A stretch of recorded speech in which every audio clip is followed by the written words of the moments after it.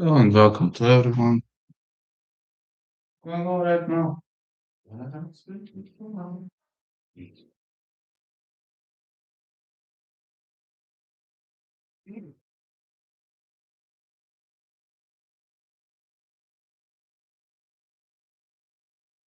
bring it on.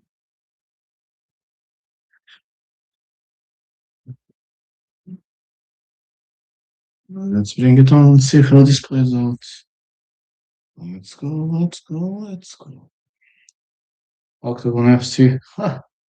Octagon is a great promotion. Uh,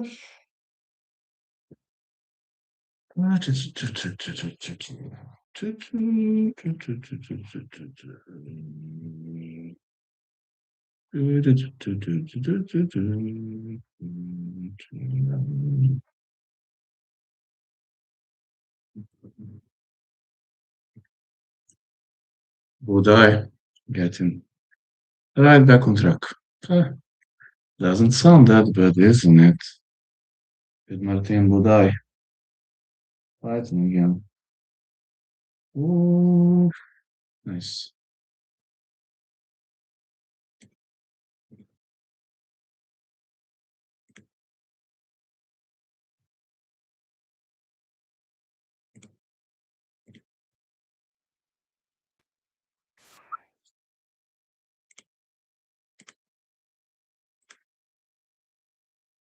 Octagon. This event is starting. Not looking that bad. I'm gonna complain. This is really not looking that bad. I will tell you one thing, this Octagon fight night looking pretty decent.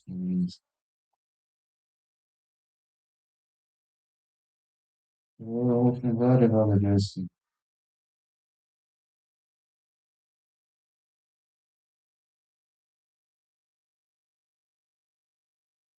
Ivan Klevets versus Kovira. Gonna come up next. I'm really having a feeling this could be a good one. Vespasian versus Shkor. Yeah, man. There will be so many high-level battles.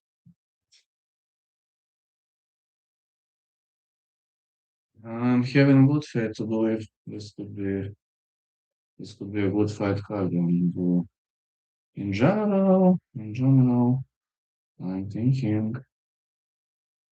I'm thinking this could be a decent one. Just ask me what would I say? I'd say this Octagon FC is a really nice and solid event. I'm looking forward to this.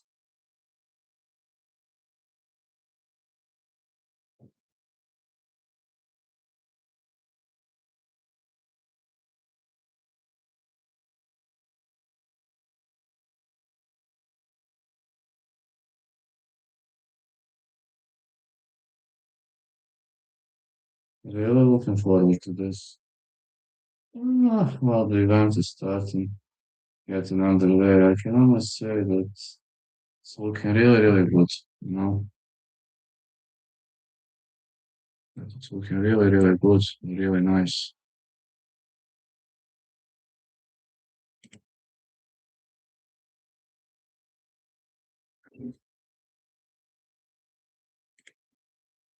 I'm eager to say I might witness something really good like these days.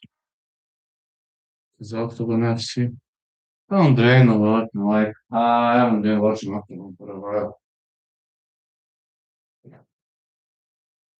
But I'm just a guy who does the same all the time. And Mr. Teddy is here with me. Aren't you, Teddy? Teddy is around the corner. Man, when was the last time that I watched Octagon? I'll be honest, I really don't remember when was the last time that I watched Octagon. But I guess there is first time for everything. Since this weekend I was very bored, I decided to buy Octagon. And yeah, I decided to buy it and to have fun with it.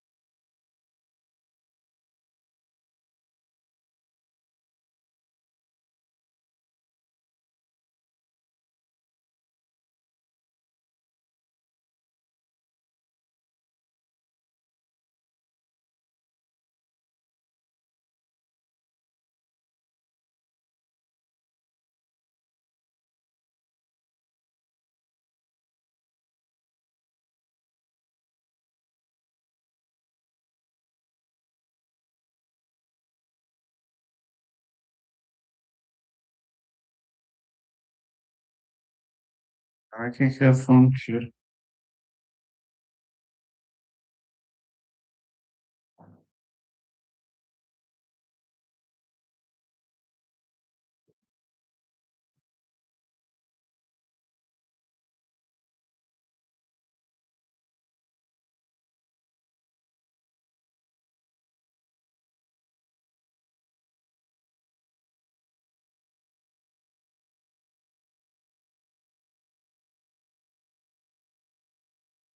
Right.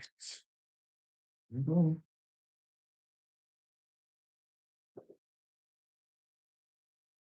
In OKTAGON, there are many nice fights, many nice events happening so far. And I got to be, yeah, be confident about it. Yeah, gotta be confident. All my clothes is kept in. I'm looking really, really, really nice. Ah, Mr. Cat.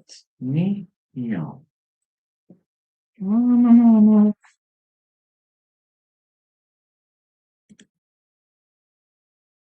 Yesterday I was having big number of views. Now I'm having a smaller number of views, but I'm not gonna focus on it really. I wouldn't call this my area of interest.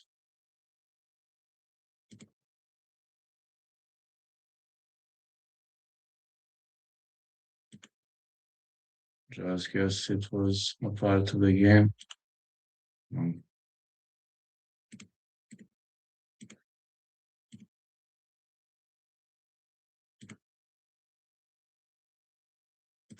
We'll have some top tier fights.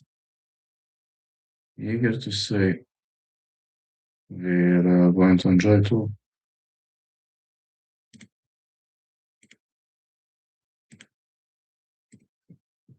I usually don't. Sorry. I usually don't do Octagon, but there's nothing much this weekend to focus on. And I just had to do something. When I'm already wasting my time, let's waste it properly. Huh. I just waste it properly when I just have too much of a free time.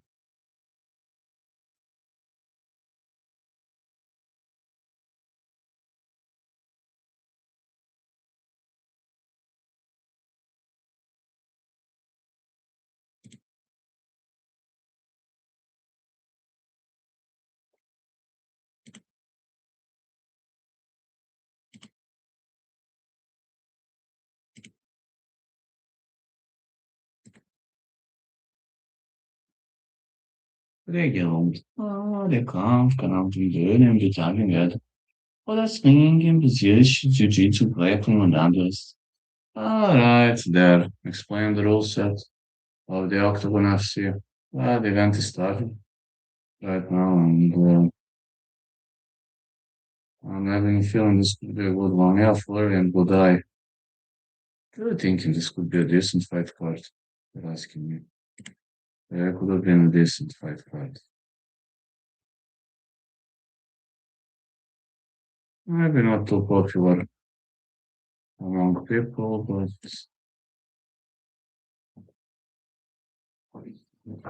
I have to cover the event. Just that. Just that. And don't worry, I won't always be right. Not my style.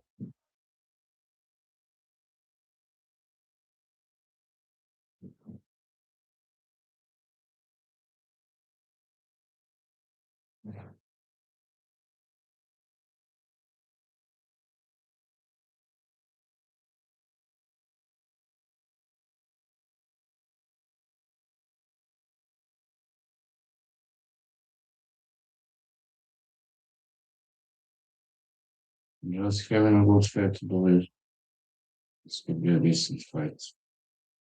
A decent fight card. Klavets, Kovira, Kutira Kovac, Knolov, Smolkova Sos, Magard Silva, and Petrashek versus Strelchik. These are going to be prelims, and then we're gonna bounce into the main part. Рашка тот, специальный шкор, Кинцел Пулка, Шумагул Дворак, Fleury, Buday. Let's go. Let's now focus on it.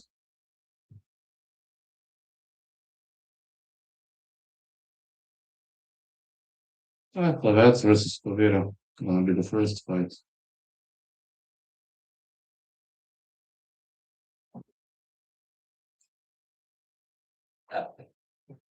Let's go.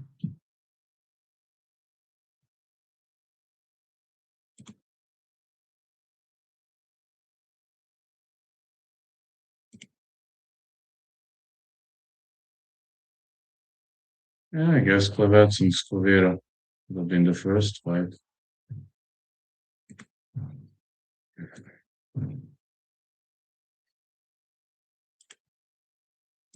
Guess there are no doggy comments here tonight these days. Clavets.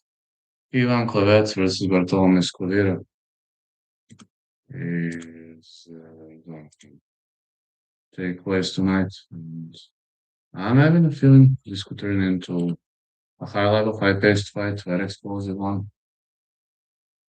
Clavera is tough. Clavets is also young. Young guy against an experienced fellow.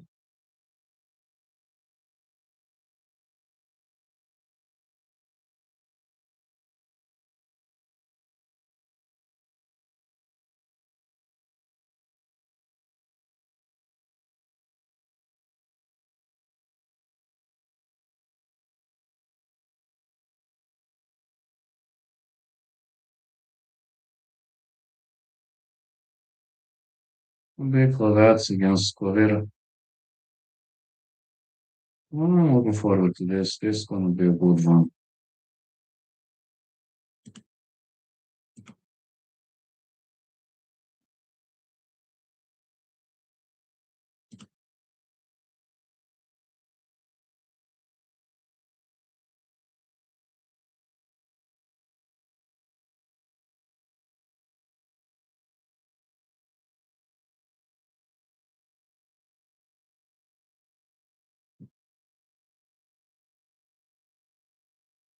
It's Bartolome, Bucket Boy, Scovira. He is entering, moving towards the ring. Look at this dancing. Oh god, you dancing, dancing. Ah, kind of a dancing.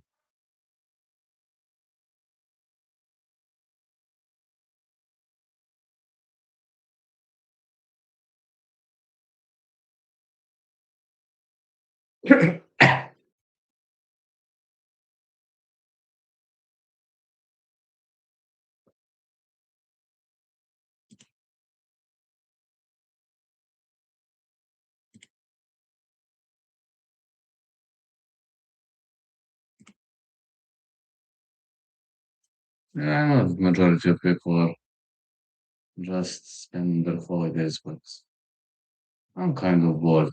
I'm gonna lie. Pretty much bored these days. There's definitely something I need to do. This study is gonna help me with this stream.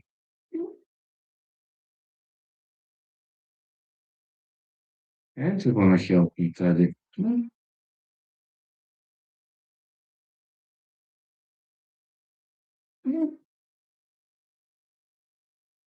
Of course, you will help Miss Covera is inside the ring.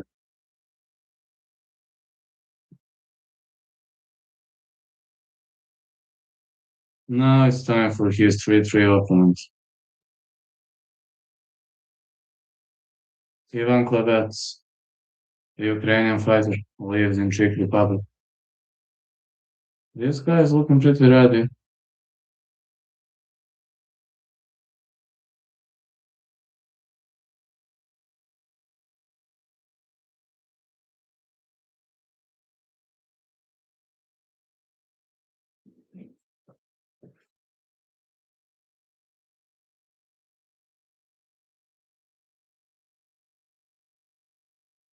This guy is looking pretty ready and he wants to stand and bang. He wants to trade.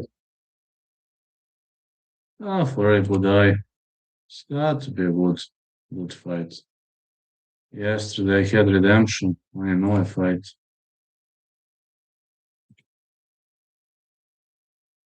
I had so many fights, and I had so many views yesterday.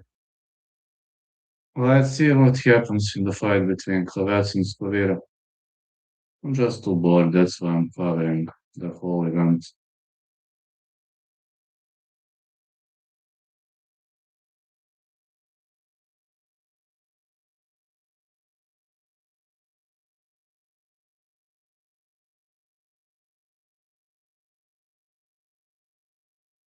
Kravets is getting himself ready. Well, he's got grappling ears.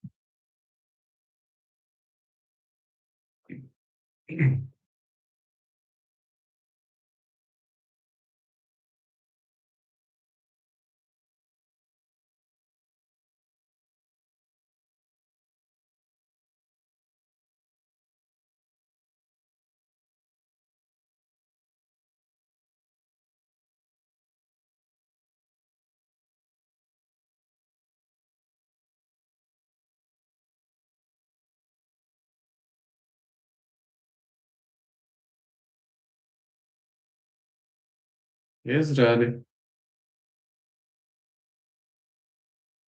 All right, fighter shook hands. Kravets versus Skovira. Skovira is taller. Kravets is 22 years old. Skovira 23. 3-3 has Kravets. 5-3 for Skovira.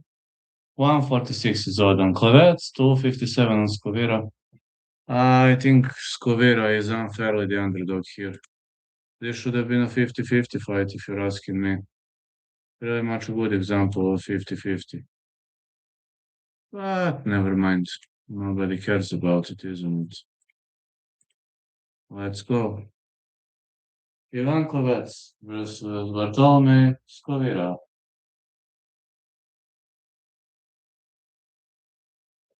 Teddy, do you think Kravets is gonna win? Okay, Teddy. I have a feeling Skovira gets the job done. We have to disagree. Do we, Teddy? You have to disagree with me all the time, Teddy boy. You have to disagree with me all the time. But okay, we're on the opposite sides very often. Just Teddy and I, we have a weird relationship. It's just questionable who's the greater weirdo, me or Teddy. I say Teddy is a bigger weirdo. Teddy says I'm a bigger weirdo. It's kind of hard to see the real reason behind it. Ivan Klavets. He is gonna fight Bartolomei Skovira. 3-3 for Klavets, 5-3 for Skovira. We're about to see who's gonna get the job done. Okay, love touch. I respect between the fighters. Now let's go. Ivan Klavets. Bartolomei Skovira. Skovira is significantly taller than his opponent. But Klavets is looking very muscular. He's left-handed. Skovira also potentially left-handed. Glove touch. Oh no, no, no, no, no. Skovira is left-handed. Klavets is right-handed. Keeps on circling. Middle kick for Skovira.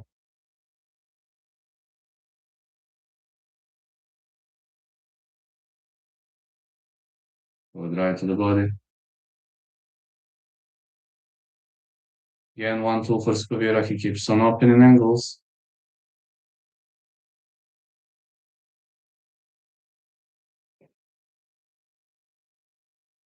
He's trying to crack those angles open. Good jab. Klavets missing with the kick.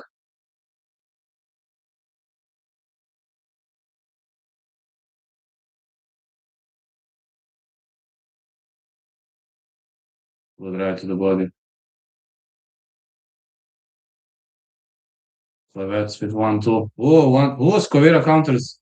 Now Klavets counters with a big right. Skovira trying to escape. He's got that big right. Skobira needs to be cautious. Klavets again with the big right. He's trying to rain big punches, and Skobira shoots in. Klavets looking to end up on top, and he ends up on top. This was a world-class escape. And now he could rain some punches. He's in the half guard. Really not a bad position, really, really not a bad position. He's looking for a heel hook. Fence. Fence is a problem. Now Skobira digging for that heel hook, but fence is helping. Fence is helping Klavets.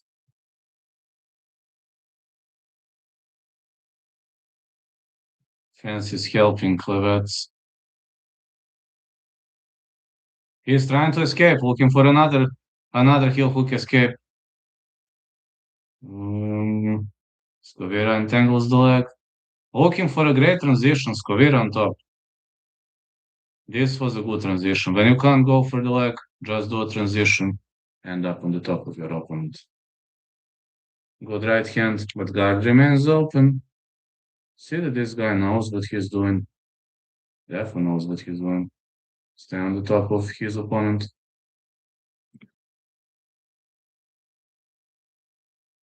Good right to the body. Hammer fists. Buday is fighting like in 4 hours. This is just the first fight of the prelims. I don't know whether Buday is gonna win. I think he's got good chances, if you're asking me. The referee is warning Skobira to strike, or he's gonna stand him up.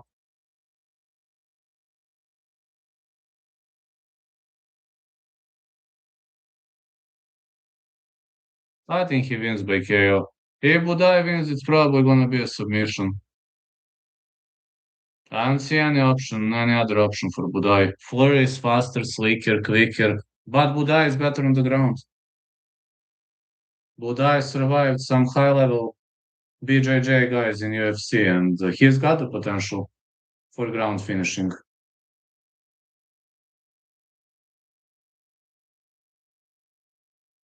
Seems someone is bleeding, heavily bleeding. Skobira doing a good job staying on the top of his opponent.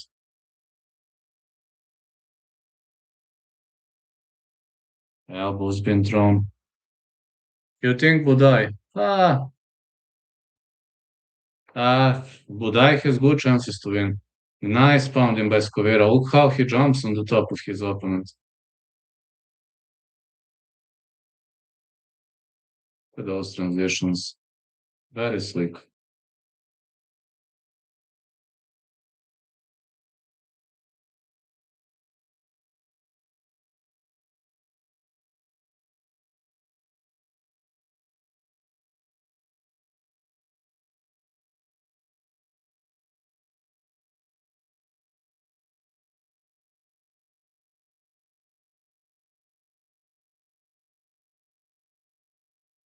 Skobira stay on the top. The ref says get up. The ref has seen enough. Get up. Klavets missing. Klavets looking for a high kick. Can't get one. Skobira escaping. Good hooks. Klavets looking for a takedown. And a takedown for Klavets, but Skobira turtles up and escapes.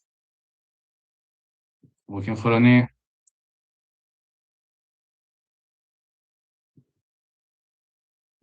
I doubt he gets one. This is a round for Skobira. I said Skobira was gonna win, so far I'm on the top of things, Teddy. So far Skobira is leading.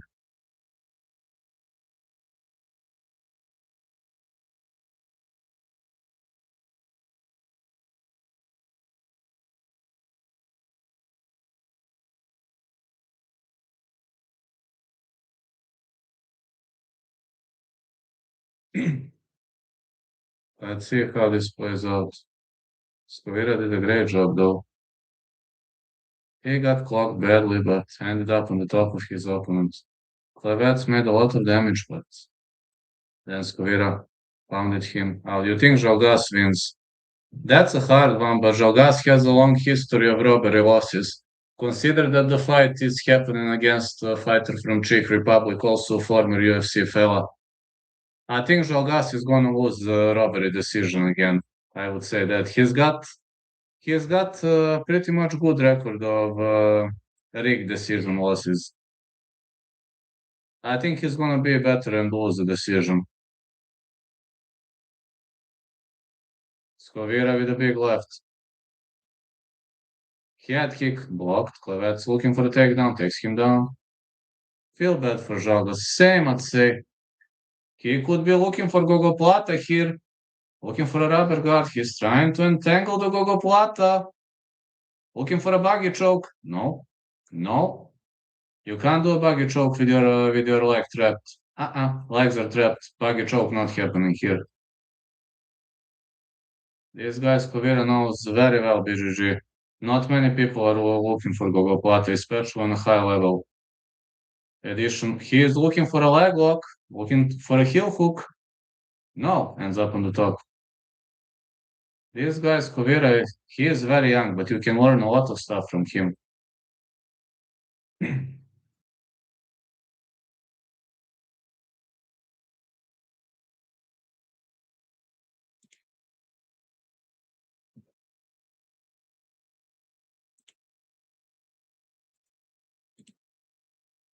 And someone is looking for all those submissions. You know that he has a big heart and many, many things would go right way. Skovira again with a big right.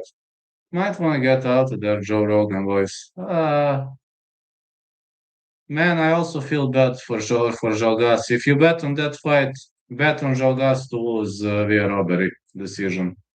I think Zhalgas sadly is a better fighter than Dvorak. David Dvorak gave me an interview a few years ago, and I'm very grateful to him because of that. But I just think Zhalgas has always been better fighter. Unfortunately, they never gave him an opportunity to shine. UFC didn't like Zhalgas for some reason. Skovira keeps staying on the top of his opponent. Klavets looking to turtle. Elbows by Skovira.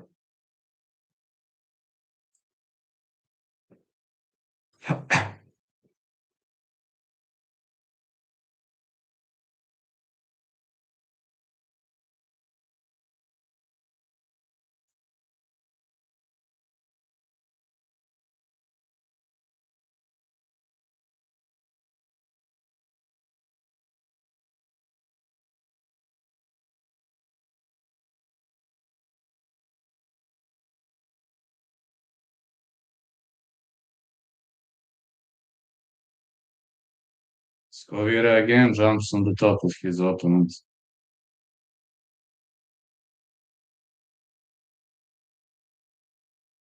Good control by Skovira. This really is a good control. Can't question this, fellas. This is excellent control by Skovira. I think he's doing a good job so far.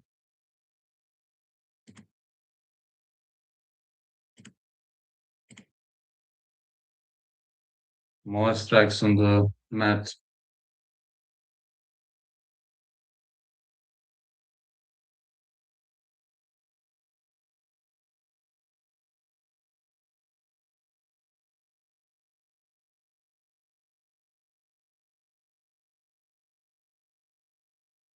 Skovira up by two.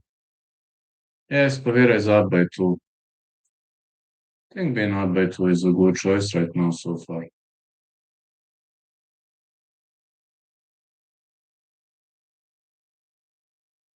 Okay, they still fight, and Skovira with another takedown.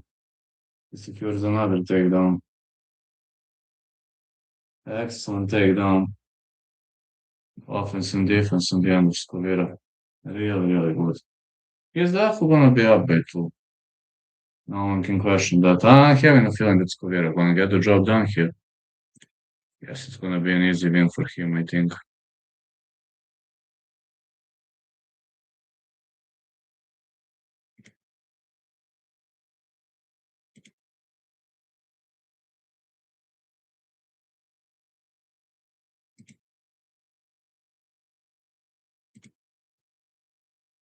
Just have a feeling it's gonna be an easy win for him.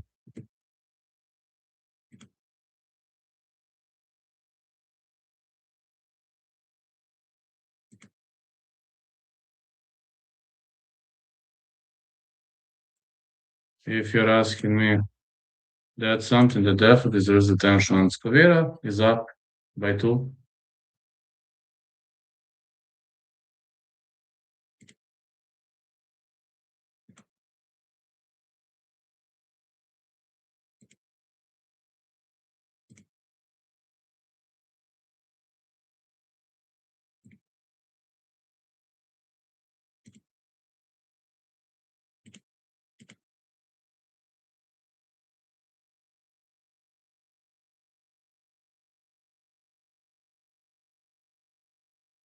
He's up by 2 and he's doing a good job.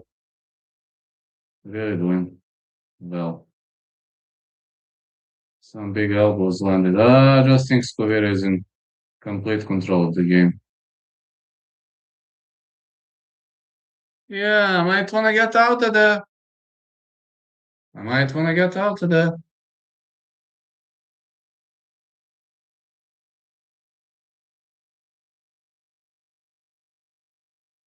Let's go, Clovets.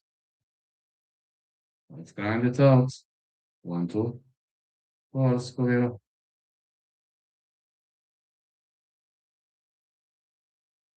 Big right for Clovets. Clovets will be looking for a knockout. He definitely needs one. Scovera escapes. Scovera looking for a takedown. Can't get one. And he missed. He didn't land this knee. Another 1, 2. Hooks are landing all over the place. Scovera shoots him. No, not this time. Not this time.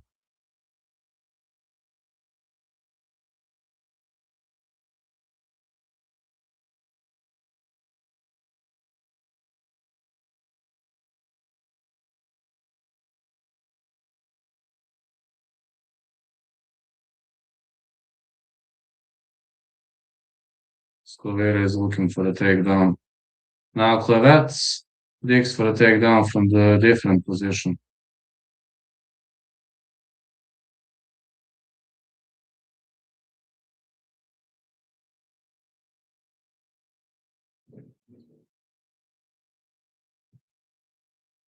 Good right to the body. Now some elbows landing.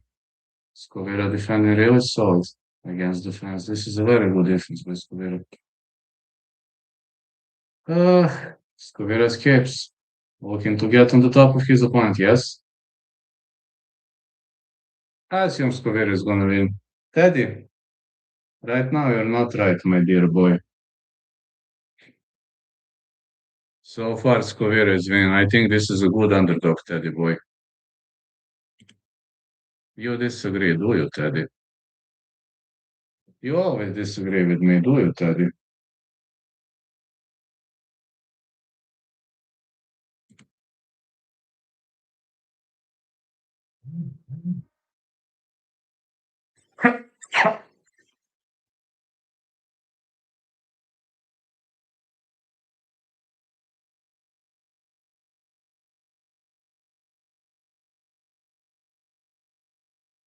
Good right again.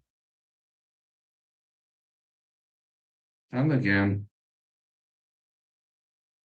Looking for a good punch on the end of Scovera. I guess it's going. The ref gonna stand them up, I guess. Yes, the ref says get up. The ref demands more action here. Good right. Again, good left. Scovera digging into the body.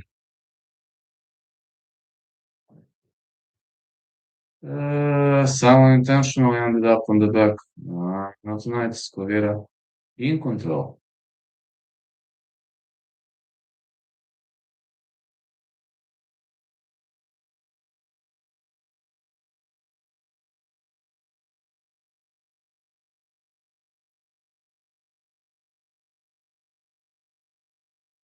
Kog profila.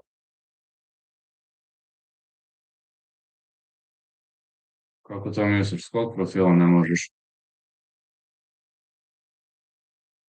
To ne znam, brat. Nemam pojma.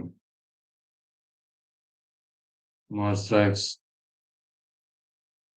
More heavy shots landing here, all over the place.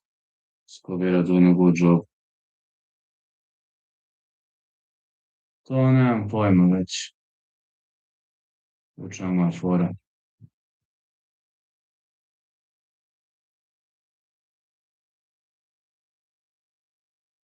I guess this is gonna be a win for Scovira. Everything looks more than over here. Clavet just didn't do enough. He made some damage in the first, but he's losing these two. He's losing these two rounds. That might just be too much if you're asking me. Might be losing too much in this one. Teddy boy. To stvarno ne znam što ne može, nemam pojem. Good right to the body by Scovira. Scovira is in control here. Keeps some pressure on his opponent. Good pressure for Scovira, really good pressure. Heavy elbows.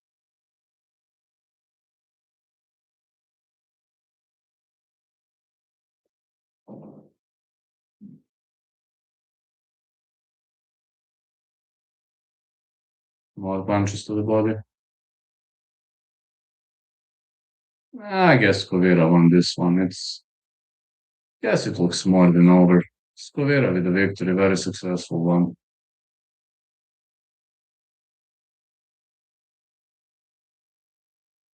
Guess everybody knows who won this one. Scovira won. I'm super confident about.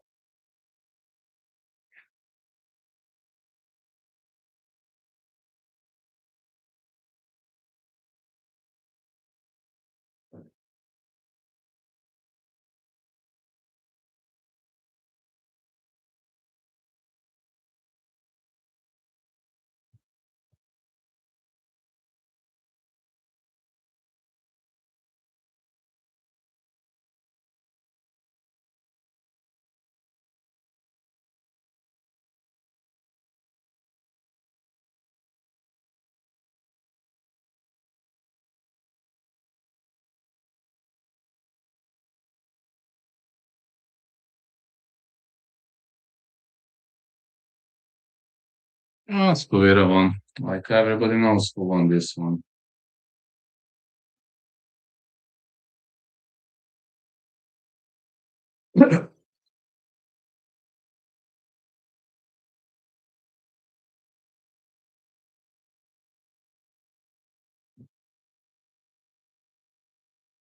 Not to say focusing on the next fight. Mm, next fight, Alex Hutira versus Viktor Kovac.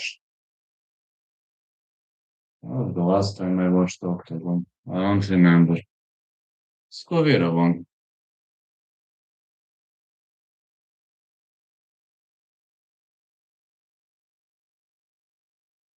I mean, everybody knows the result here.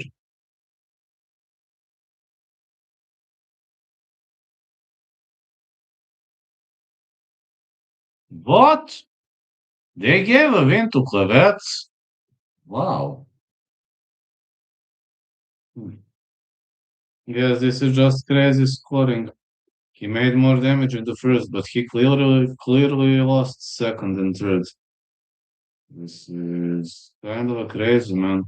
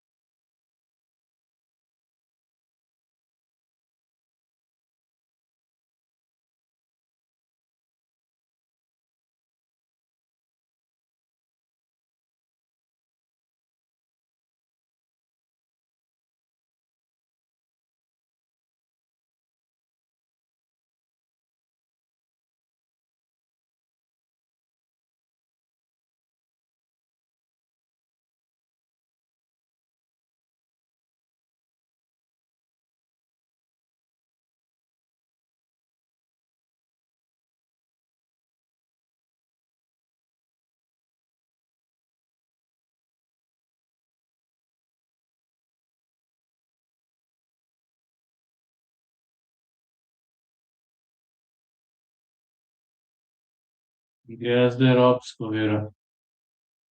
Think so, they did.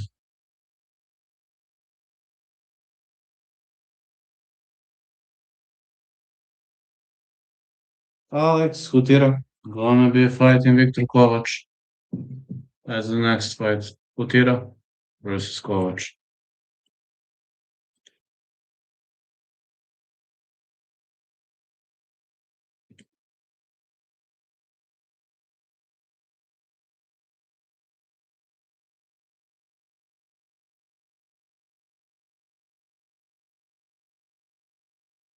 Yeah, that's gonna be the next one. Oh, Doug is subscribed yesterday and today they are unsubscribing and they think I'm going to get angry. I don't give a fuck. Unsubscribe all of you. You ain't gonna make me scared.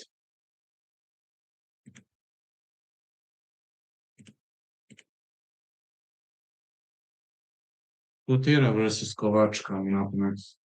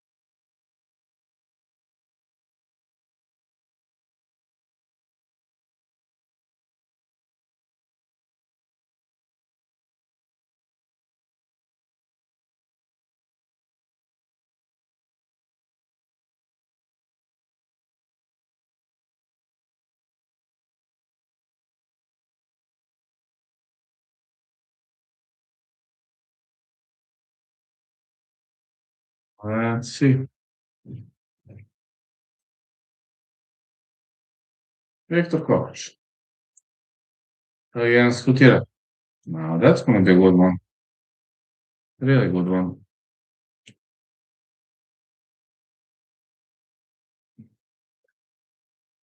Really, it's gonna be a good one, and I'm expecting fireworks here in this one. It has to be a good card, if you're asking me. Let's see. Kovac versus Kutira. Kovac has entered the ring. And Kutira has entered the ring.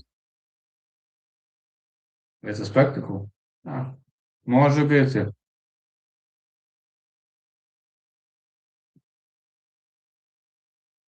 Ne znam. Možda bude. Otkud znam. Dešava se. Alex Kutira. Fighting out of Czech Republic. Pa, nisam te banovao sigurno, tako da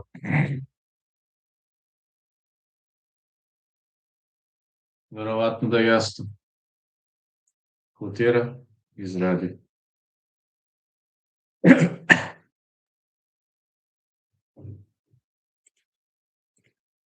To možda bude. Well, right now Kutira is on the top of things. And he'll be ready to grind. He'll be ready to fight. I'm looking forward to this, you know. I usually don't buy Octagon, but this time I made a different choice. There's no UFC this weekend. I just got to cover something. Didn't cost much money though. Žalgas. You know, there is one problem with that fight. You know that Žalgas has a long history of robbery decision losses, and I think Žalgas is going to outwork his opponent, but I think he's gonna lose by robbery decision. I wish Žalgas to win, but considering that he has already been heavily robbed 2 times in the past, I would say Žalgas to lose by robbery decision. But I think he's going to outwork his opponent.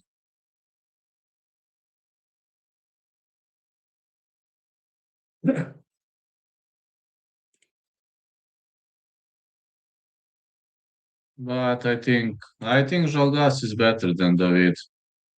That is just my personal opinion. I just think he's better. What about Kinsel? Kinsel has good chances. Alex Kutira is 188 centimeters, 77.2 kilos. Victor Kovac 178 centimeters, 77 kilos. I believe Kinsel has good chances. I bought this octagon. Only 13 euros, not much. Buday Fleury odds. I don't know, I didn't watch. Buday, I would say submission. I didn't watch the odds. I could check this out. Let me take a look.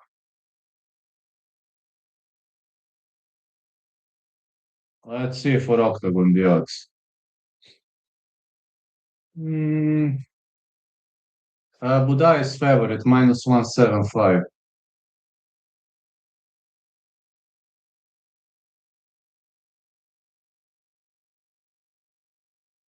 Okay, Buday should be a favorite. Kinsel is also a very slight favorite, minus 163.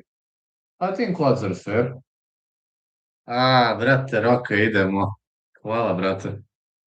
Znači radi, proradila viza. Dobro, idemo. Hvala. Da, onda ti je do naloga. Znaš kako znam? Zato što ne bi ti radio super chat na ovom, onda ti je nešto do onog. Radio ti je super chat na onaj drugi.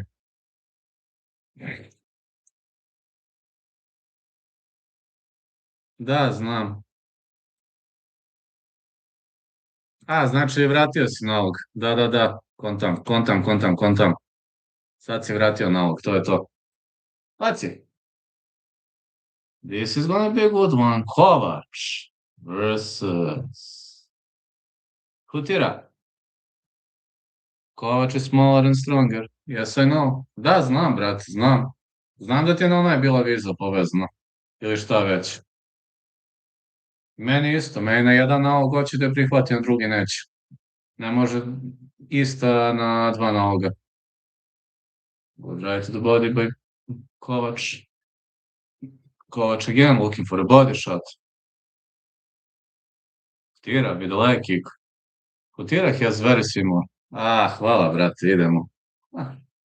Malo da se roka. Leg kick again.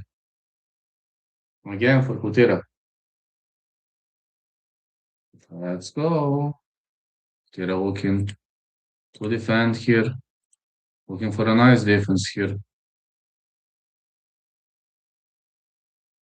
It seems Kovac is trying to rain heavy punches. Nema čemu, brat. Kovac is trying to rain heavy punches here.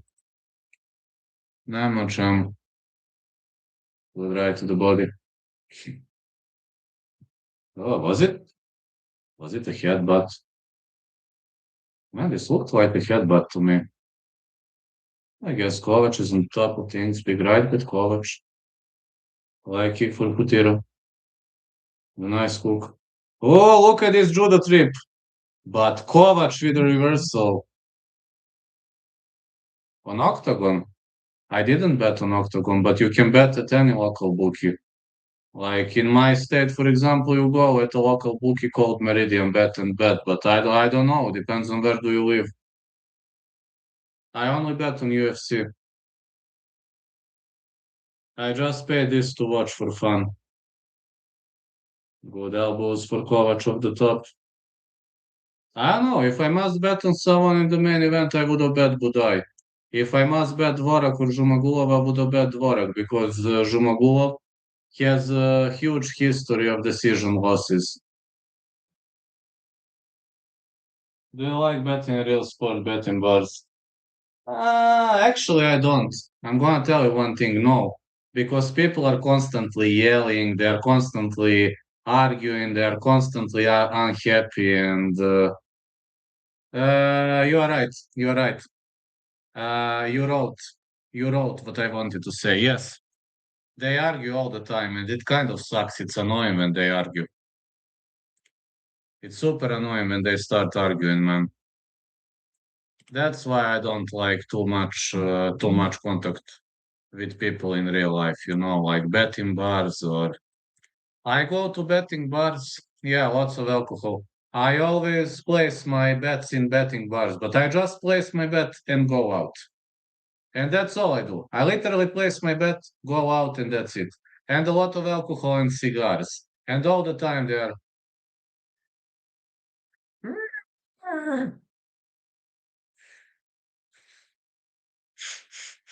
beer. That's what they do in betting bars. No, that's a real life situation. I don't know. In my state, smoke a lot. Kovac missing with a big hook. Hutira blocks a kick. Ooh, big right by Hutira. Spinning back fist. Missed back here. Kovac is doing some good moves. Hate when everyone drinks and the room stinks of alcohol or beer. Same. I've never been a fan of alcohol. Literally never.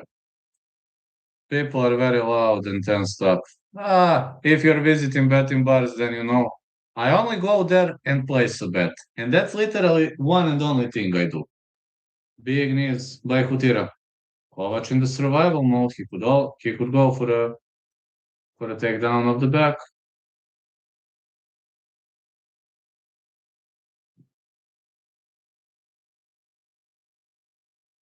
If you've been there, then you know. They can be extremely, extremely annoying. With attention, with loud speaking, with yelling. Can really be a real pain in the ass. Soccer bettors are the worst. Yeah, they are angry. They are angry 24/7 because there are soccer matches all the time. They get angry in the middle of the night and early morning. I guess everything is risky. Good ride by Kovac. I've seen many people. I don't get why it's the most popular one to bet. Depends. In my state, the highest number of bettors is soccer. I've never bet on soccer in my whole life, despite I'm a soccer ref. I literally never had a bet on soccer.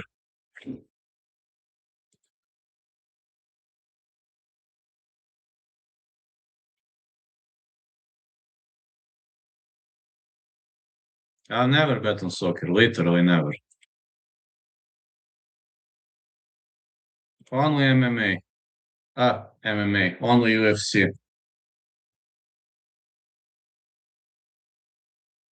But with UFC, I got to endure the whole night, and I've got to stay up all night and I've got to follow the event. You say to yourself, fine, I can do this. I mean, you gotta do something I would say, while you're in the air, while you're on air, or you name it. All right, let's see. Kovac is coming off aggressively, and Kutira has to fight long range.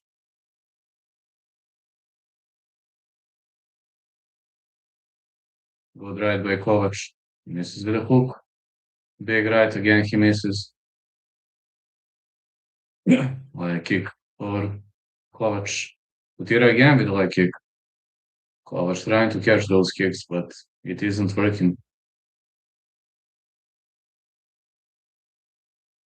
Good right to the body.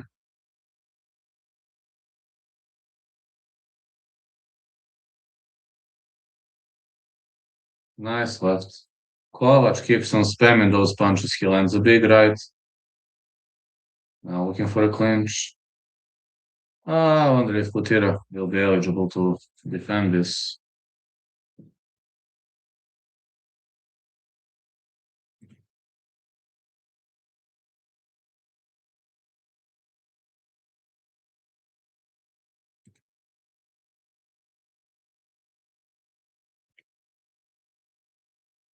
He's pressing against the ropes. Now pressing against the fence. Nice pressure from Kutira.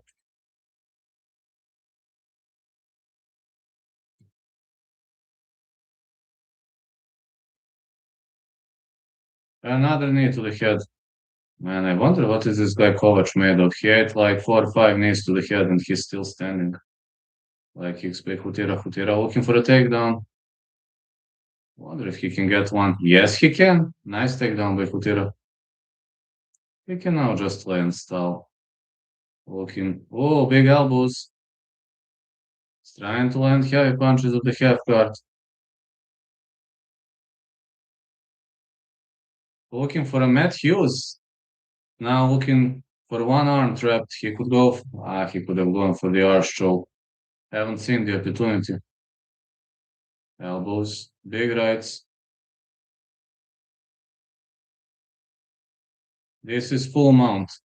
Kutira is raining heavy punches. His Kovac will be able to survive. When your opponent is in the mount, you just have to look for a way to escape. Kutira raining punches. Kovac is still there. Big punches for Kutira. He's trying to escape. Unable to do so. More punches again. But Kovac is still battling. Kutira now looking for a back take.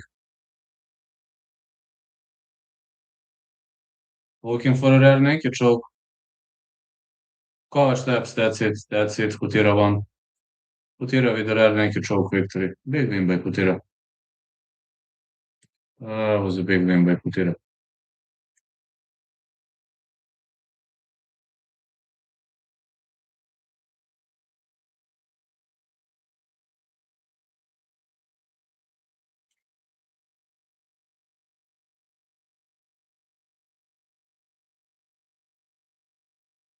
Time to focus on the next fight, I guess. That is going to be the one between Wojtek Kol and Fugawak. Wojtek Kol and Fugawak coming up next.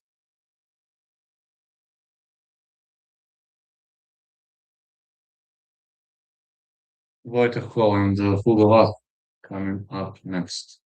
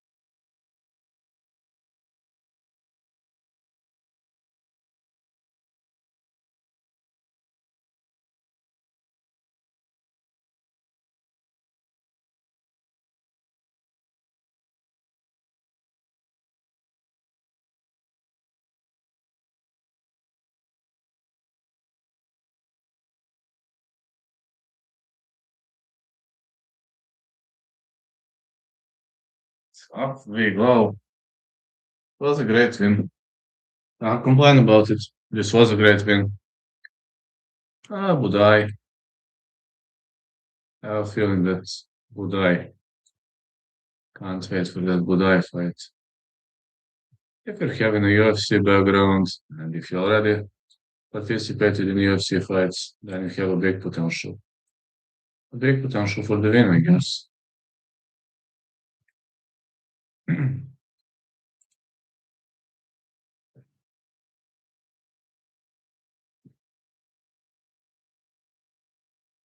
Cole versus Vach coming up next.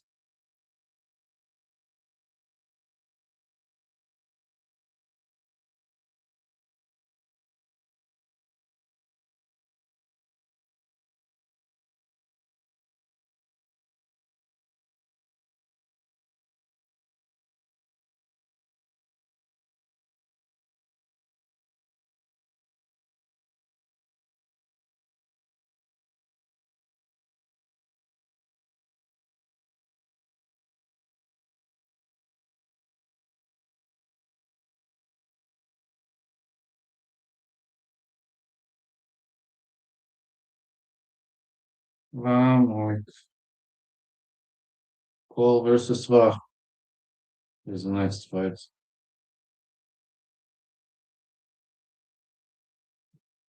Cole versus Vach coming up next.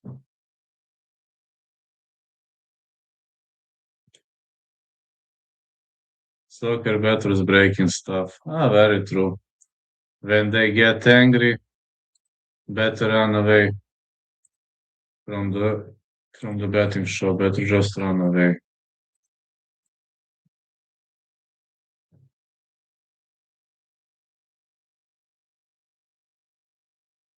Wojtek Kol versus Hugo Vach.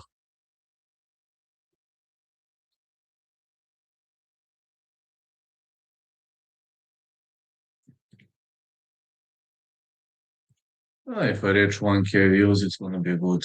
I ain't gonna complain. I really ain't gonna complain.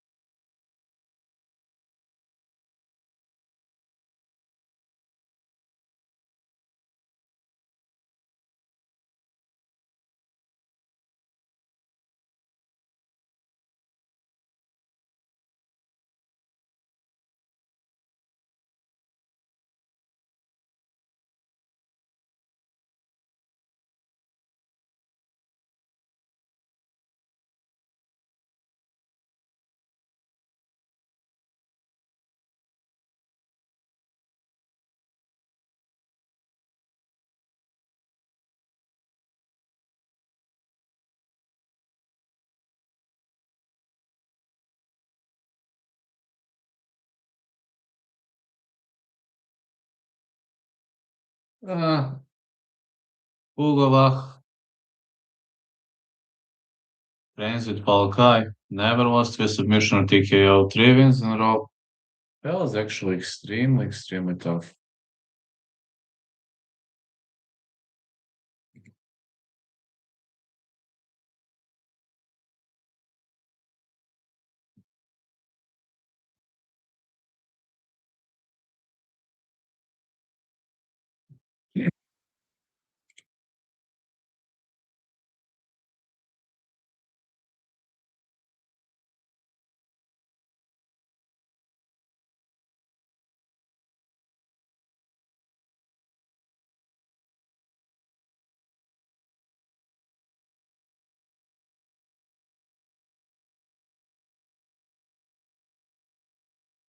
Let's go.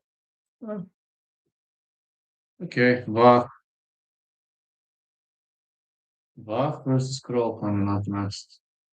Vach has never been stopped in the ring. He has never like been stopped. He has always fought until the last dying breath. He has never backed down. So that's how things go in here.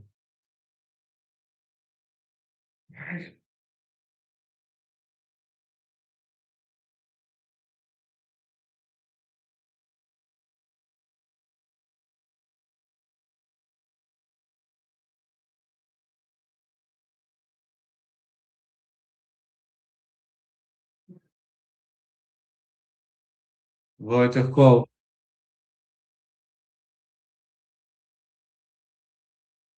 Wojtek Kol is now entering the ring. Get ready. This is gonna be a big brawl. Big brawling fight, I guess. Both of these guys will be looking to brawl each other.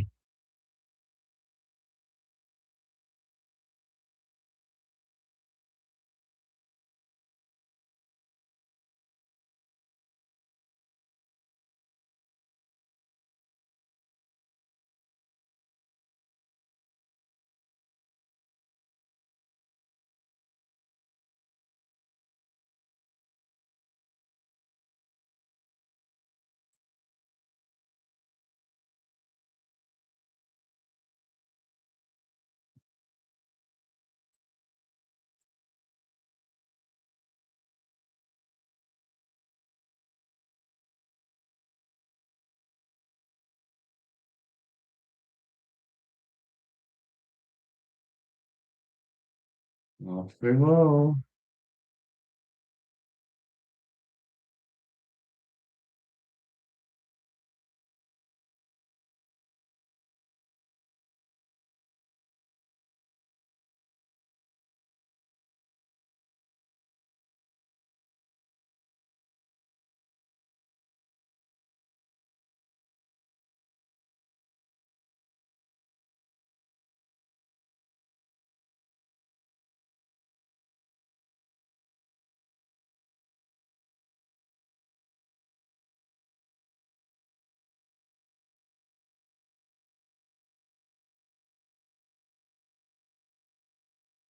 171 for Wojtek Kol, 175 for Hugo, German Tarzan.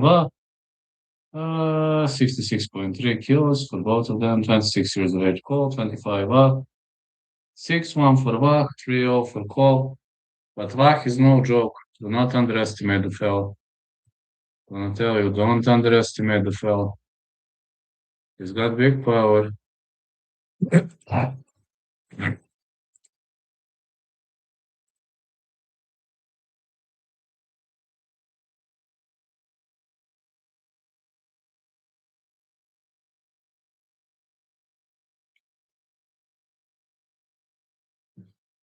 Hugo Vach.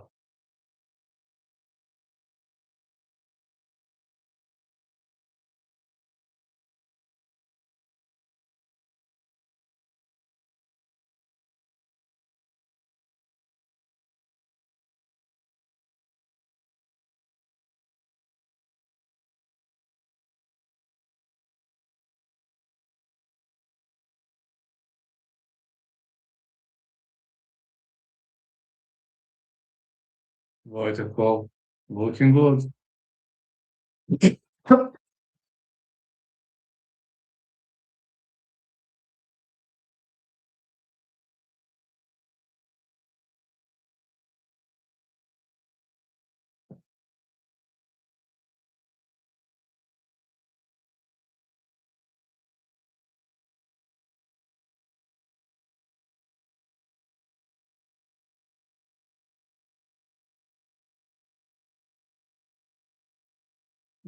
Fighter is getting ready. Love touch. And be ready to go. Hugo Vach. Wojtek Cole. Here we go.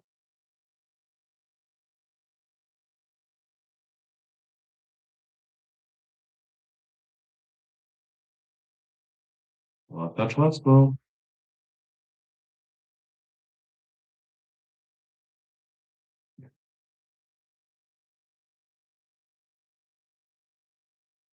Leg kicks.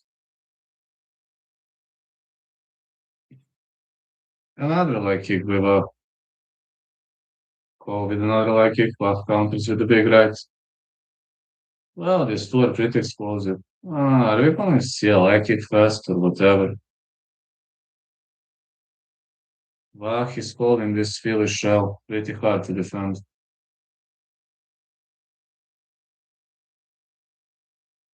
Good right by Wow.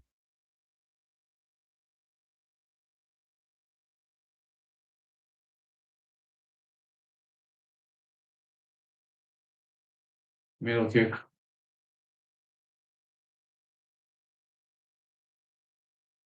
One, two again, the big right for Wow. Look how these guys circle. Look at this moment. They're pretty much slick and quick. Back with the big left and another big left. More hooks to the body.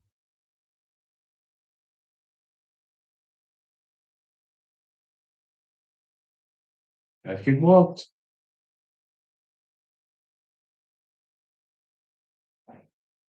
One, two for Wow.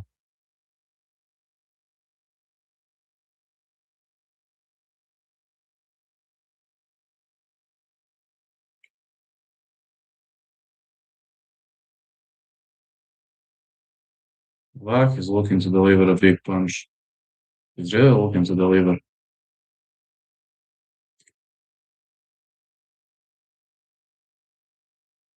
Good luck kick by Wow. Oh, it's a head kick, which was squat. Head kick was squat.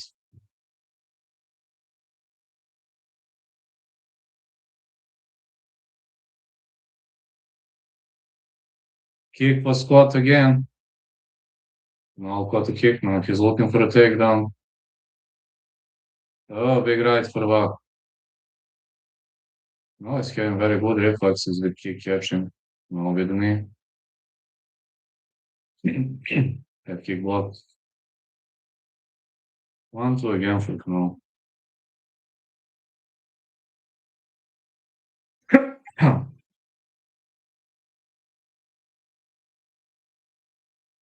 Nice takedown.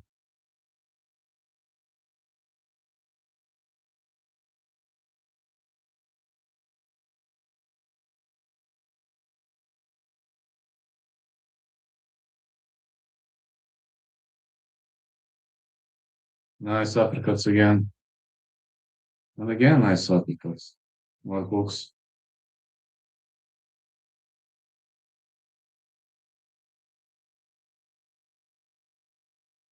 Yes, he should win unless they rob him. I hope they're not gonna rob him though. Yes, Jaldat should win, I agree with that, but you know that he was robbed twice in the past. That scared the shit out of me, to be honest. Because judges don't like him for some reason. In UFC, he was robbed two times. Bach with a hook. Bach is extremely tough, and don't be surprised if he keeps on delivering some unexpected strikes, some unprecedented strikes. It ain't going to be surprising even for me here. Vach is super hard to finish, especially this Philly shell working pretty well. Like it, the hook.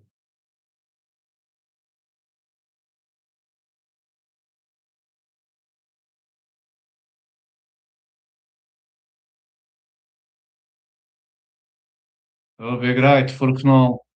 Knoll is looking for a knockout punch. Vach fires back. Knoll again looking for a head kick. Didn't get one. One, two.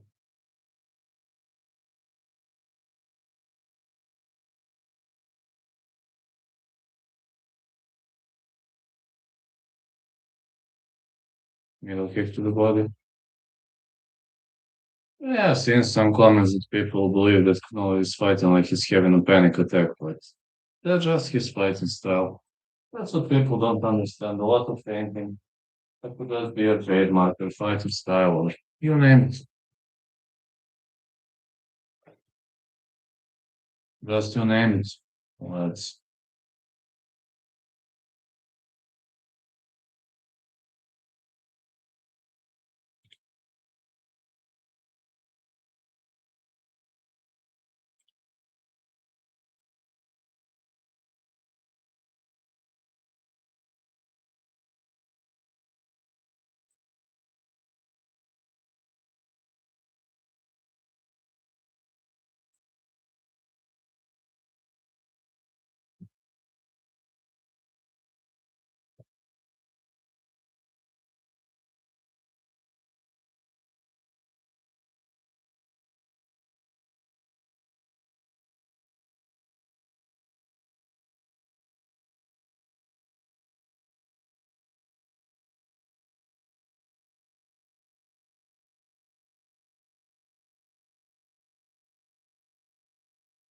let's go.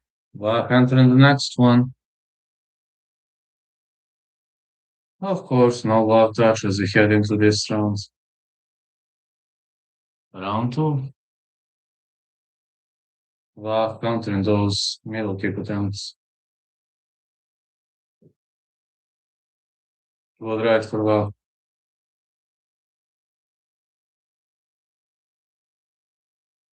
Nice leg kick for love.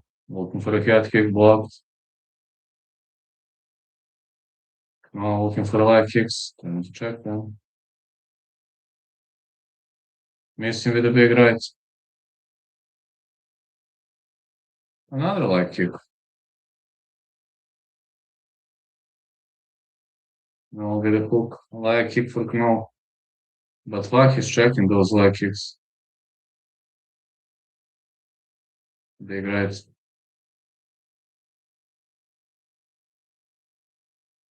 Again, big leg kick for Knoll.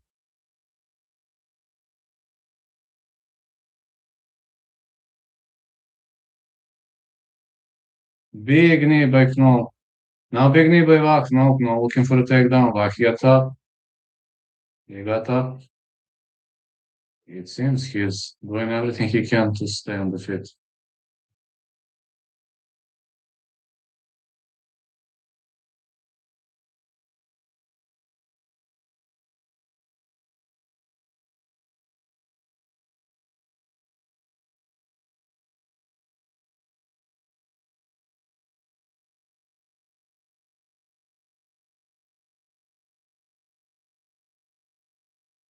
Good right to the body.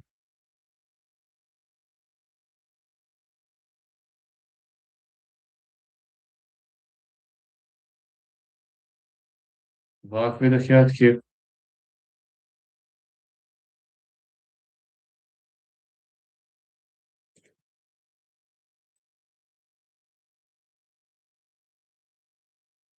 He's trying to entangle this.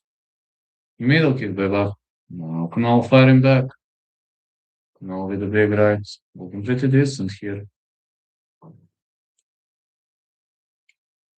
He's trying to clock his opponent with a big nasty punch to the body.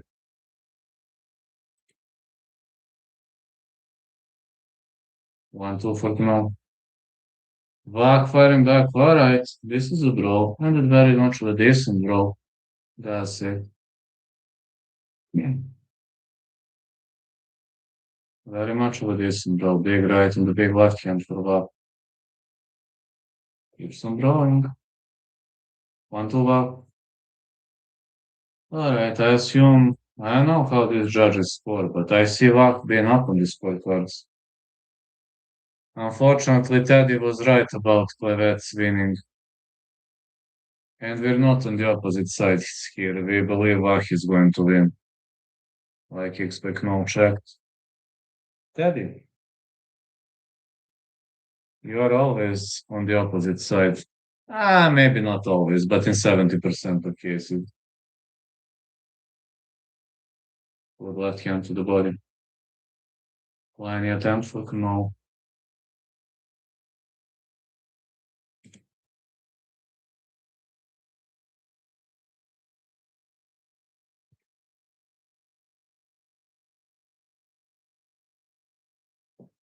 Good takedown.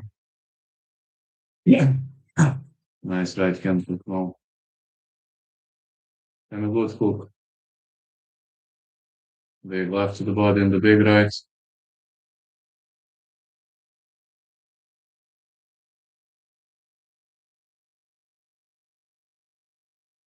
Head kick block.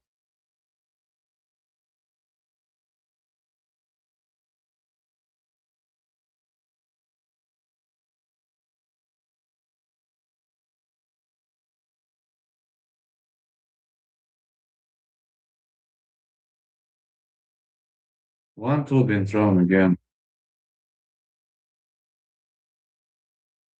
Great punch for Bach.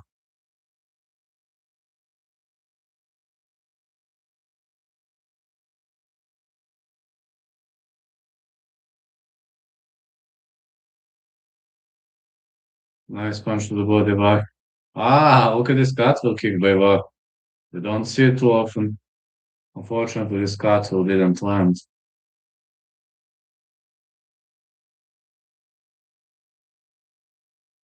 Yeah, this catwheel kick didn't land.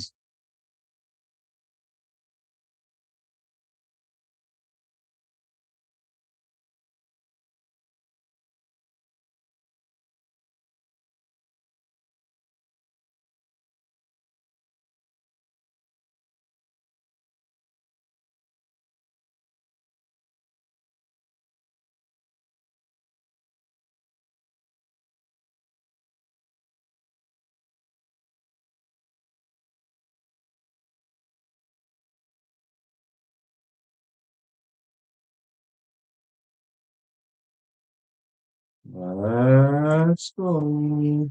Let's go, let's go, let's go. This catwheel maybe was the best move of round two and definitely the best move of the match, but good defense by Cole.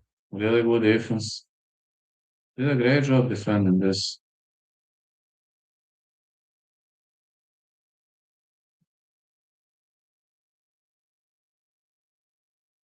Cole ate many, many shots to the body, to the head, but he's tough, man. Gotta give credits to his toughness. Head kicks by Cole. Cole looking for a takedown. It's got that single, but spinning back fist, no. He let that single leg and switched to spinning back fist, which didn't land to him. Pliny,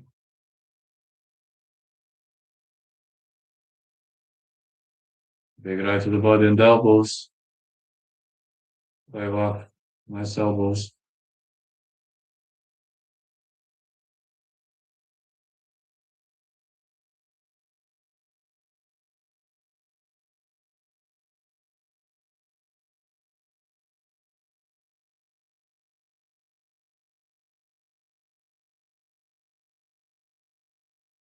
Leg kick again, and again leg kick. Cool, looking for the takedown, no. Well, this guy left is really, really tough. Look at these hooks. These hooks are landing it well. 1-2 again. Again, 1-2 lands.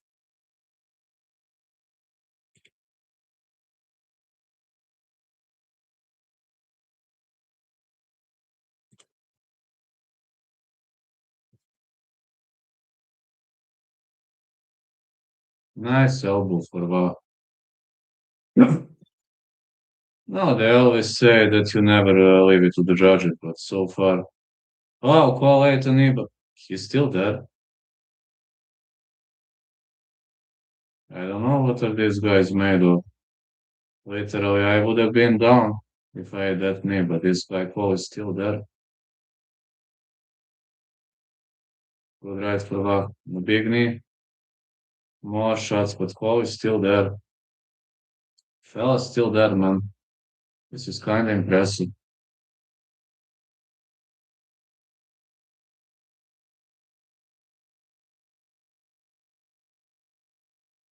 Good right to the body.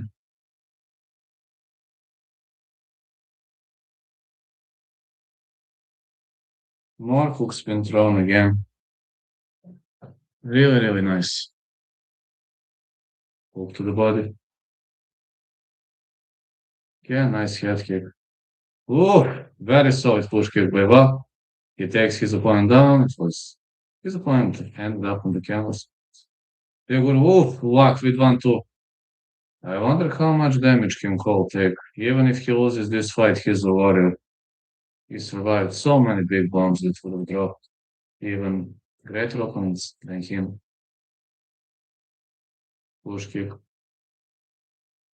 Nice punches to the body. Head kick being thrown. Push kick again.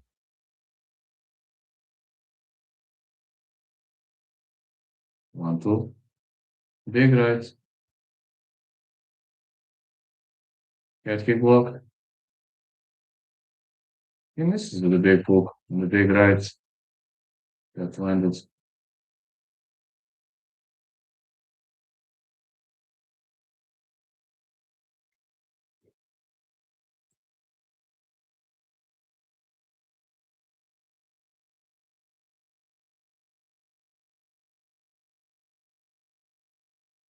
Leg kick.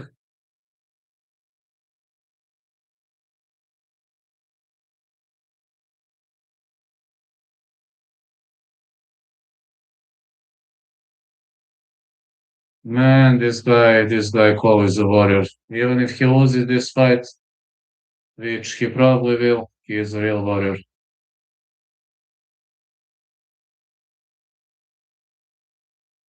He is a real tremendous warrior. I give him credits to him. Good right missed by Cole. What a warrior, man. Just saying, what a warrior.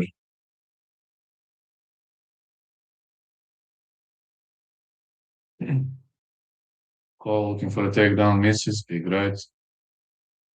Push kick again. Big elbow. Another big elbow once then.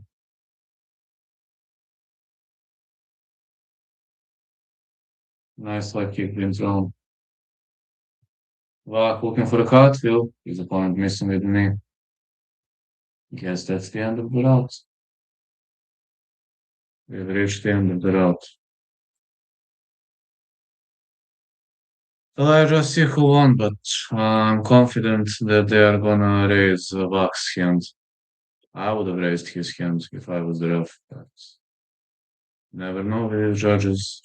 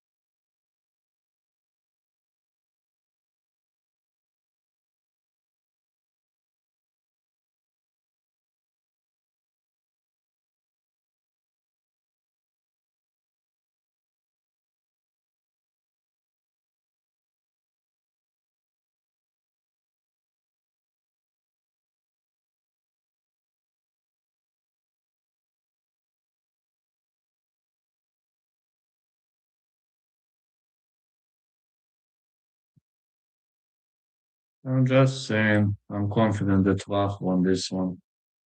But let's see what the judge is gonna say. We've already seen one questionable decision. The next fight is going to be Smolkova versus Sauce.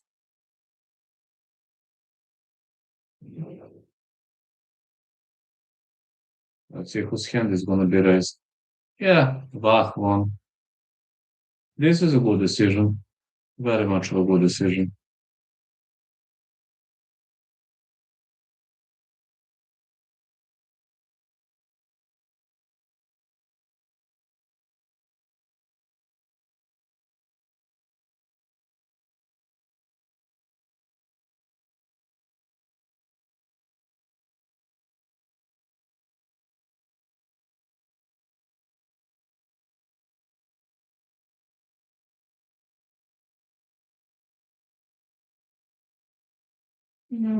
Yeah, so far. Good win by Vach, ain't gonna lie. Vach really did a tremendous job with this kind of a game.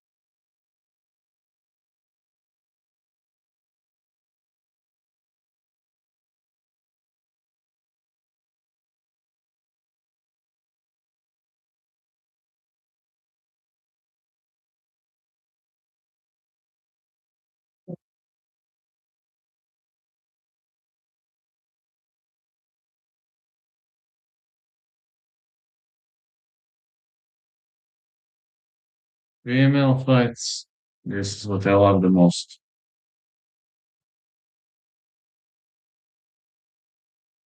I love female fights above everything. My favorite stuff are actually female fights. I don't know, I'm enjoying when chicas are smashing each other's faces. For me, that's so cute and amazing to watch. I know you're gonna call me crazy, but I already know that I'm crazy. I can't blame you for that, and I can't agree more.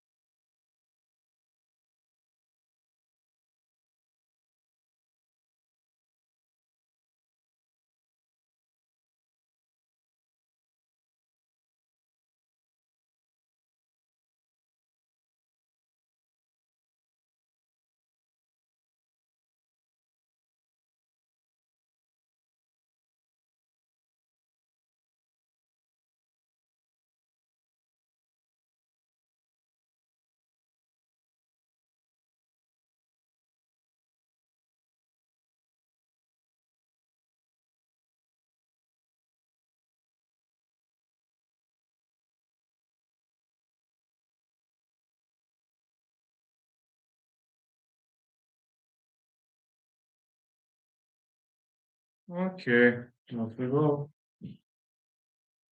Let's go.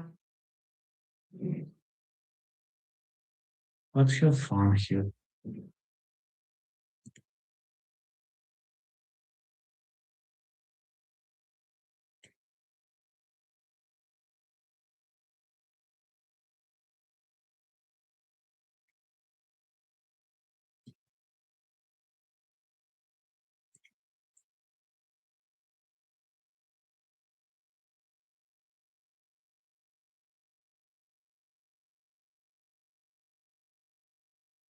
So far, not going that bad. I'm gonna complain. Teddy boy, what do you think, Teddy boy?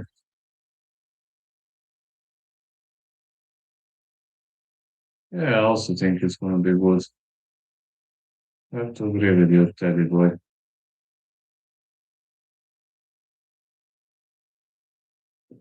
Um, just having a good feeling about it. Chica fight. Chica fight.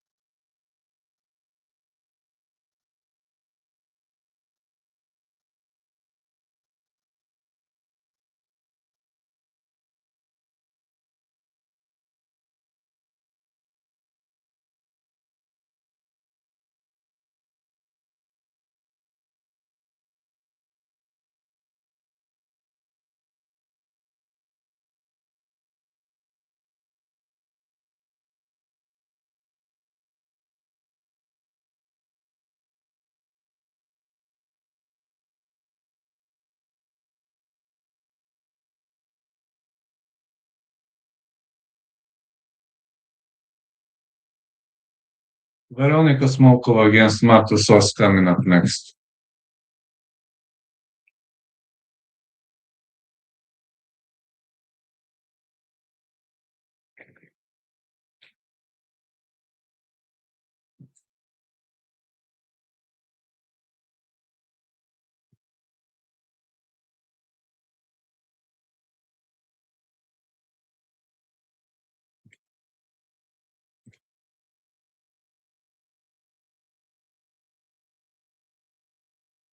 Oh, yeah. I'm like still saying it. This would be nice, yeah. Yeah, yeah. I'm there, no worries.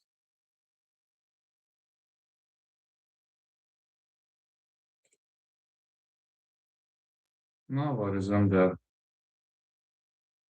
Just those snaps happen occasionally. Yes, it's no big deal. Those snaps have happened occasionally.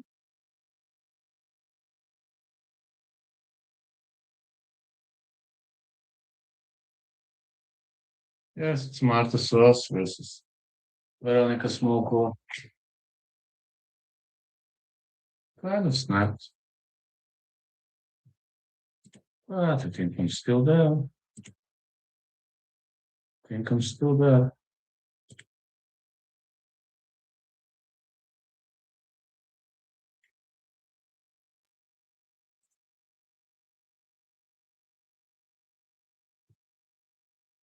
Let's go. Marta Sos. Fighting out of Poland. Very much a tough chick.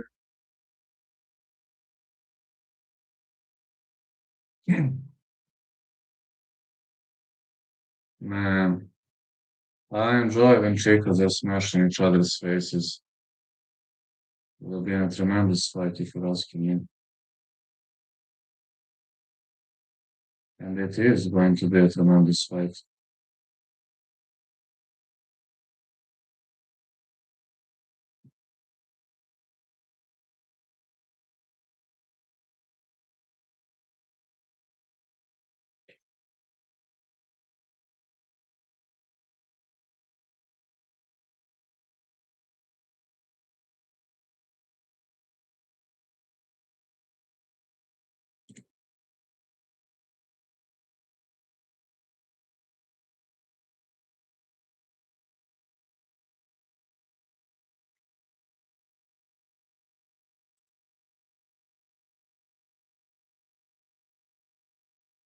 Marta Sauce is there.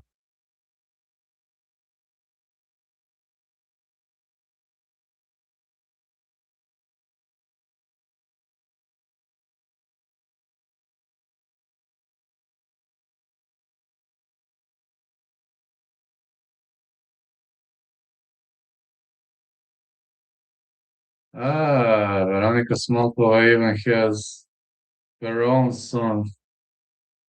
Okay, that's nice. That is very nice. And it's a home fighter. There's a lot of areas to look forward to.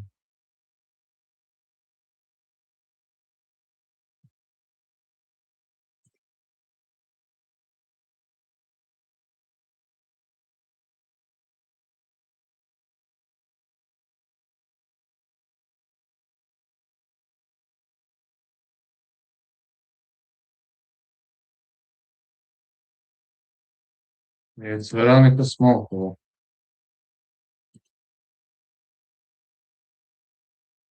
Very much. She's in the spirit of things.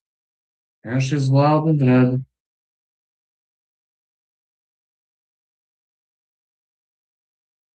This chick is wild and red. Veronica, sweetheart, Smolkova. Hmm. Look at this rash guard. Look at this t-shirt. Ah, okay. She is ready for the brawl. She's fighting on rash guard very much unusual if she fights in the rash guard, but for females it's allowed.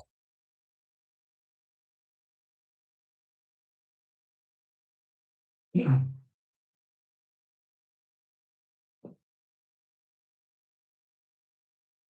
Uh, Even a singer is following through.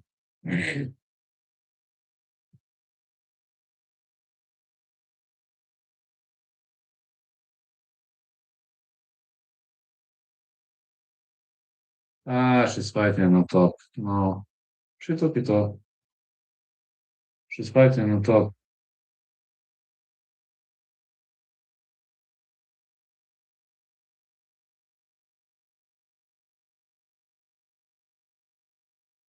Yeah, she's fighting on top. She's having a good performance.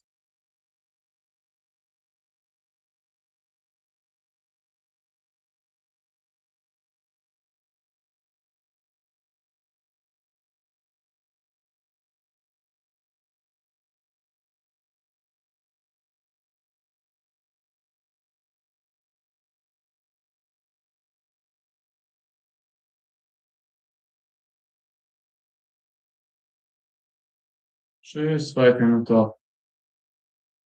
Oh, yeah.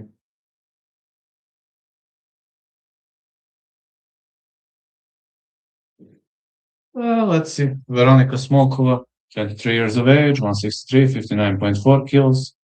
Her opponent, Marty Sauce, 165, 59.5 kills, 21 years of age. 7-3 Smolkova, 2 of Sauce. Smolkova is a super heavy favorite, 116, 471 for Marta Sauce. Well, it doesn't have to mean much, really. No, it just means she's got fewer chances to win, which doesn't have to mean she's going to lose. No, these are just the odds, just the probability. And that's it.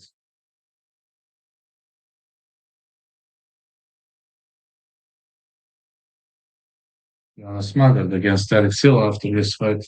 Marta Sos is inside the octagon.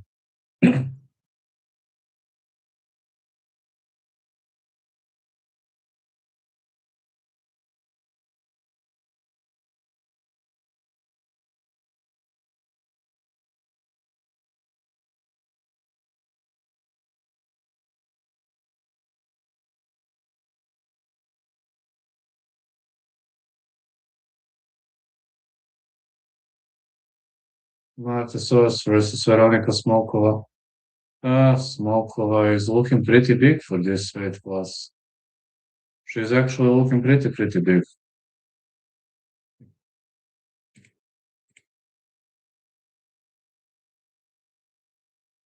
She's pretty big for this weight class. Goddamn big, let's say. There is a solid chance that I'm gonna reach 1,000 views, which is good. Really good.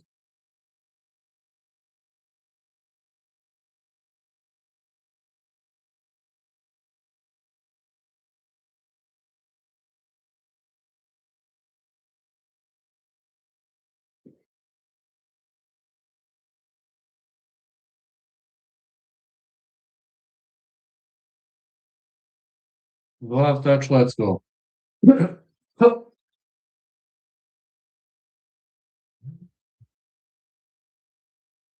Veronica Smolkova. Marta Sos.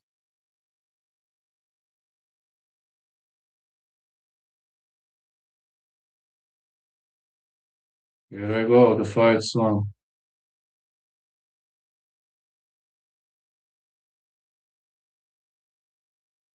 Like kick in thrown. And a nice hook. Big hook in thrown again.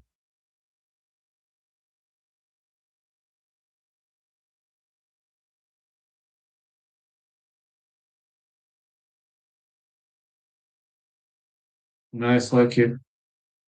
Now she misses. And again, push kick, 1-2.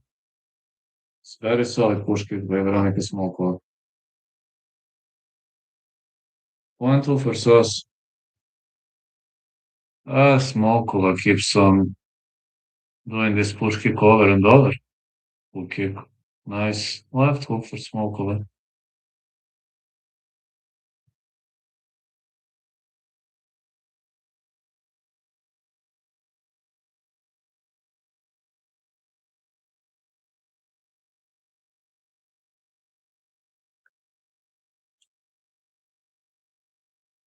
Smolkova is so far fighting really well. I ain't gonna complain about Smolkova's fighting style. She's done a decent. Oh, what a push kick by Veronica Smolkova. She looks significantly stronger than Marta Sos. Sos looking for a takedown. Kinda got one, but Smolkova got up instantly. Nice hooks for Smolkova. She keeps on pressuring here.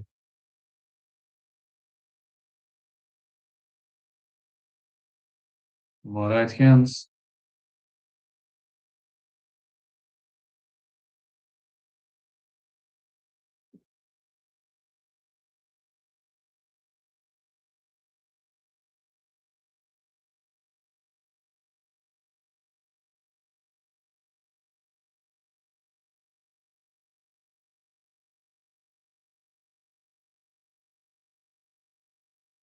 More knees and punches for Smolkova, but Sos is taking a beating. Ooh, big right.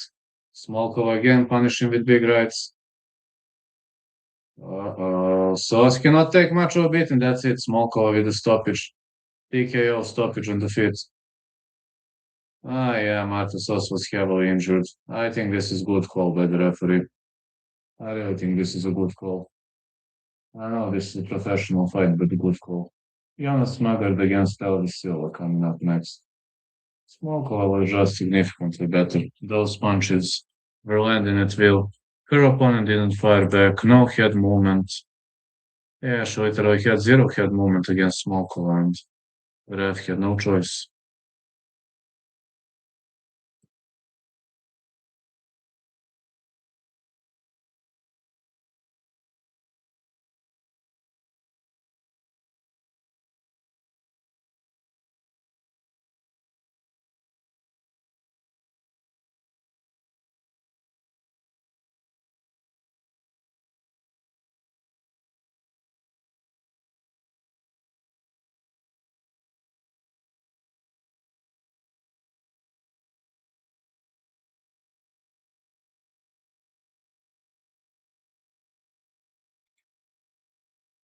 Yes, good performance by Veronica Smolkova.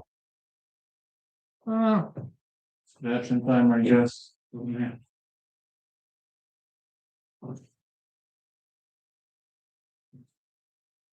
Yes, it's gonna be a stretching time for me.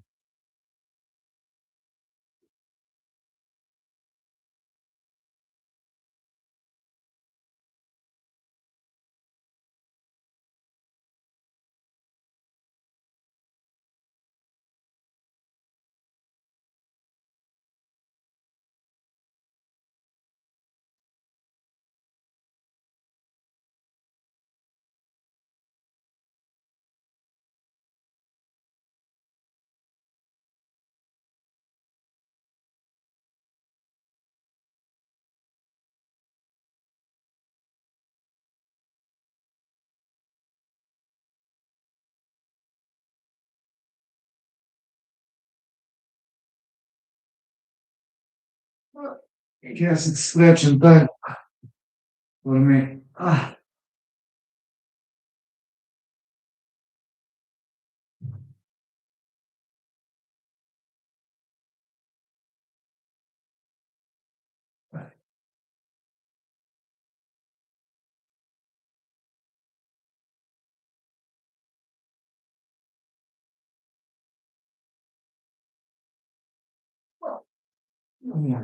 No, no, no.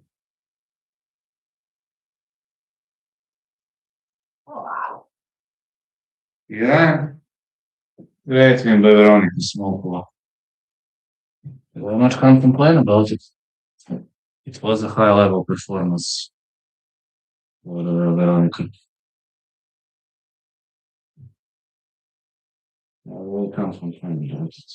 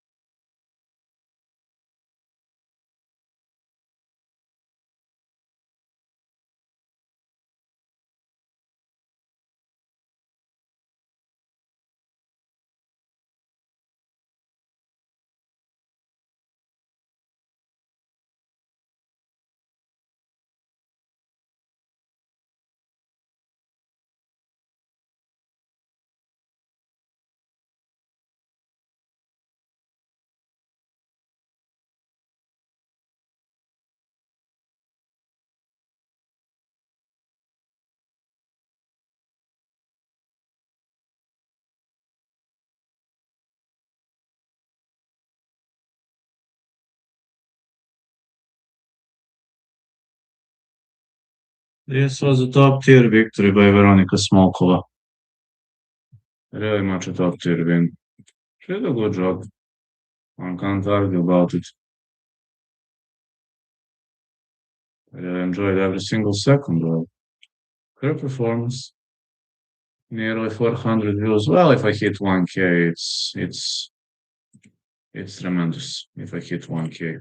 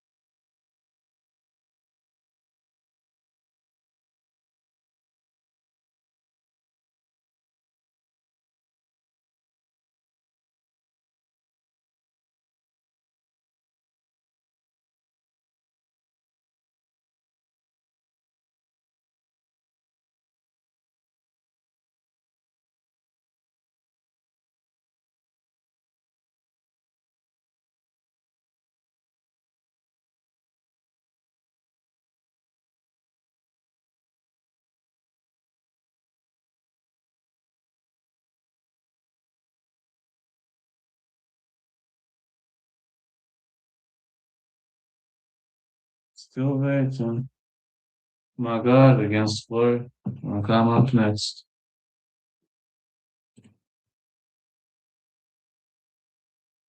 Yeah, my God, Fleury gonna come up next. That's gonna be our next fight.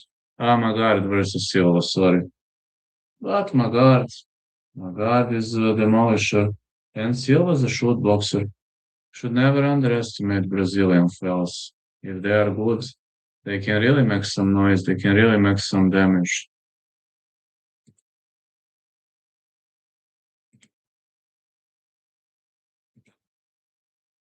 Guess this could really make some noise or damage, or you name it.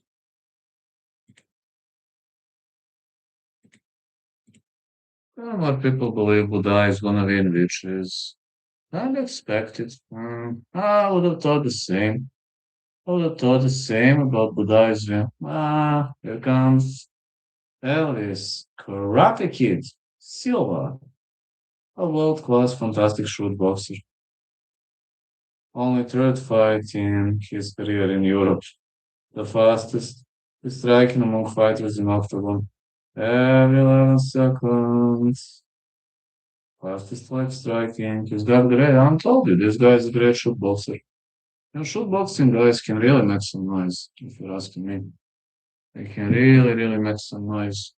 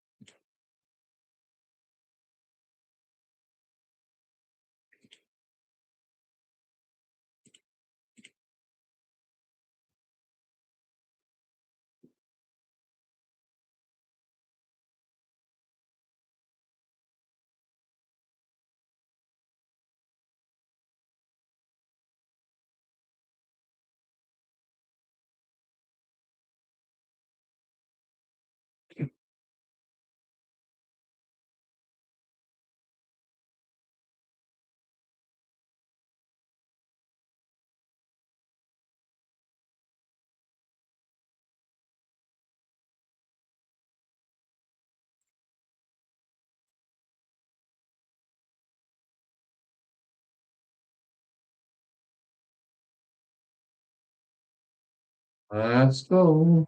This has to be a good fight. Let's.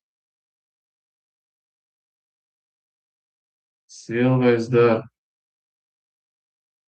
Well, this guy likes to attack legs. He's got excellent calf kicks. I assume somebody went down in this fight. I always said this fight not going the distance is a good call. You ask me, this would have been a good call.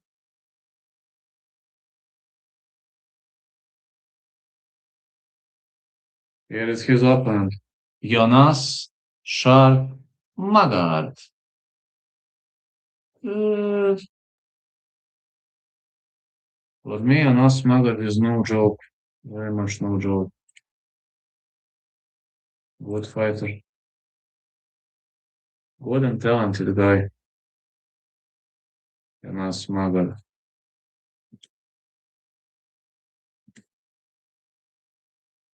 Very talented fighter.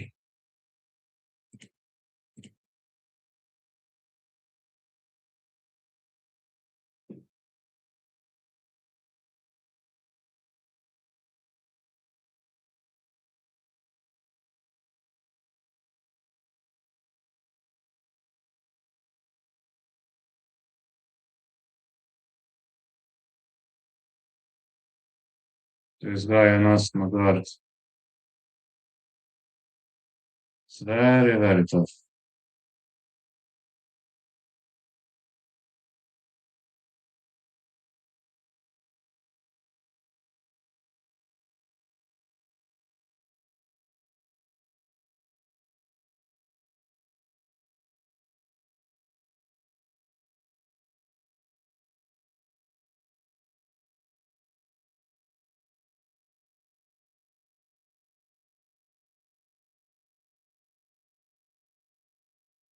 Jonas Magard. They just entered the ring.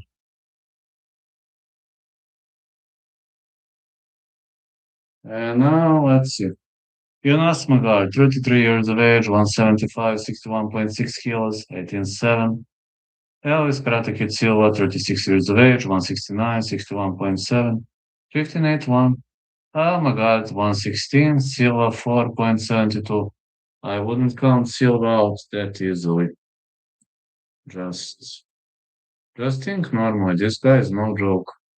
He's got great leg kicks, of course. Hometown fighter. He's going to be a favorite, as expected. But I just don't see it happening that way. I really don't.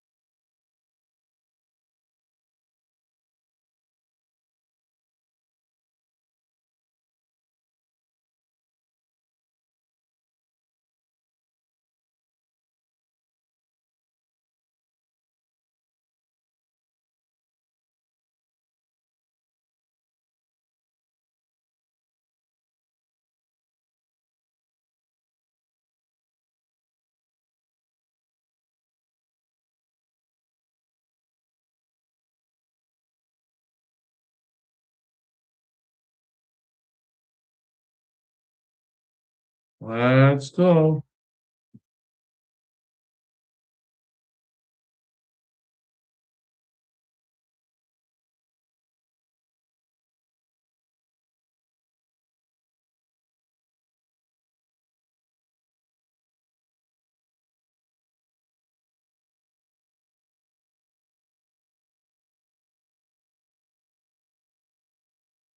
Magard versus Silva.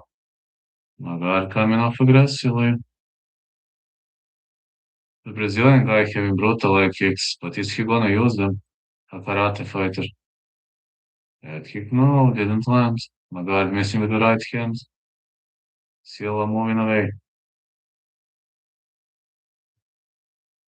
Leg kick missed.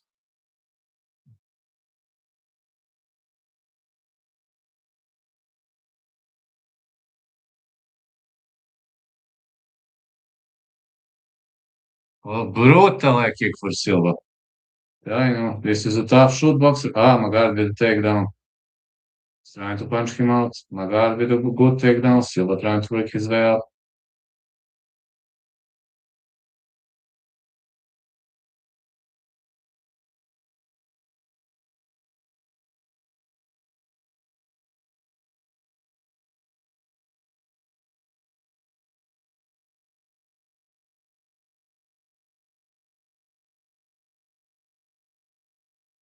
Magard raining punches at the top. Yeah, Magard has better ground game. But the Brazilian guy is a world-class leg kicker, and that's something you can't ignore. Literally, it's the part of his game that cannot be ignored.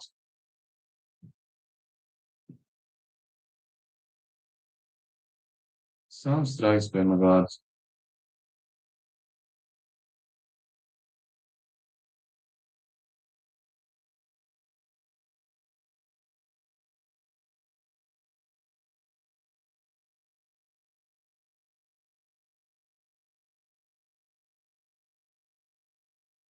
More elbows.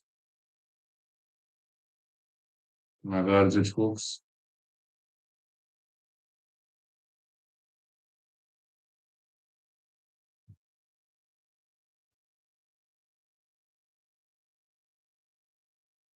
Keeps controlling the Brazilian fighter on the bottom. Half guard is the best position to control somebody.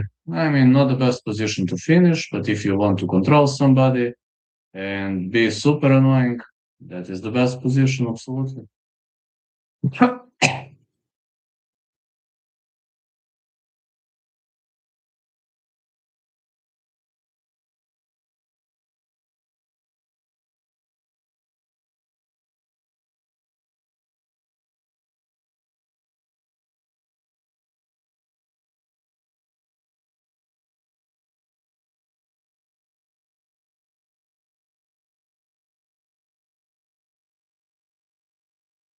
Great control by Jonas Magaret.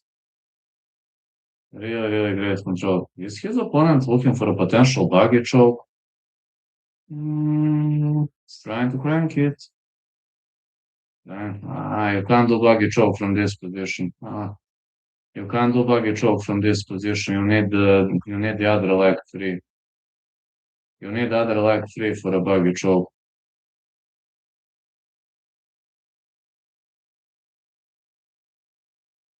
This is just weights and energy, big punches by Magaret. You just need other arm free for the buggy choke. Magaret with big punches, looking for a takedown, digging for a single leg. Mm, this is a guillotine choke attempt. No, didn't land. I assume this guillotine wasn't too tight.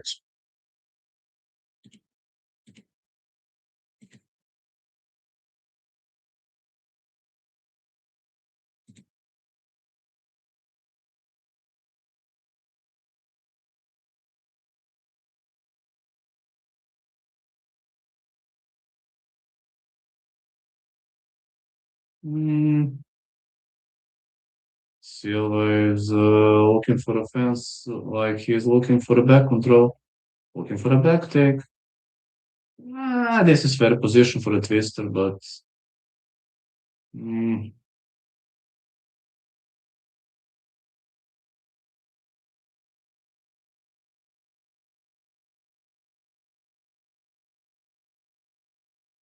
some elbows raining here.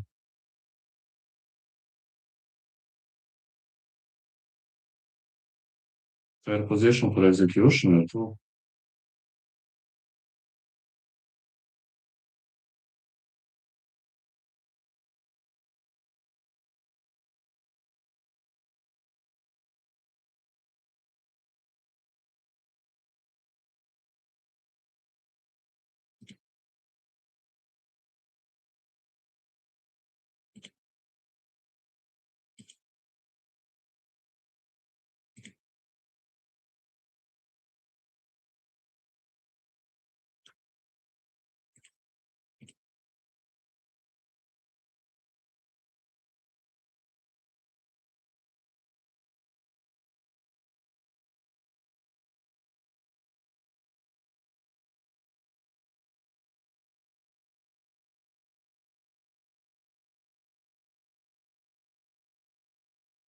Yeah, this guillotine wasn't locked in tight. No, it was not tight.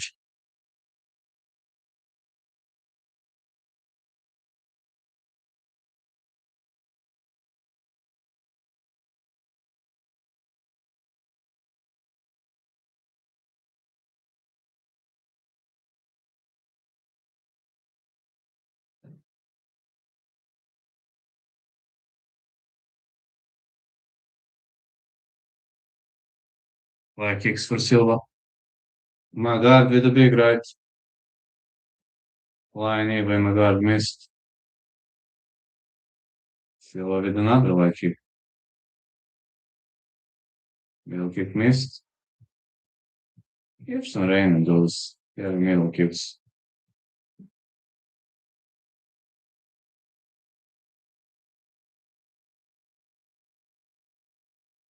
Middle kick lands clean again.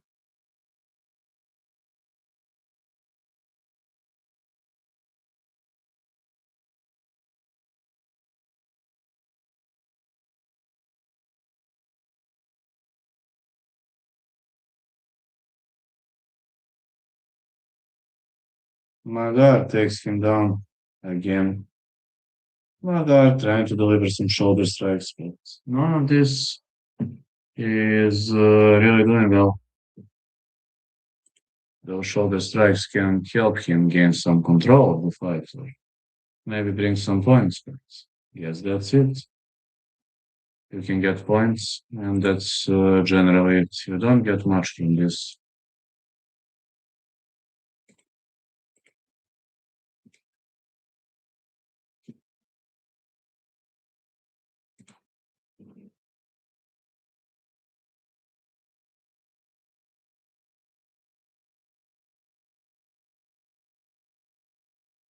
Heavy punches from Magard.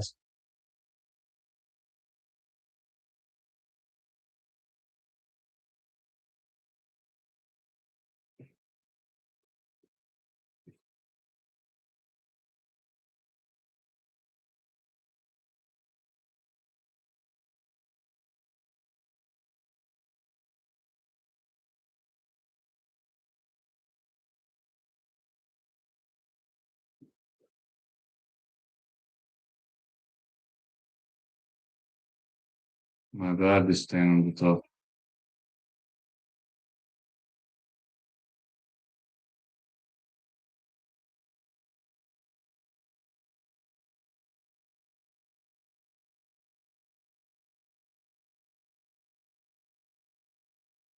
Yeah, good control by Magard. Keeps staying on top of his opponents. Doing a really good job at staying on top. Very, very good control by Magard. Big elbows again.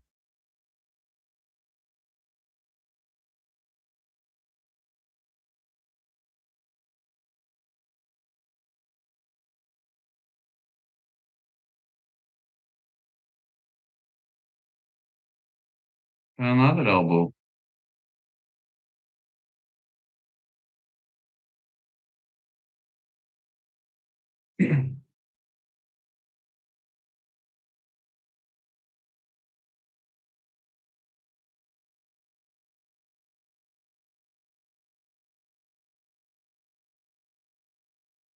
Elbows by Magard. Seems Silva is in a big trouble, though. The problem with this is the fact that you can't get buggy choke. Can't get buggy choke when you're in a position like that.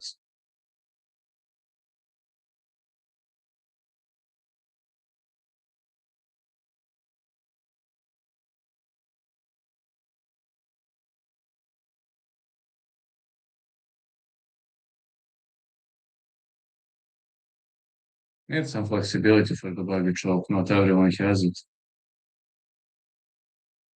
The ref stands them up. Like kick for Silva. Keeps on circling. Like kick counter. Magard looking for a takedown. Uh, I think Silva should let this go. He could get one foot. He could get one foot here.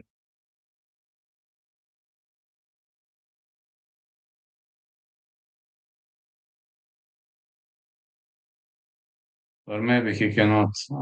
He have guard again. He can't. He can't.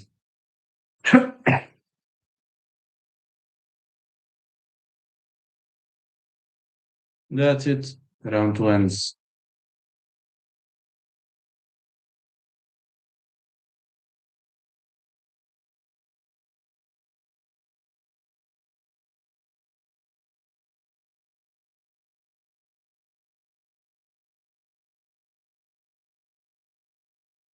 And we're gonna see round three soon. I don't know.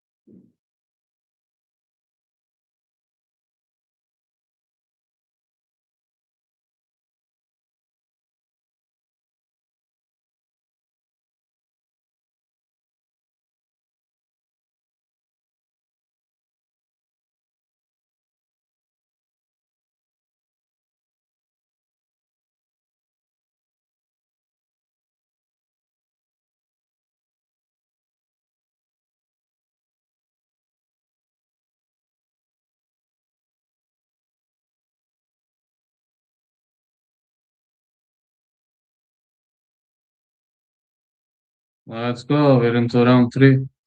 Ah, my God. Keep some pressure against the fence. Very, very intelligent. Very intelligent by my God. This is a very intelligent fighting style, oh my god. Yeah, this is a very intelligent approach. Yeah, oh my god.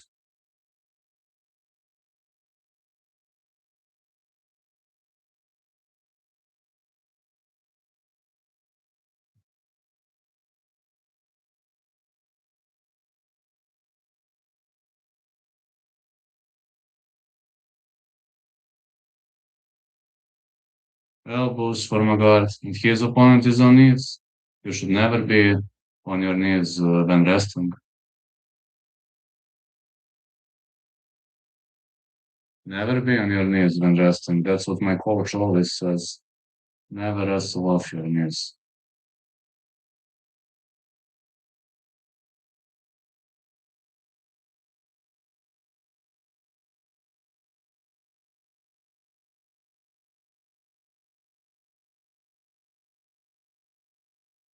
Big knees exploding.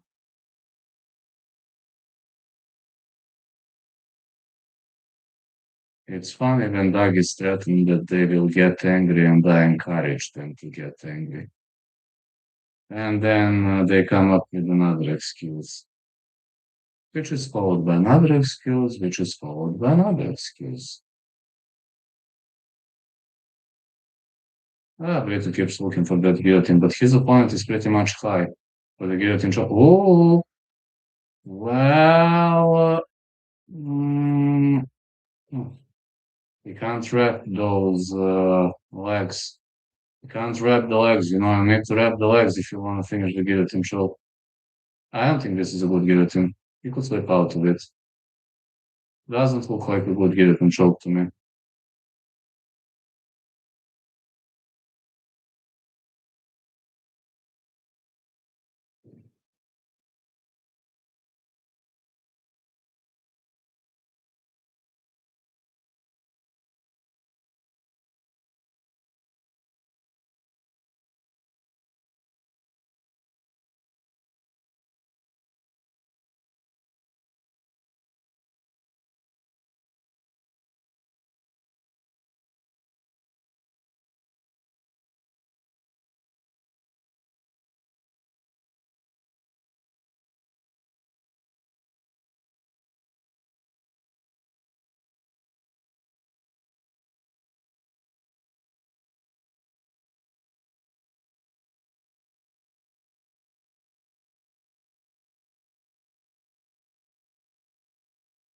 My God stays on top. I guess Silva is gonna survive, but he's gonna lose the decision.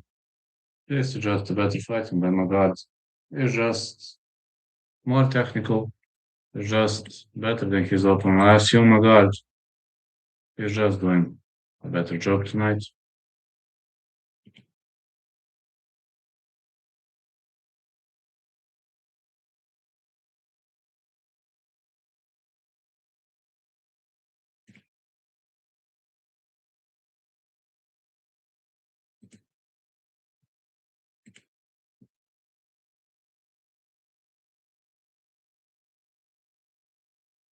More strikes.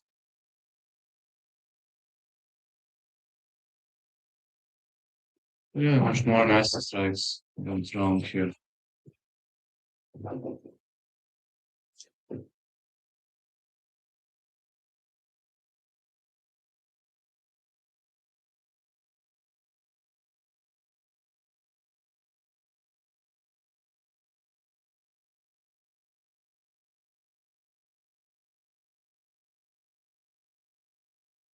Hooks delivered. Nice hooks for my God. Really nice hooks. Uppercut. Another uppercut. This is really nasty looking. I really like this. Really, really like this.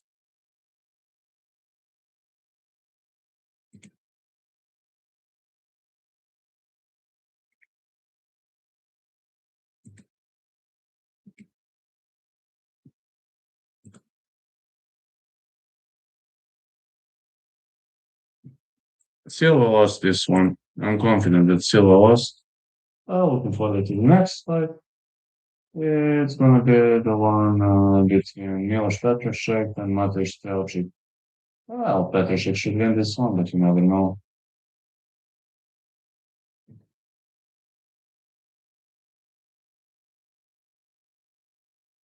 Petrashek should win this one, but you never know. Never know how this could play out in the first place.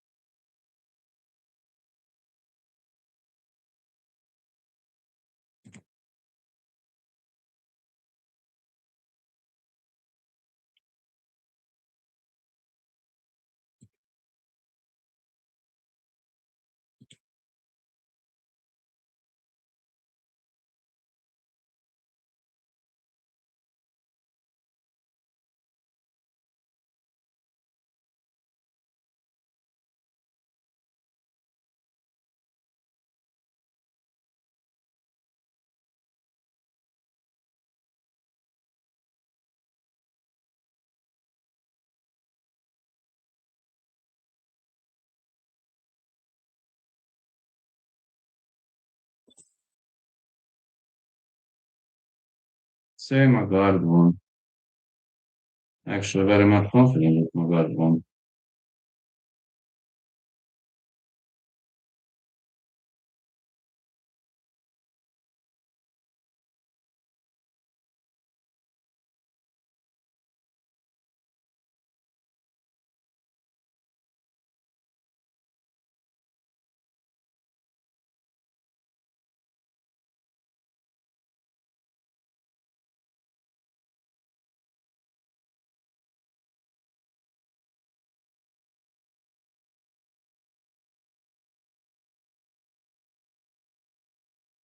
Great win for Magard. I guess it's time for additional stretching. Or, uh, one more fight in the preliminary card.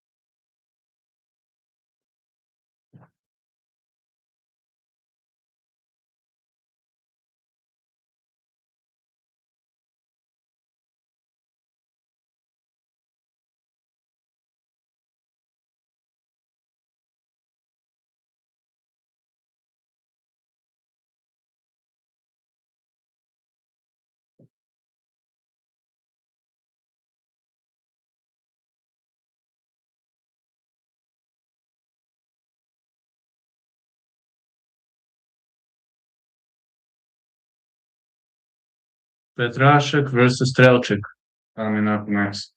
Strelchik is extremely experienced. Also, Petrashek has never backed down in front of any challenge. Can't be too sure about what's gonna happen next. Really can't be too sure. Really can't be. I'm gonna lie.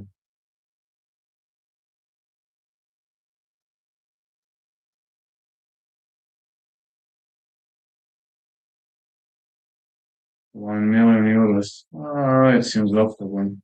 Spain their fighters really, really well. A lot of money is in the game. One can't talk about it. A lot of money is in the game.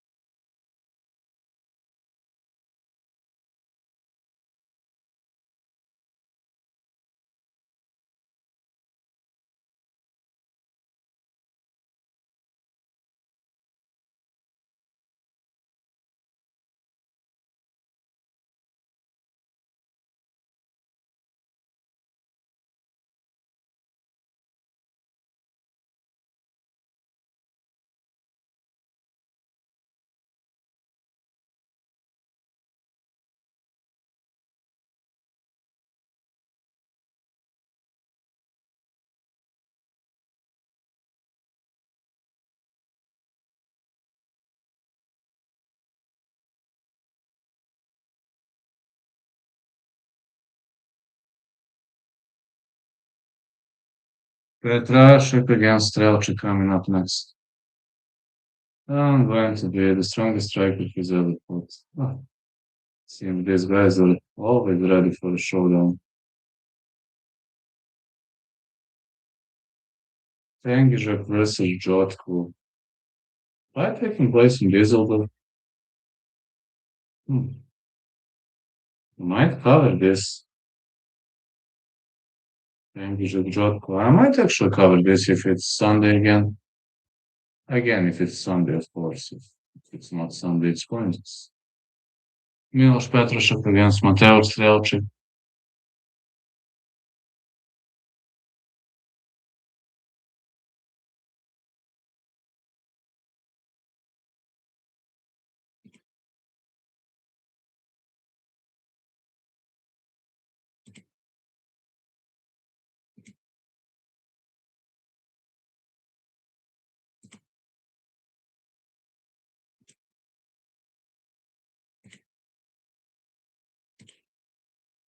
Oh, man.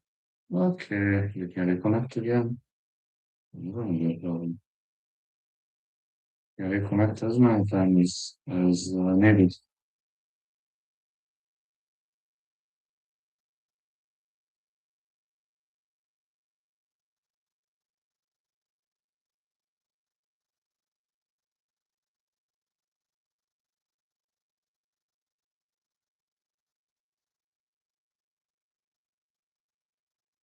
Petrashik is trying to enjoy this fight. Strelchik is like having 50-50 records.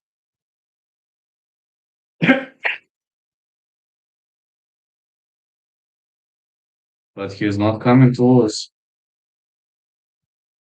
He's got a lot of power. And he's not scared of anybody. I'm telling you, just it all depends.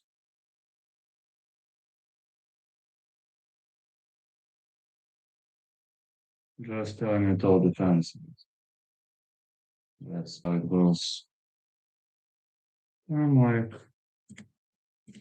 very confident that this card, this card is bound to be good.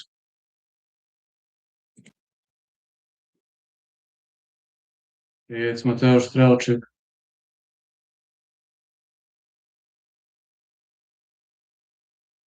I should do cash cleaning more often. That's what I should do more often.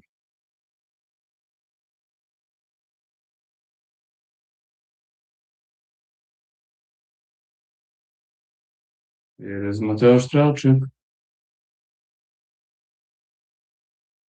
I'm actually thinking of covering that OKTAGON. Yeah.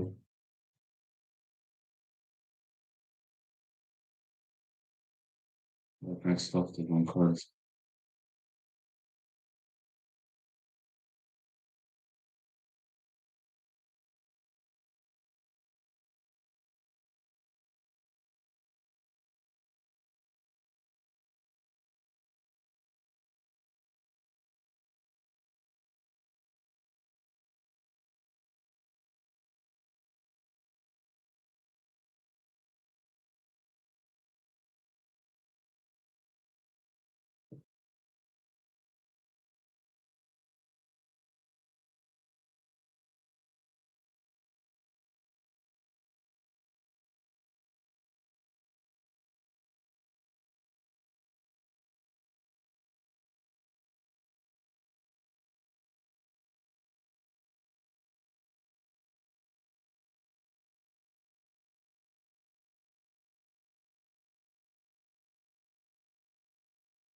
Okay.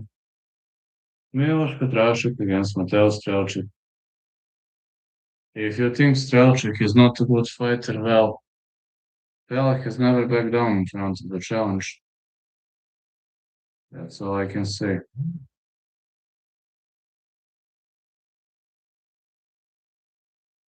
Vrlo nerode.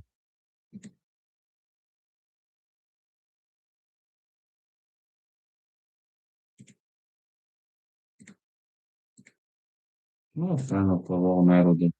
Kind of. I could say that. Say kind of.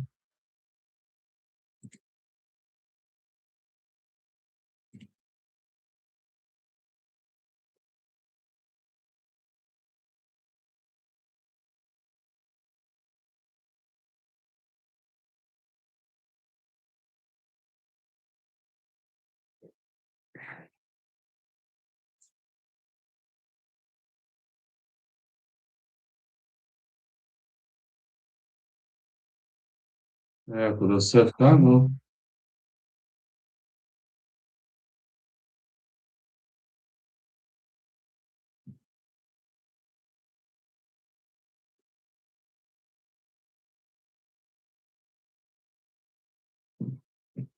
Yeah, I'm there.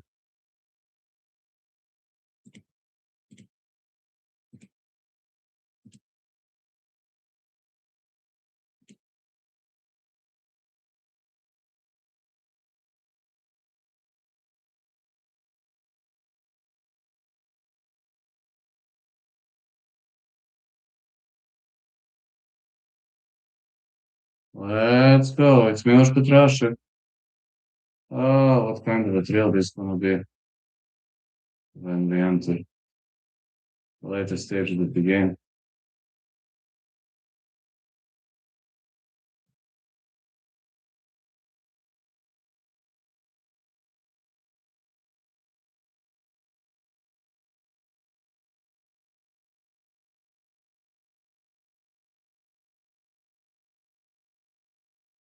Yeah. Well, he's carrying a kid. It's so touching. Well, he's carrying a kid. Milos, Malone, Petrashuk. A fella's carrying a kid. That's so nice of him, to carry a kid inside the octagon. At least family means everything to some people.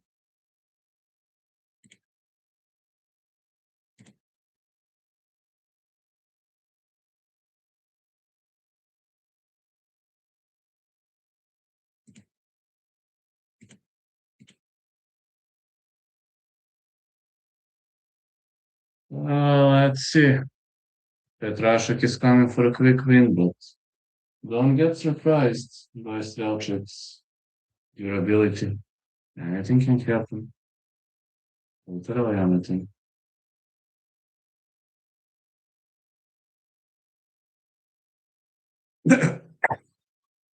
Teddy. Teddy. Mm.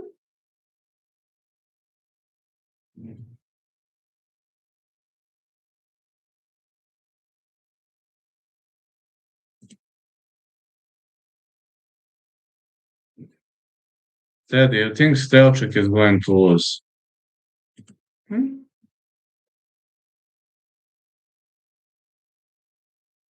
I have to agree with you, Teddy. I also think the same. I think Petrashik is coming in for the kill. And yes, Teddy, I have to agree with you. No, I got to agree with you, my dear Teddy. Yeah, I also say. But you think Stelchik wins, huh?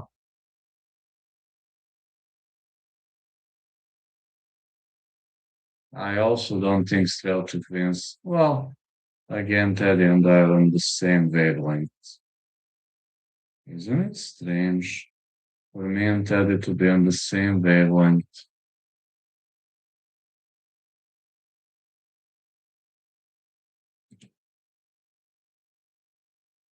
I guess it is kind of strange. Just saying, kind of.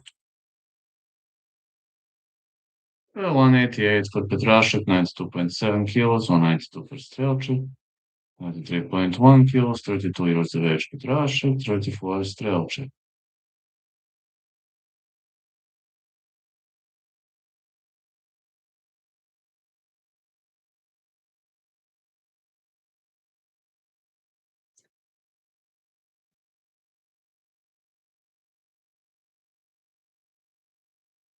So round one gonna get underway. Teddy. Teddy believes Strelchik is gonna lose. I'm sorry to say that I support Teddy. I have to support Teddy on this one.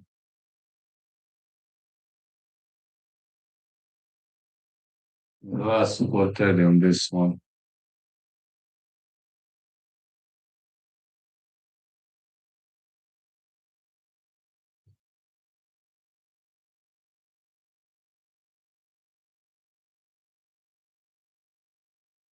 Teddy boy.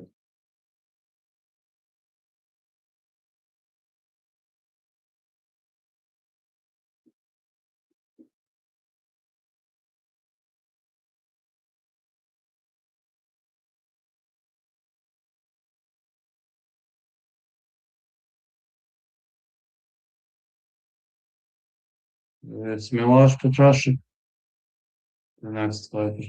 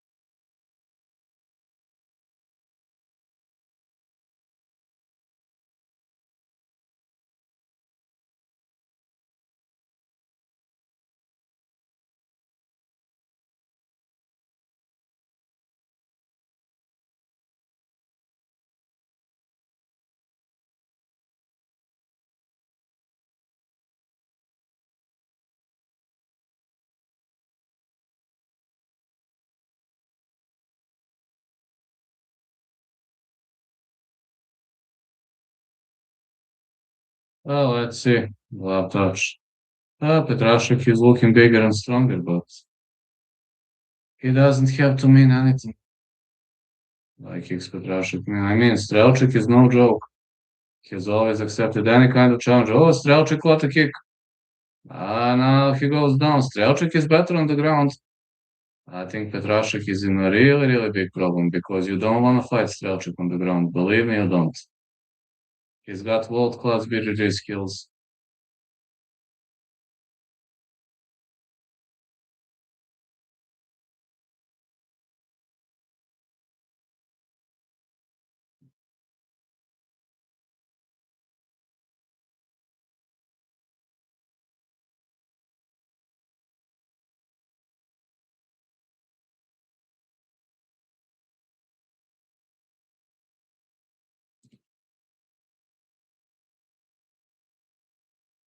Strelchik staying in top control. I think this is a very, very bad spot for Petrashik. Really bad spot. You don't want to be on your back in this type of fight. Believe me, you don't. Strelchik is just holding, but this mount defense is looking really good. He tries to transition to Kasagatame, the judo position.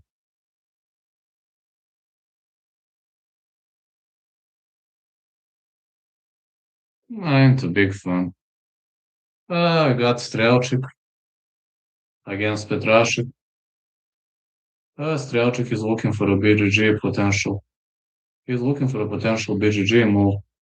Keeps on controlling his opponent on the bottom.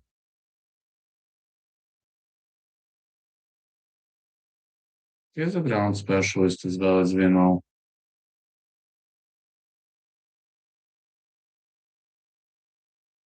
Strelchik looking for a bridge escape. Looking for a Kimura escape. He might get arm triangled here.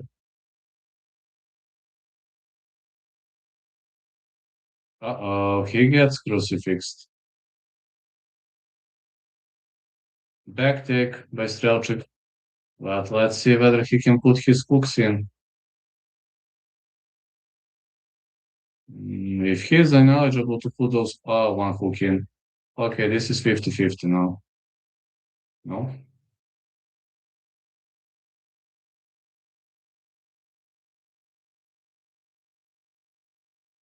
Strelchik holding against the bottom.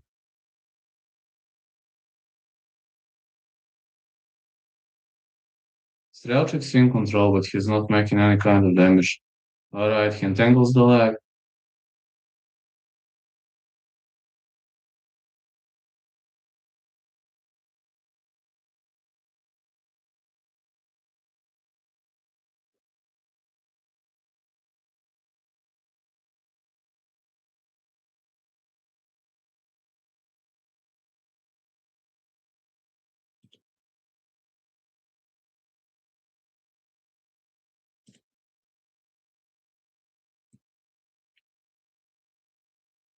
Strelchik is staying on the top of him. Good control by Strelchik.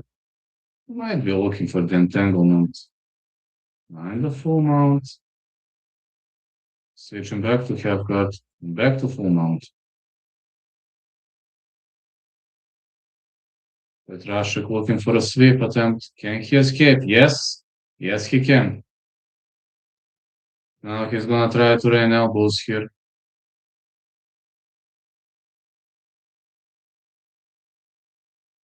Strelchik is a BJJ fighter. Petrashik only rains heavy fists. More elbows for Petrashik. Punches. The only problem here is the fact that Petrashik's elbows not making much of a damage. Oh, these elbows are brutal. Needs to deliver elbows for the finish. But I assume he's gonna survive. Looking for a Kimura.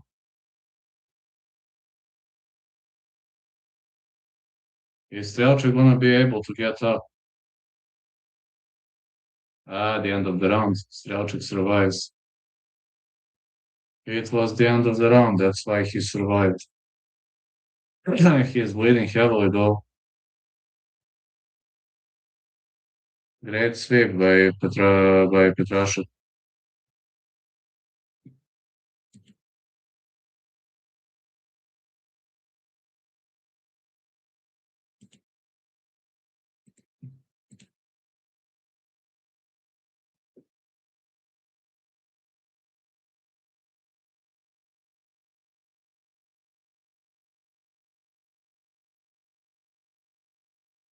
Strelchik caught a kick early on, but Petrashik made more damage.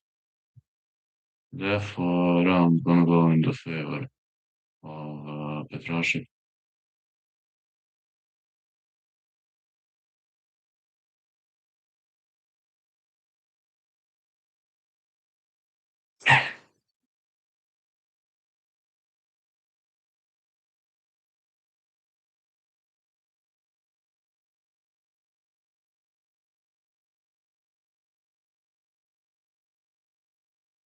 Strelchik gonna advance.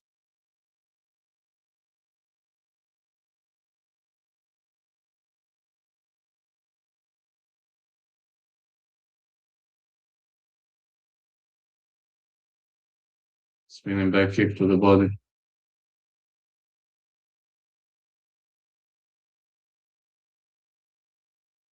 Strelchik intentionally pulls guard, which is expected. Is looking for that Kimura. I don't think he has it though.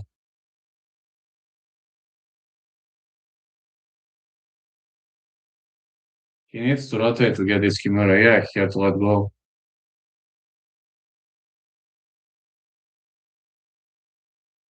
Strelchik looking for a transition. I'm wondering what's he up to. There are many options from here when your opponent isn't raining big punches, but when he's raining so many punches, you don't have many options.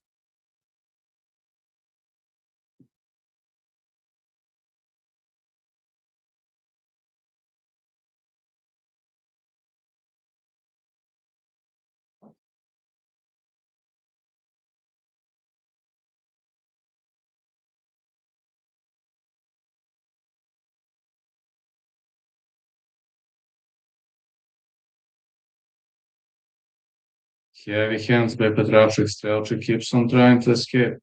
He'll be looking for the armbar. He needs to create some space, though. Wants to look for an armbar, he needs a space. No, okay, now can he create a space? He needs to overextend the arm.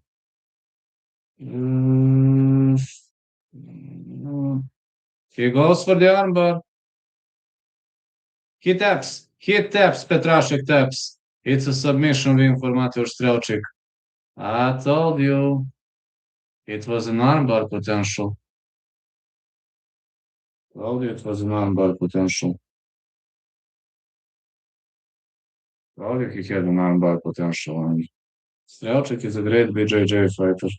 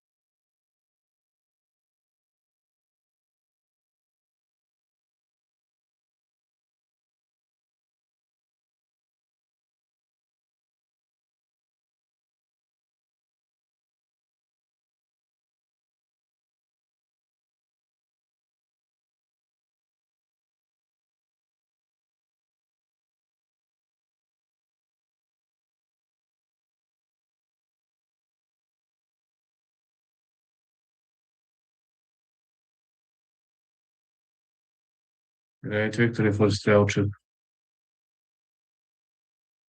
Was a great one. Great win for Strelchuk.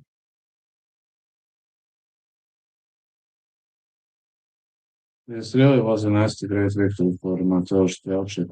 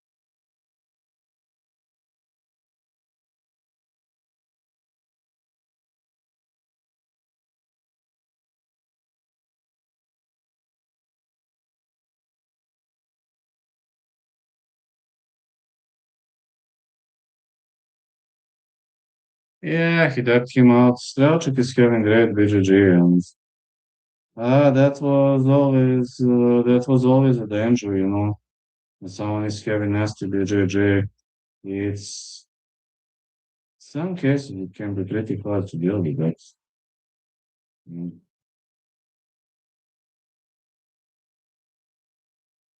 Dealing a BJJ fighter is difficult. Oh, hello, Otis. Merry Christmas, bro. How's things? Christmas doing well. Things are doing nice.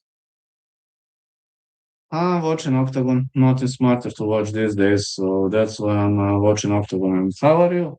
Any news on your end? How are you spending your holidays? Buday or Fleury? I have to go with Buday because of UFC experience. You? I have to go with Buday. I that UFC experience. Good, bro. I hope you had a good holidays. I did. I did. And this month I'm breaking records with views. To be honest, I didn't expect this. Uh, what Russia was this one? I didn't expect this to break records like this. That's how to say. Kind of impressive.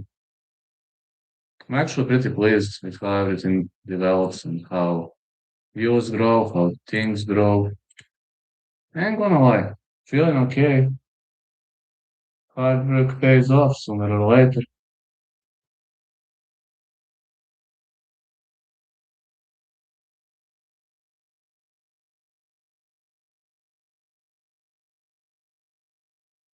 It's always gonna pay off.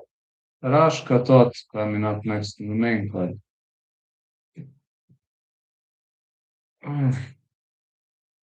Hope you're good too, fella. Gosh, need to do some walk. Need to get into the spirit of things. This month, everything was no, everything was significantly better than I expected. But okay, if you fight hard enough, the reward is gonna come. It has to come. If you're fighting hard enough, if you're fighting fair enough, simply has to show up. It has to happen. Sooner or later, it has.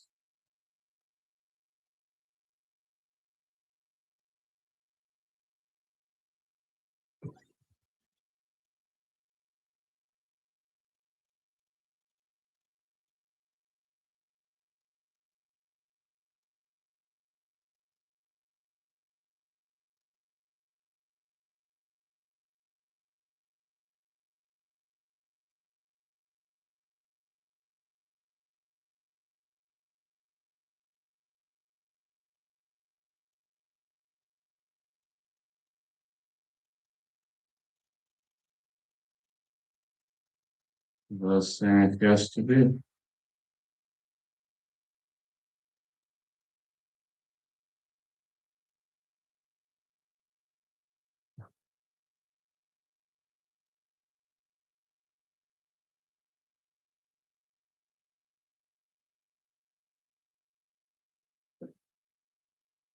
Petrashek is exiting slowly. He exits the octagon. Great win for Strelchuk. Well, it was a great win for Strelchuk and a great BJJ performance by him. Now they're heading into the main class. We might see some high-level battles coming up.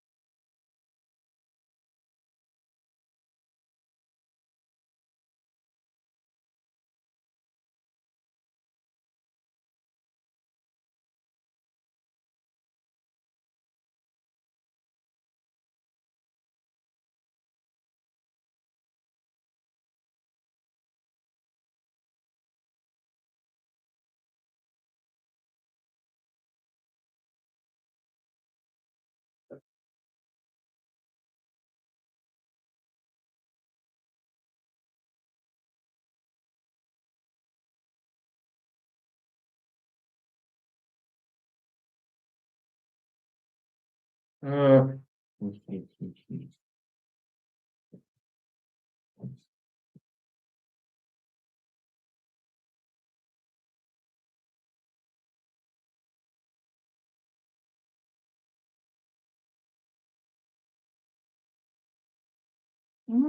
how do you feel about the next fight, Teddy?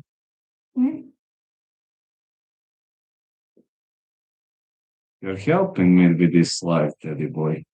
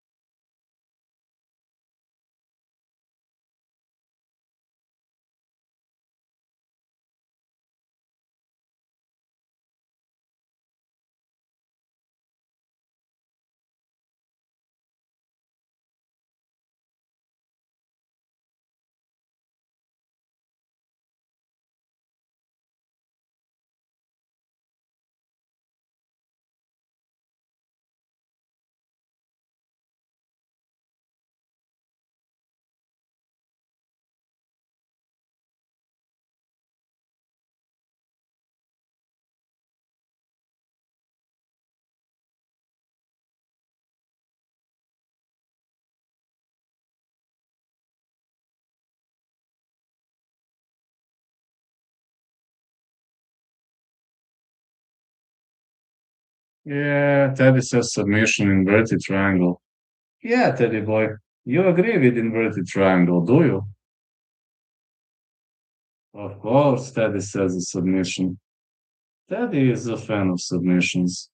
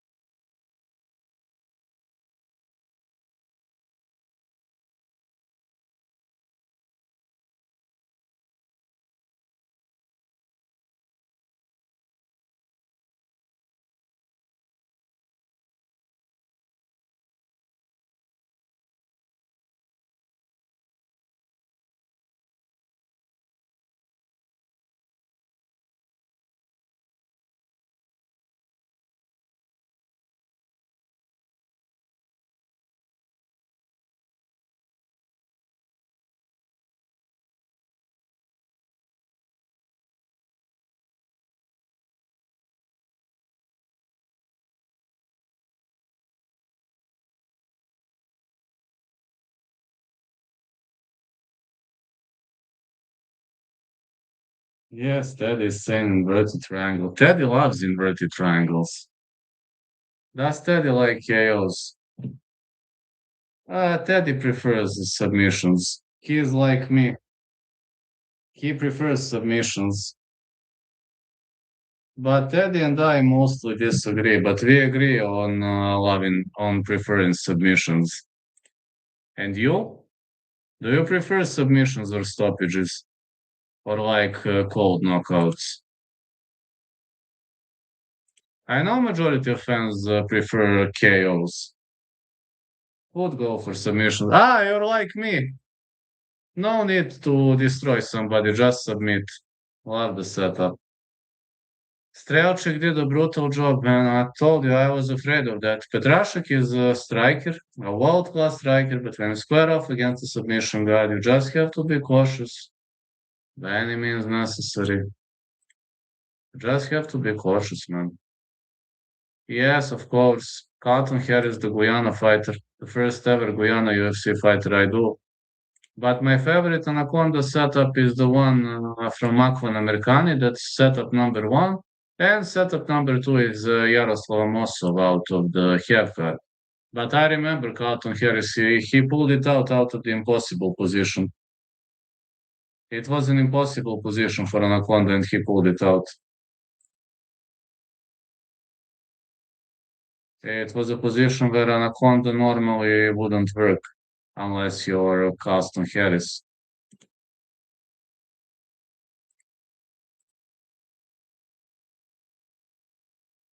Of course I do.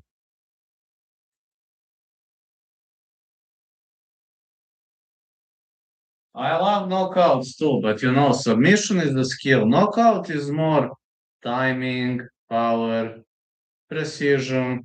Submission is just skill. You don't even have to be a strong guy to pull out a submission, and for a knockout, you got to be strong. Or you got to have perfect timing, whatever. For example, Strelchik is physically significantly weaker than Petrashek, but he submitted him by armbar. He pulled out an armbar really, really well.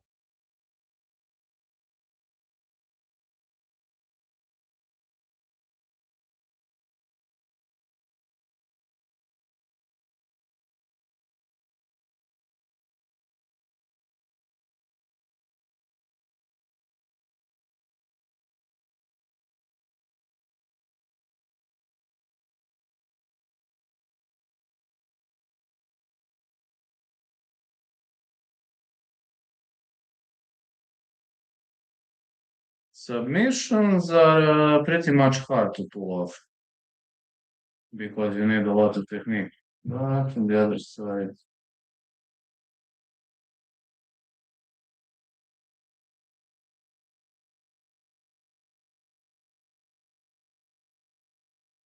some other stuff are pretty difficult.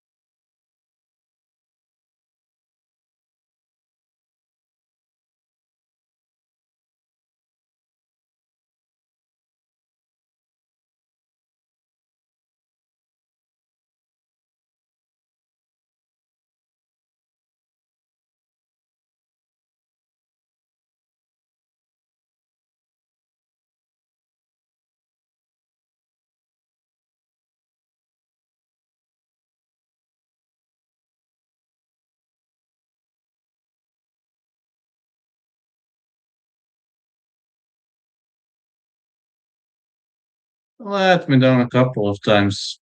Slow, chinny, no striking.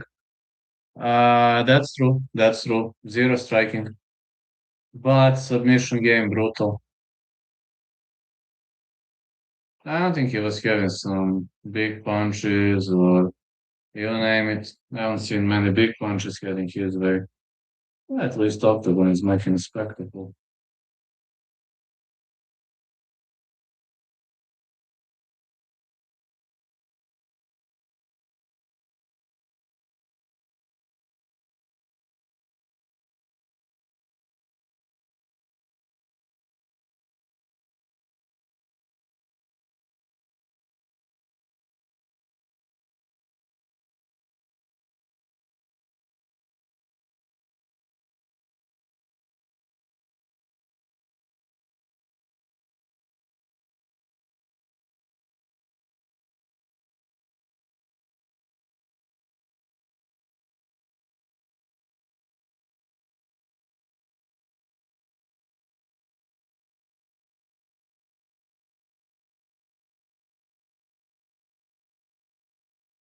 I've seen a bit on Instagram recently. The Polish seem to like to try. Yeah, people like that should work on wrestling to use their BGG, but they don't. That's what my coach says too. He says if you have top tier BGG, then you got to improve your wrestling. He's always criticizing me because I don't wrestle too much.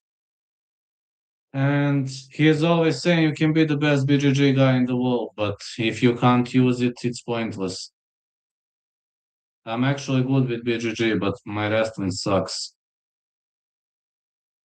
It's kind of hard to be a good wrestler these days.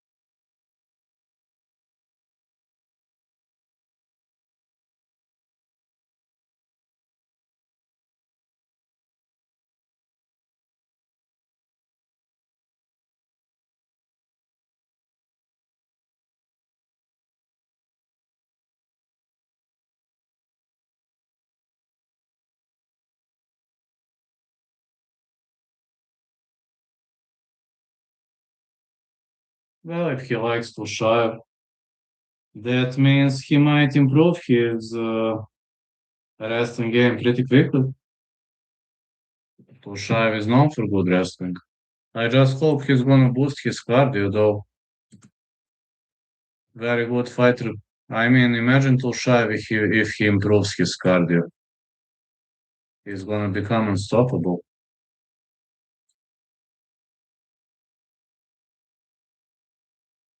His only problem is cardio, from what I've seen. Very good fight. I mean, excellent ground game, brutal wrestling, decent, say, say, decent striking, but ground game wrestling. Amazing off the rails.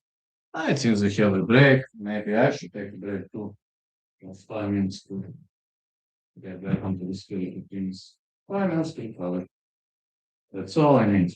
5 minutes to recover. Oh. It's all I need.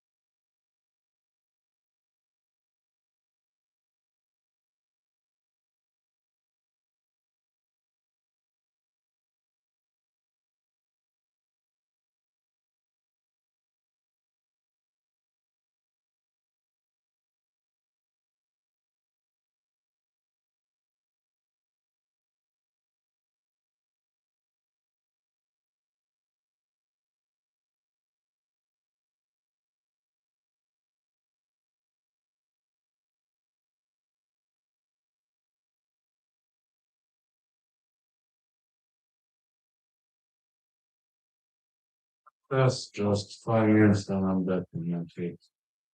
Octagon is making Memphis for Fleury, mate.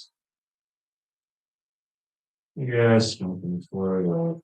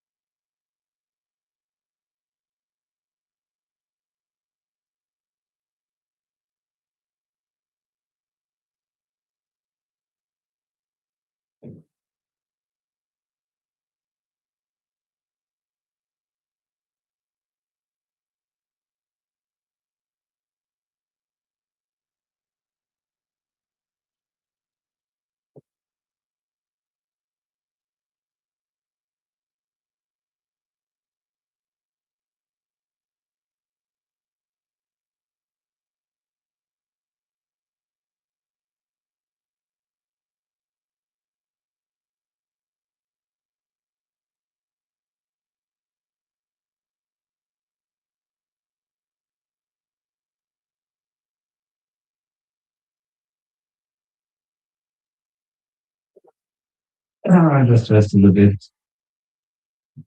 And I get that level soon. Another bed is here.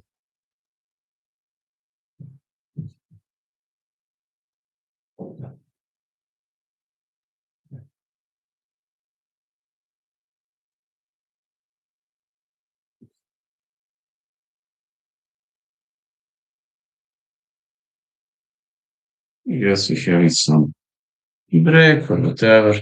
Just like Octagon does every single time. Have those breaks between prelims and main. But that's why Octagon is one of the most entertaining promotions to watch.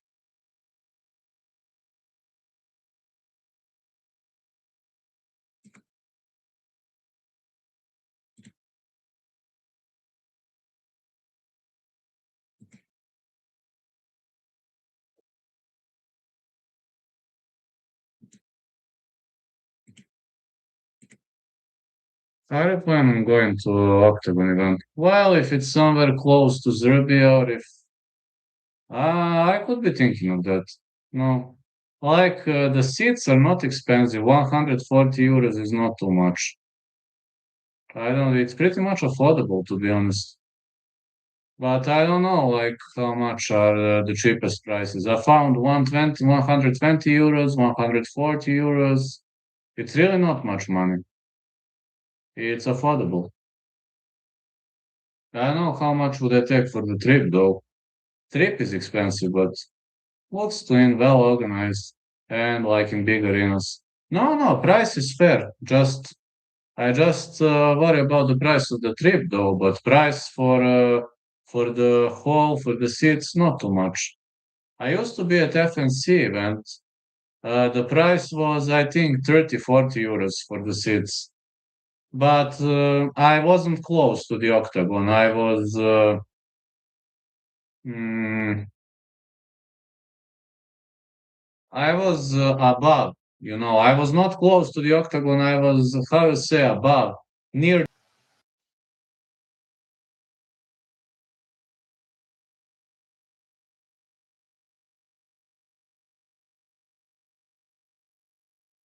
Yeah, just it was a small issue, but everything is fine now. No worries.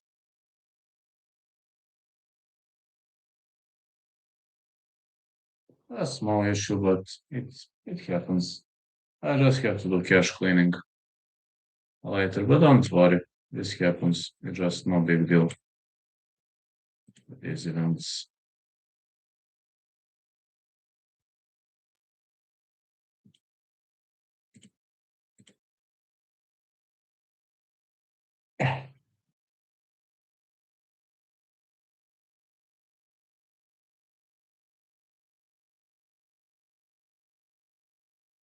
Andrei Rashko against Pavel Tot coming up next. Then Patrick Vespadiani against Daniel Shkvor. Patrick Kinsel, Robert Pukac, Žalgo Žumagulov, David Dvorak, and Will Fleury against Martin Buday.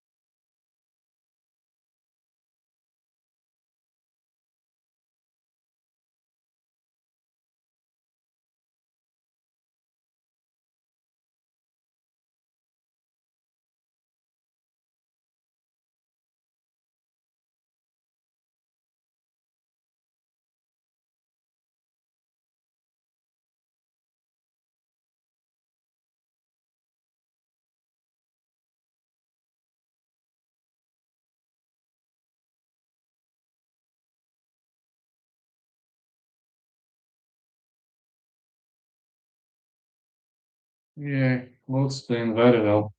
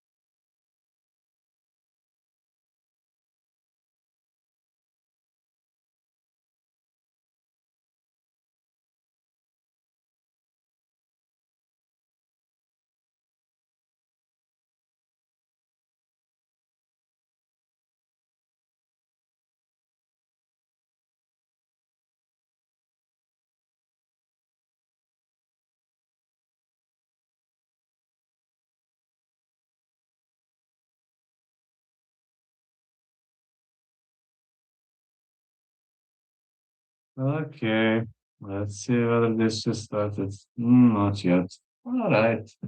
I assume Octagon is intentional in letting these breaks. Well, let's see.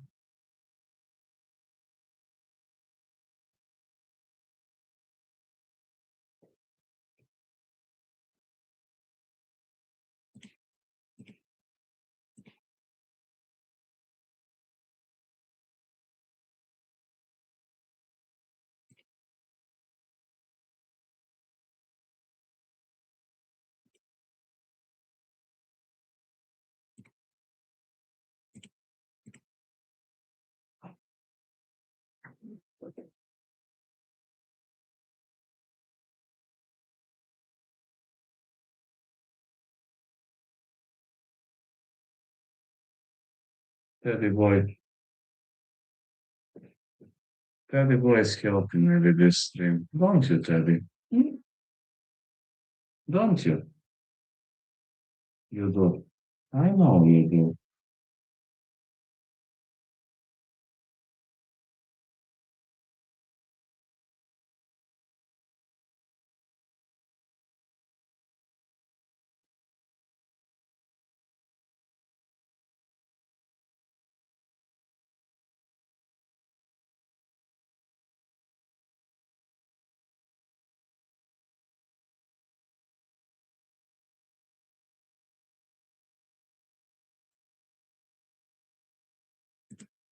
Teddy boy. He is looking to have fun. Alright, let me read the fight card. Dvorak Tots, Vespasiani Spor, Kinsel Puka, Zhumagulov Dvorak, and Fleury Buday. First one is Rashka versus Tots.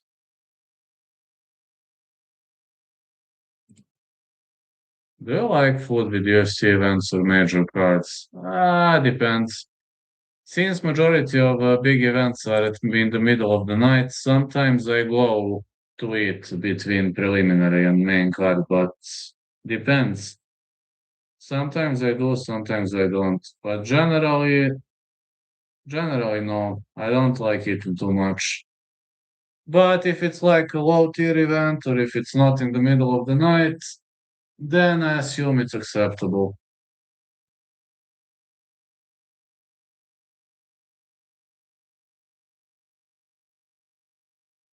But those kids are actually very honest. My accountant's daughter gave me this Teddy, and prior to that, she was trolling me that Teddy and I should be together 24 hours. But at the end of the day, it seems the kid was right. It's funny.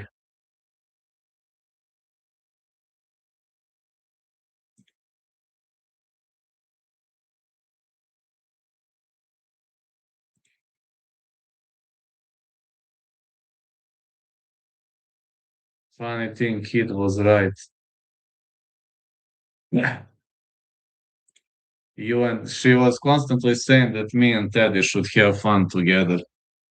And it was her idea to. to lead the show with Teddy.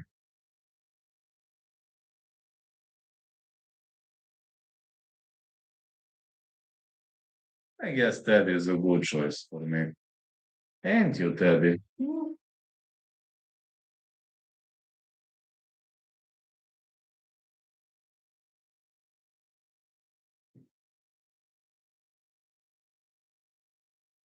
You should get him a Gucci hoodie. That could be a good choice. I need to find a hoodie in the first place.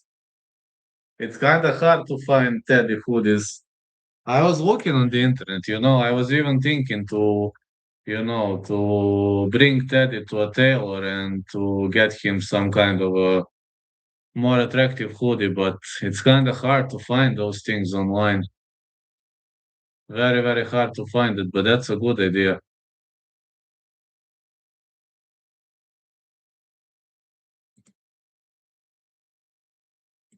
But funny thing, that kid, when my accountant brought me, when I was recovering from the surgery, they brought me by car.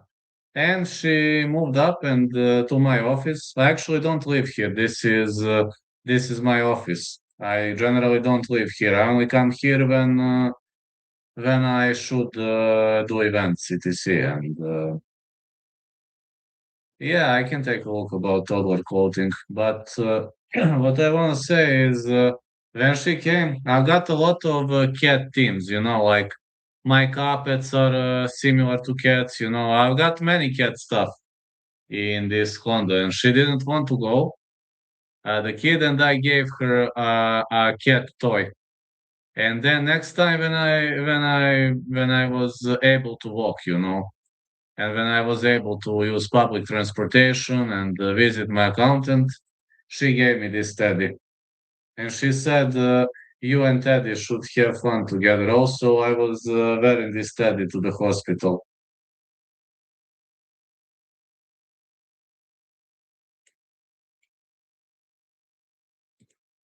It helped me a lot. I ain't gonna lie. I could take a look about toddler clothing. That could be a good idea.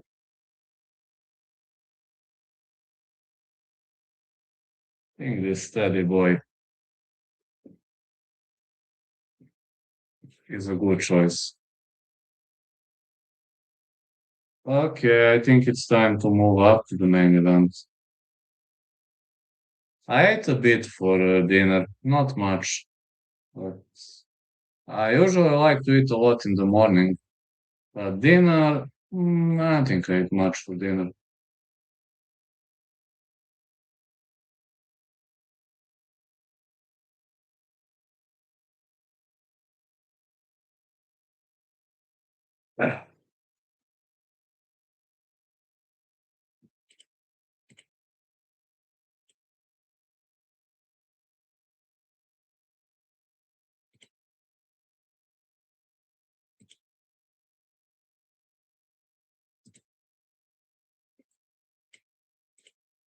Uh, Normally, Octagon is making those breaks that, weird thing, weird deal. I don't think so.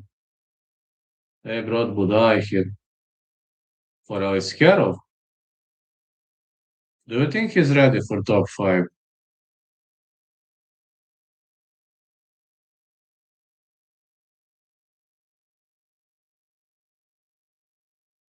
I think he is, man.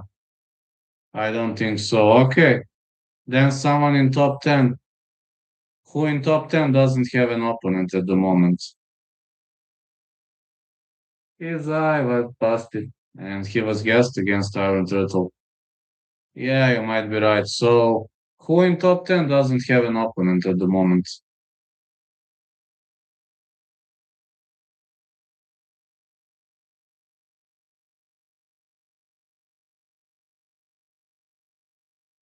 Yeah, Ferreira. I was thinking that Ferreira has a fight set. I've seen Ferreira fighting somebody. I think I made a prediction on that fight, but I forgot the name of the opponent. Or maybe that bout is cancelled. Not sure. Sorry. My my memory isn't serving me well. Ferreira used to have a fight set, but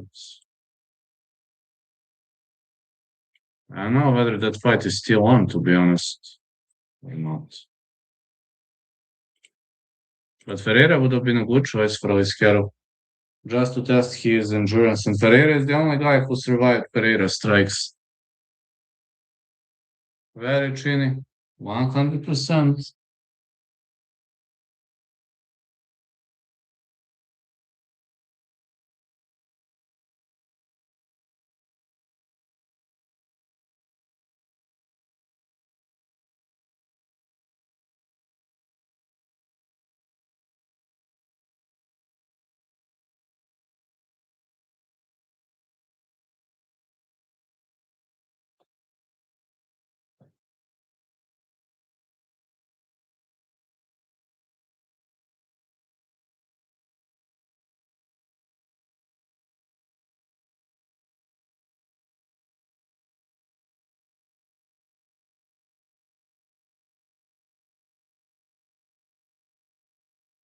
Okay. Rashka versus Todd. Coming up next.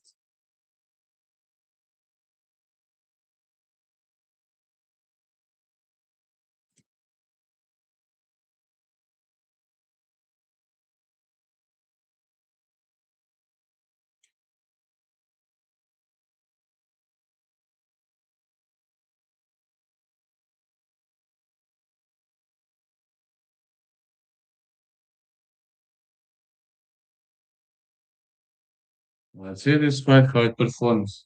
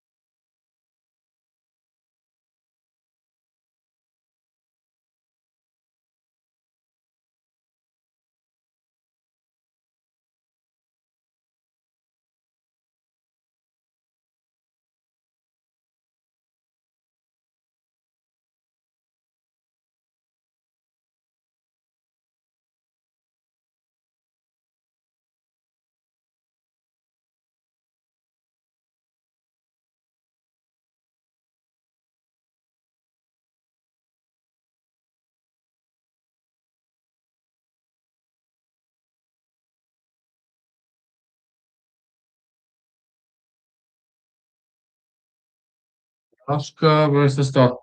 Coming up next.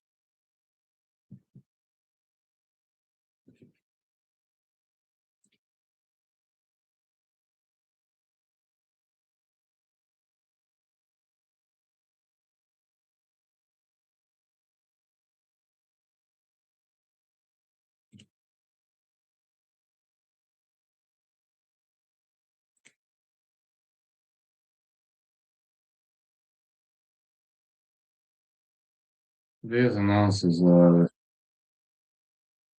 nice, very nice.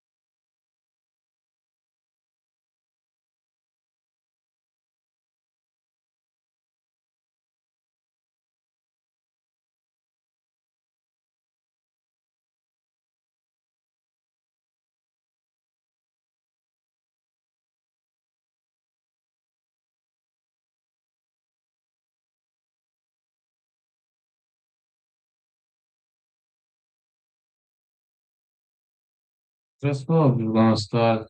They have so many jingles. Just a promotion. The likes show. Octagon really likes show.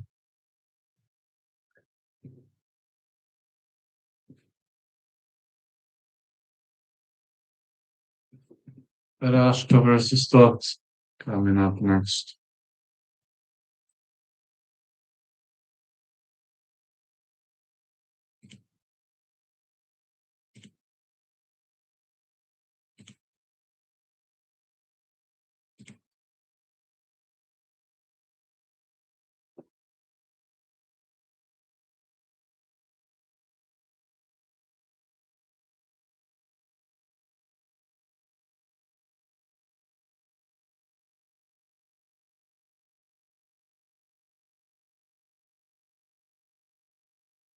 Andrei Rashka versus Pavel Tots coming up next.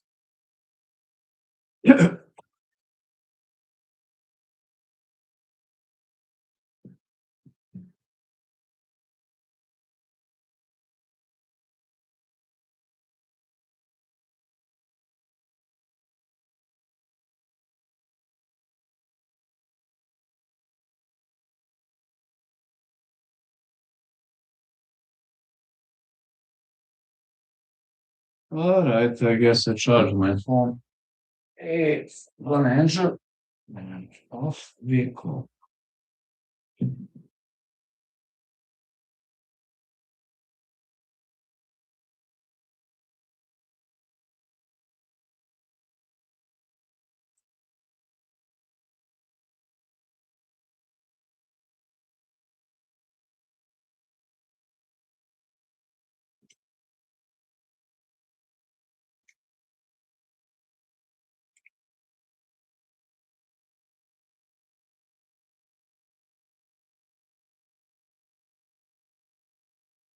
Celebrity versus pro. I think I think celebrity doesn't have much of a chances against pro. You're asking me. The system will break. Yeah,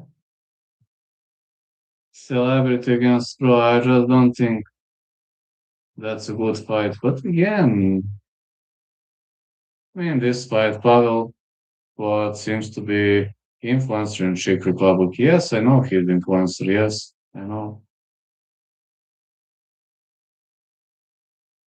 Maybe they gave him this opportunity because he's famous. But I don't like influencers. I like it something else. You know what's the funniest thing? I did some matches against TikTokers. A pot can find the whole mirror shot and KO him out cold.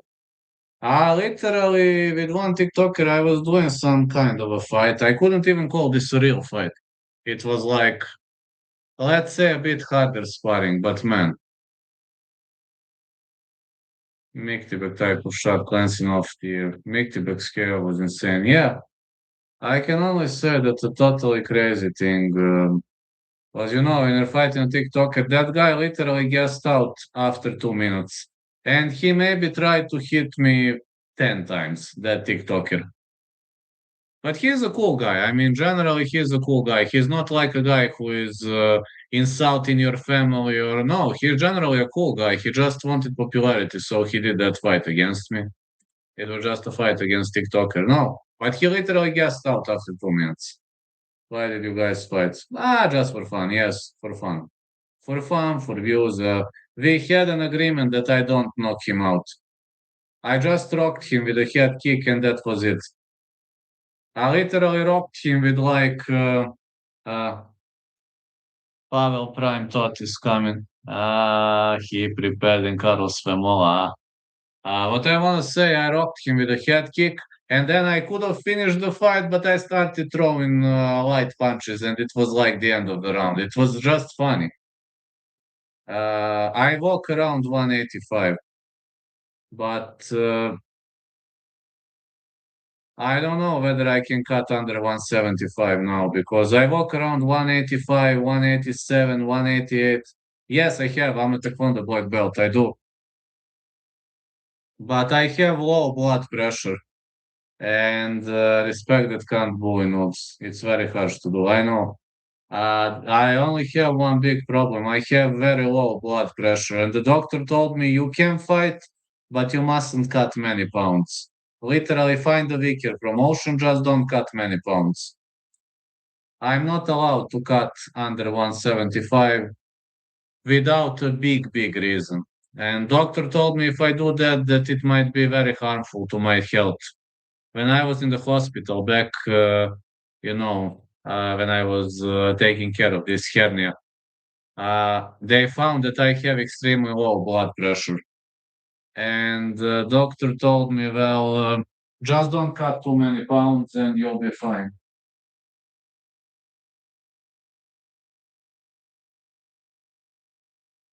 So I have an agreement with that promotion to fight maybe 175, 180, 185. We're going to see. Welterweight should suit you. Maybe look for catchweight fights in local. Yeah, catchweight fights. I'm gonna look for local catchweight fights. Welterweight only for big money. Doctor told me if you cut to welterweight, pay attention, man, for a couple hundred euros.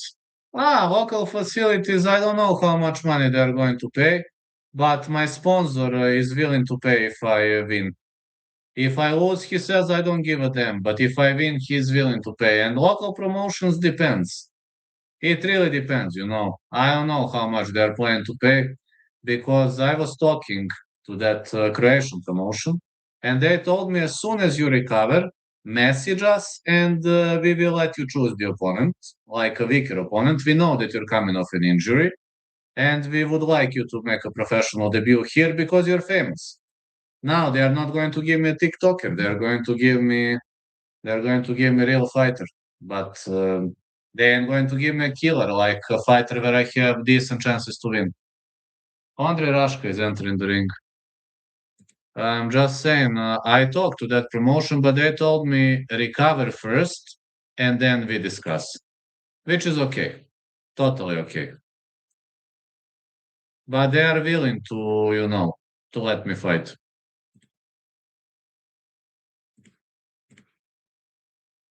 That is a nice out of them. They told me that's a nice one. And, they offered me like five, six opponents, and all of them are like fair opponents, not too strong, not too bad. So we'll see. About money, we didn't discuss. They told me that they are willing to discuss money as soon as I recover. As soon as I recover and as soon as I'm able to fight.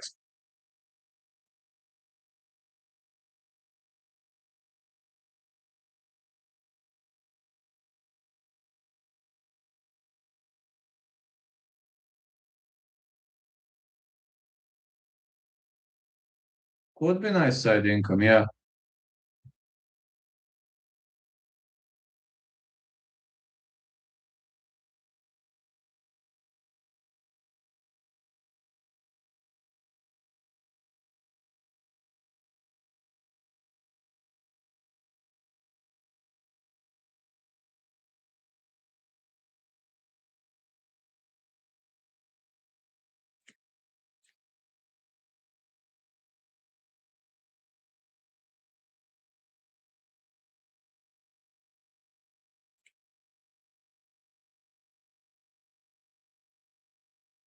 Pavel Prime Tot, 186. His height, 84 kilos, low. Andre Rashka, 84.2 kilos, 189, 34 years of age. Pavel Tot is influencer. Um, uh, I'm gonna lie, I've never seen this guy fighting. That's a problem. I can't say whether he is good or bad. I've never seen him fighting. Andre Rashka is good. Andre Rashka is no joke.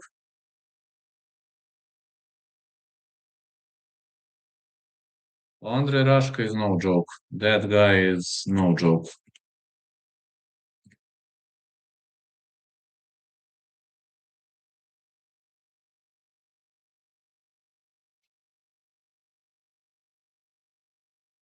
Pavel Prime Tot. Uh,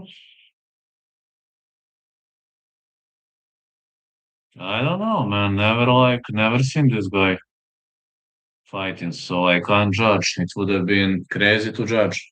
But I can tell you one thing, Rashka is significantly bigger than him. Look at this. Ooh, look at this size difference. Andre Rashka, Andres Rashka is significantly bigger than him.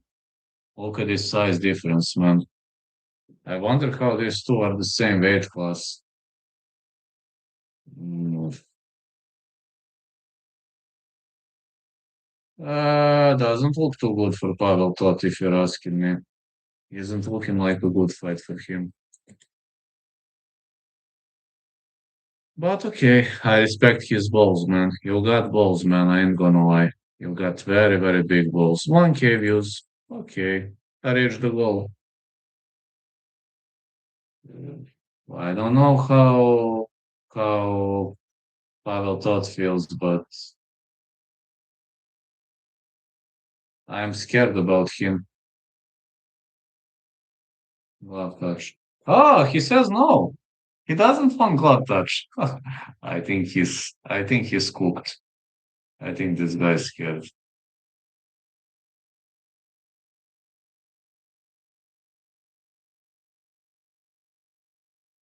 His left hand. Oh, Rashka is destroying him already. Okay, he can trade and bang, but Rashka is really, you see levels between those two. Look at those counters by Rashka. Oh man. Rashka is gonna hurt him. Uh-oh, Rashka looking for a takedown. Trip for Rashka. Uh-oh. Uh-oh. I think that's it. I think that's the end of Pavel Tot.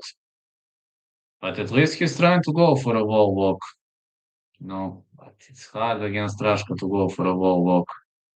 Heavy punches for Rashka. More heavy shots. Back take, back mount. Rashka trying to escape. No, no, no, no, no. That is fucked up, man. He's trying to get up. No, knee on belly, big punches. I think the referee gonna stop this. That's it. The referee stops the fight. Well, at least Todd showed balls, but Rashka is just a real fighter, and this guy is not a real fighter.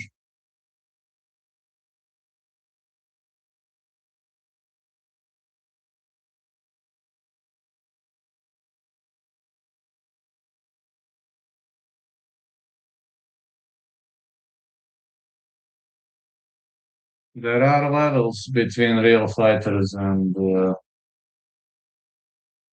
influencers, but he survived 1 minute and 20 seconds against professional fighter, which is not that bad.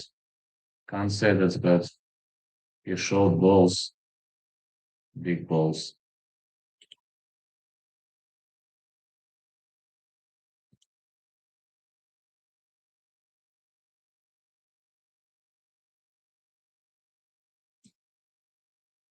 He really showed big balls. Can't criticize him about that.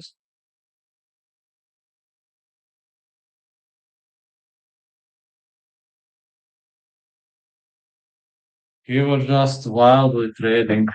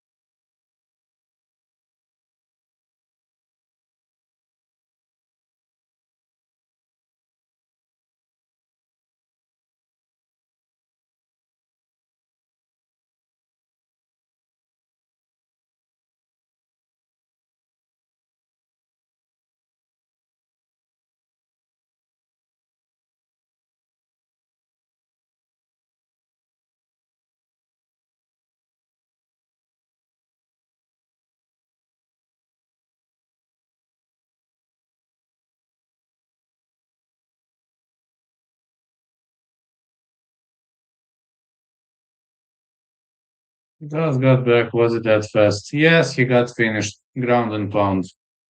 Big punches, ground and pounds. Yeah. Rashka is a real fighter, and this guy, it was his professional debut, and he didn't end well.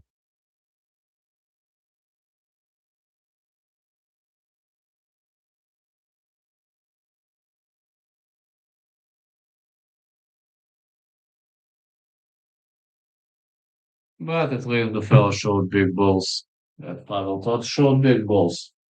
They can't criticize him. But that other I had one influencer who was trolling me, and then he was staying away from fighting with me for like a year and a half because he thought that I don't train and that I know nothing. But when he found out that I train every day, he didn't want to trade. He didn't want to fight me. Those TikTokers, YouTubers are mostly victim crying pussies.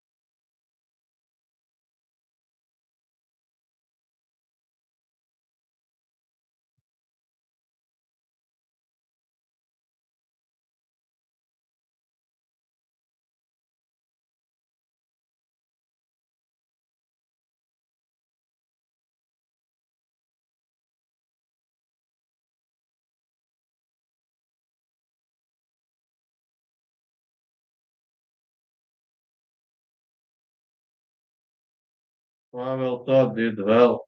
I'm gonna like good choice by the celebrity. This celebrity fight didn't go that bad, to be honest. Oh, my book is closed, Octagon. Why? Would you fight MMA YouTubers? Are there any you dislike? There are many I dislike. Came bet it wanted to bet jogas. Sorry to hear that. There are many. I plan to fight professional fighters, but if they offer me a good amount, maybe I would, but only for like big money. But professional fighters, I can fight for a couple hundred euros, no problem. If I win, I win. If I lose, I lose, no problem. They can always find me like a weaker professional fighter. They don't have to find me a killer. But fighting YouTubers, yeah, there are many I dislike, but they all want to fight with words, but they are not willing to come to the octagon and show their skills. No, that's the problem with them. There are many in my state that I dislike, but majority of them are not willing to enter the ring and showcase their skills. They are all talk. That's a problem. With words, that one guy was talking that he would destroy me, he would kill me, etc. And when they asked him to fight me, he was like, I don't want to fight. I'm not getting that low. He is that. I'm that. He was evading for a year and a half. A pussy. That guy, TikToker, that guy Marko Filipovic, a TikToker, he's actually a cool guy. I didn't hit him too hard. I was hitting him maybe, I don't know, maybe 10, 20%. I really didn't hit him too hard. And I wasn't even fighting my 10%. We had an agreement. And we had an agreement not to attempt submissions.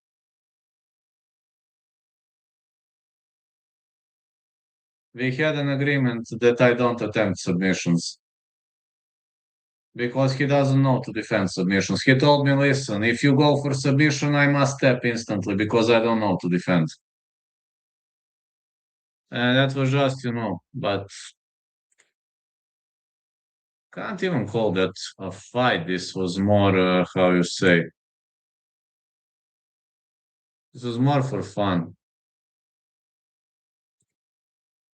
Well, let's see the next fight. Uh, Patrick Vespasiani against Daniel Dvorak.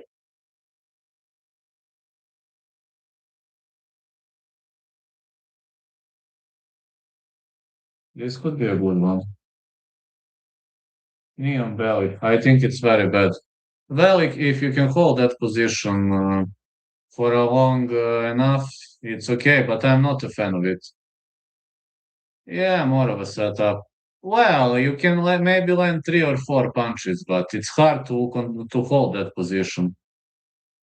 My other coach is constantly saying Neon Bell is going to work. Yes, it will, but you can land 3, 4, 5 punches, and then you'll have to change position.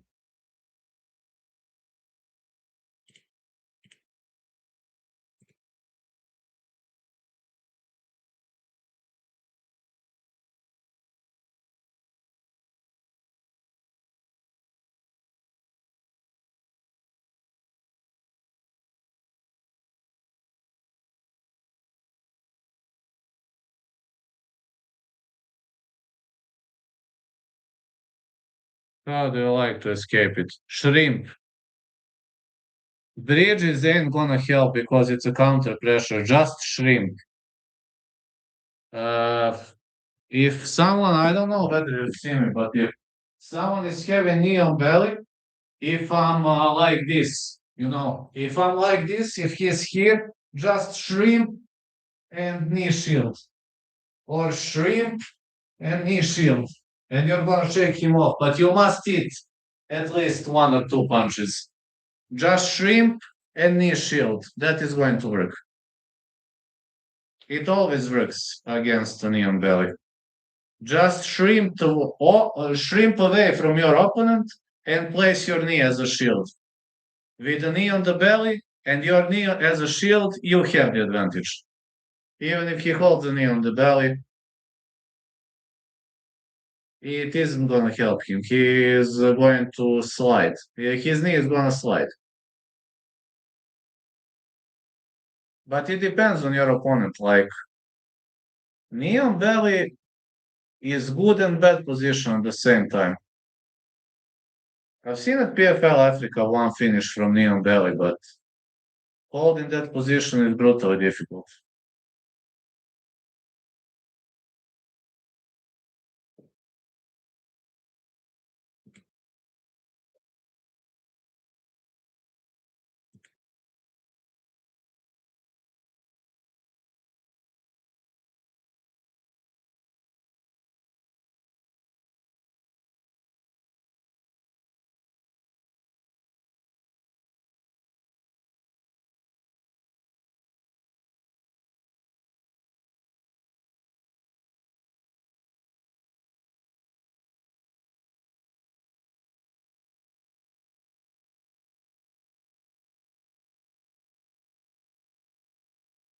I got some discussion. Please stop the one who's making a show.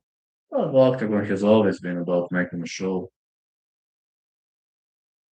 Tomorrow morning I'll go to train. I'm gonna put my phone, wake me up early.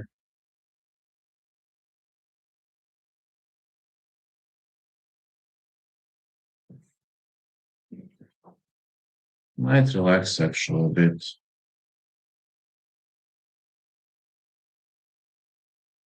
This Octagon actually bringing decent feels. You could go for a leg lock in the scramble because the opponent is already low at the ground, right? Well, you can. If you're eligible to create some space, you can. You could go for a leg lock. Yes, you could go. There is a possibility to go for a leg lock, but it's pretty risky because a leg lock brings a lot of danger because he can hammer you off the top. But it depends.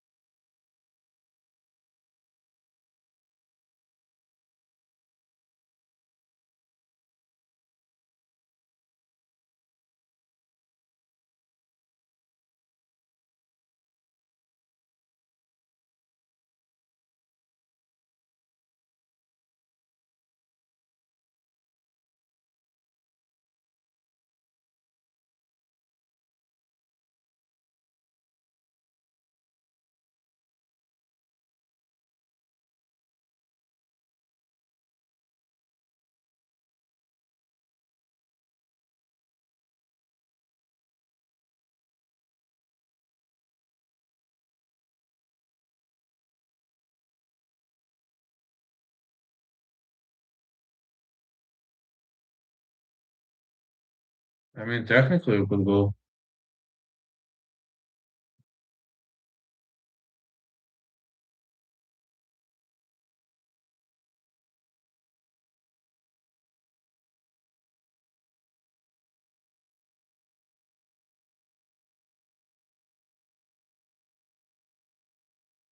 Yeah, Octagon Celebrity Series. That's not that bad if you're asking me.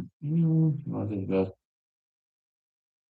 Patrick Vespasiani against Daniel Shkvar coming up next. Dvorak and Zhumagulov have arrived. I really like those fights. Dvorak used to be part of the UFC. Everybody like giving chances to celebrities.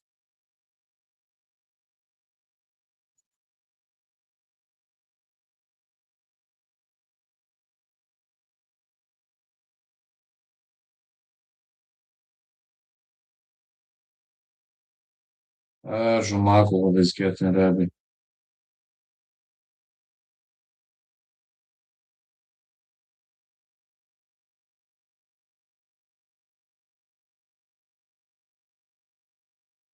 That looks good. Should be a good fight. Yeah, should be. About Vespasiani Shkvar depends. Really depends.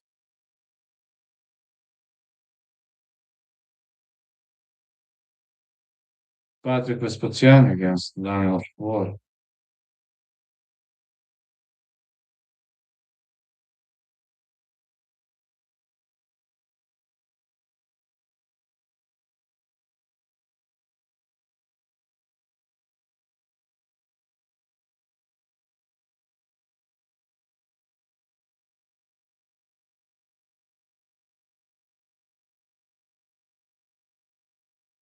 This one could be a good fight, really.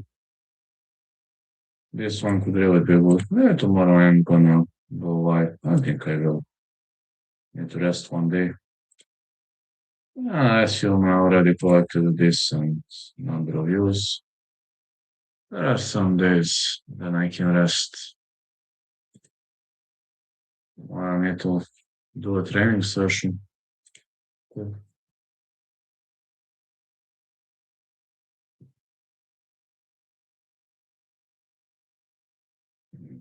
Vespasiani versus Shkvar coming up next.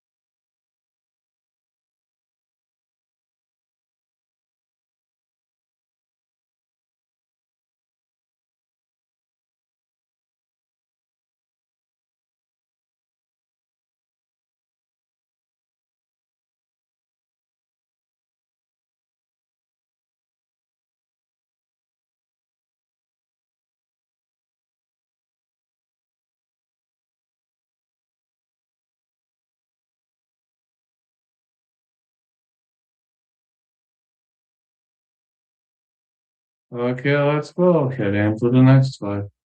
Patrick Vespasiani against Daniel Shkvar.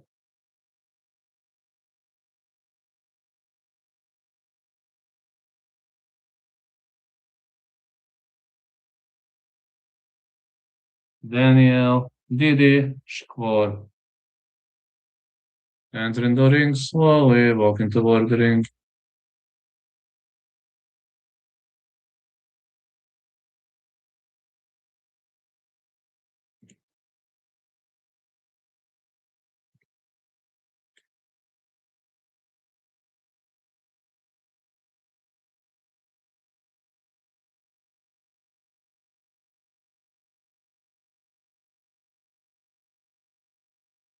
Yep, it's gonna get already reached 1,000 views. Maybe it reaches 2,000, you never know, but it would have been a massive success considering considering how much how much dedication it takes. Would have been a good choice, I think.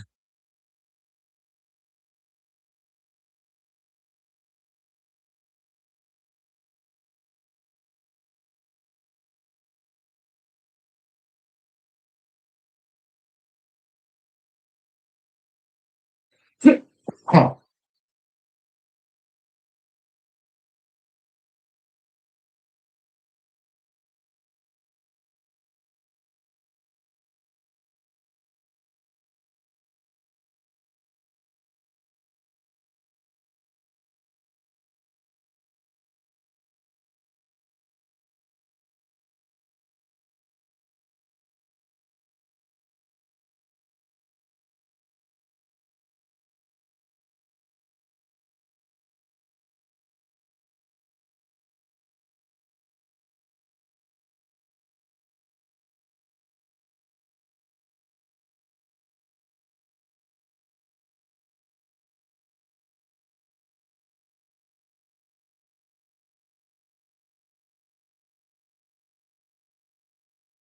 It's Patrick Vespasiani, a gladiator. Nice.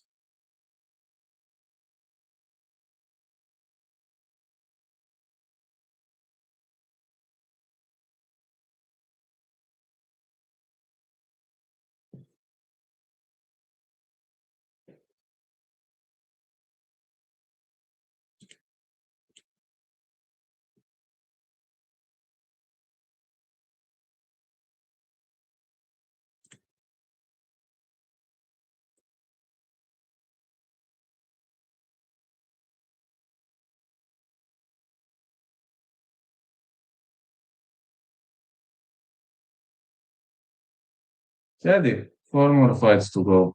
You gonna help me? Mhm.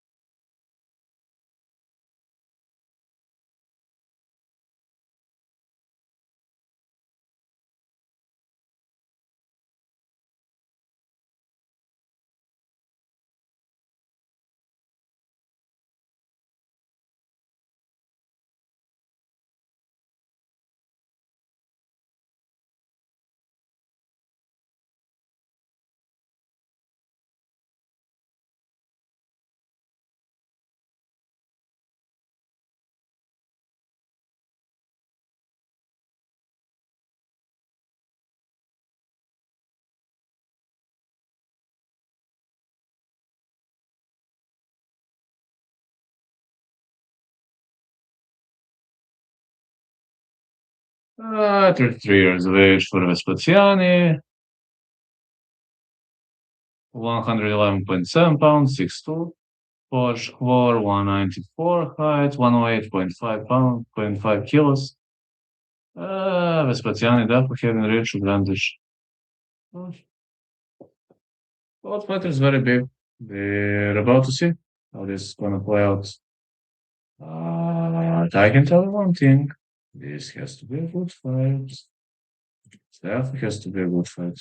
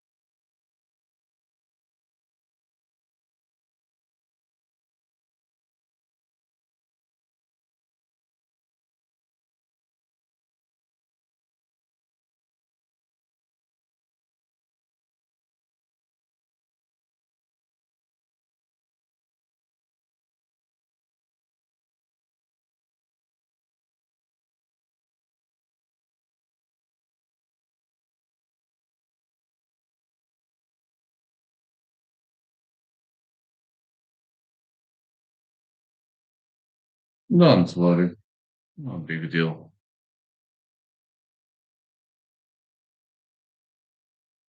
It's just no big deal, it happens.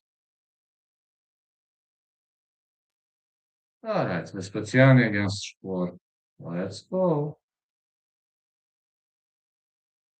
Daniel Shkor. Easy to recognize. He is bold.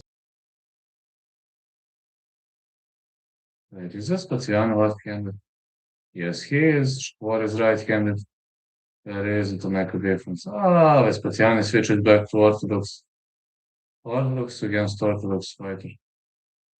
While looking for a push kick. Middle kick missed by Vespasiani. Again, looking for a middle kick. One to Vespasiani, trying to duck under. Didn't land. Vespasiani looking to clinch up.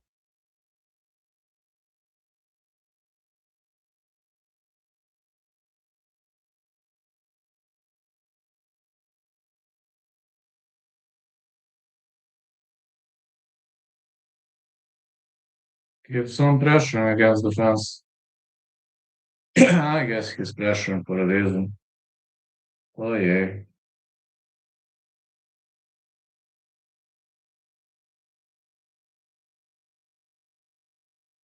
A lot of fence pressure by Vespasiani looking for a takedown. Mm, well, Squad is defending really well.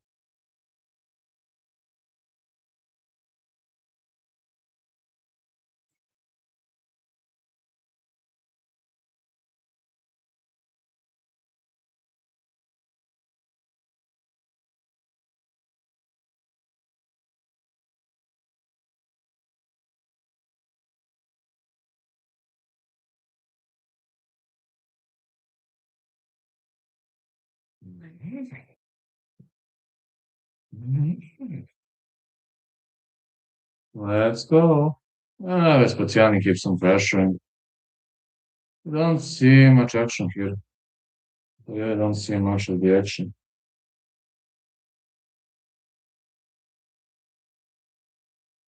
Some is being thrown.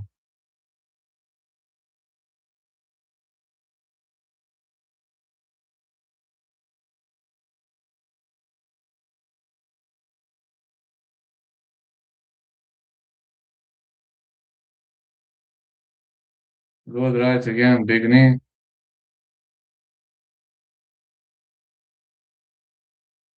I think it's about time for referee to break them up. Yeah, just pressure against the fence, not much action. I think it's about breakup time.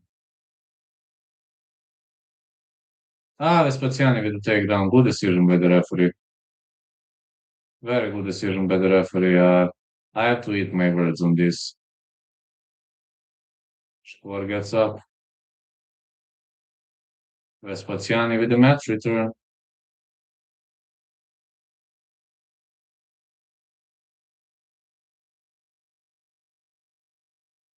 Okay, let's see what Shkor gonna do.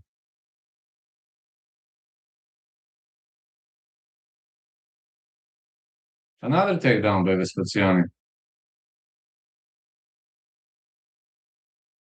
Shkor looking to get up. I'm not sure this was a good get up attempt.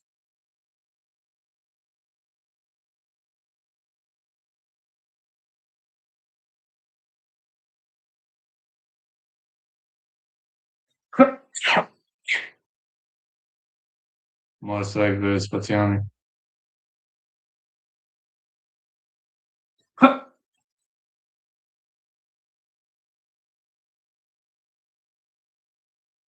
I'm really not sure whether Vespasiani can get the job done here properly.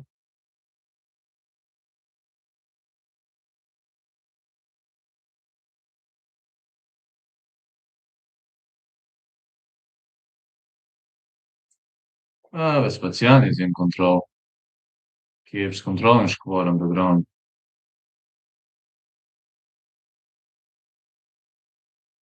Boring fight, yes, but Vespasiani winning the first. They won the first round.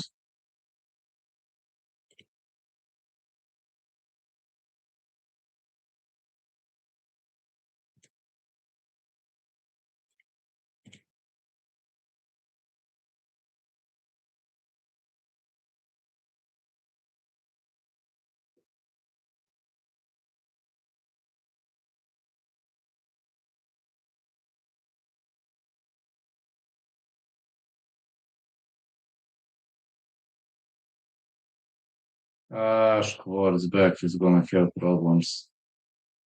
He was pressed against the fence for a very long period of time.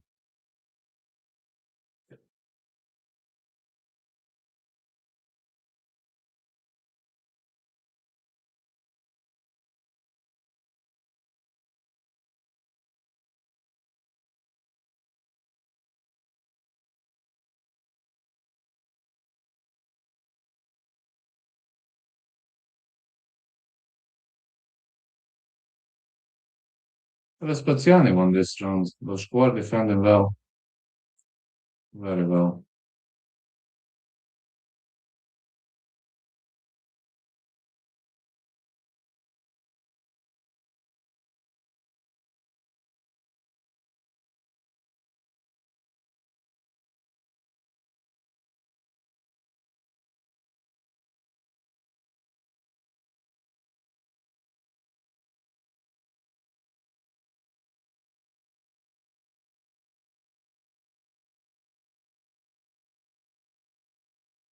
Let's go. What better keep this fight on the feet away from the fence? 1-2 Schwartz. Big punches by Schwartz. Big hooks. He's trading big here. Now Schwartz pressure against the fence. Vespasiani with the back take. Good tip and trick by Vespasiani.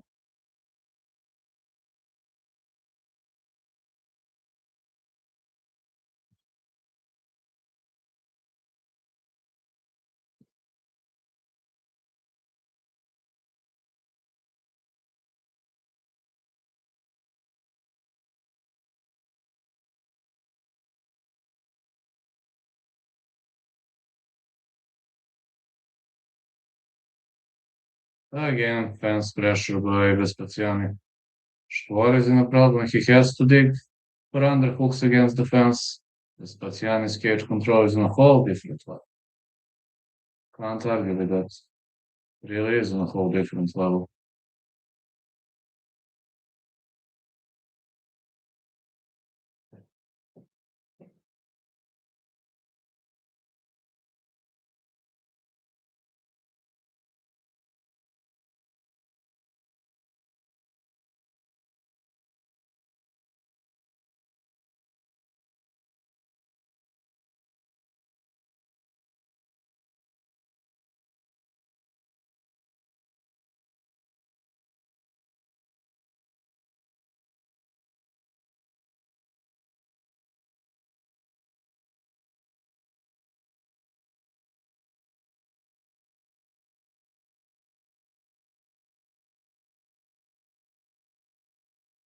So far, Schwartz is pressed against the fence. Yeah, man, Pavel Tot really brought a lot of views. No, can't argue with that. Yeah, I can't argue with that. Pavel Tot brought a lot of views. Schwartz keeps on pressuring. Some knees. Schwartz misses with a punch. Push kick by Schwartz. Vespasiani keeps on pressuring against the fence, it seems. Schwartz is tired. I would have been tired too. A lot of intense fighting for Vespasiani.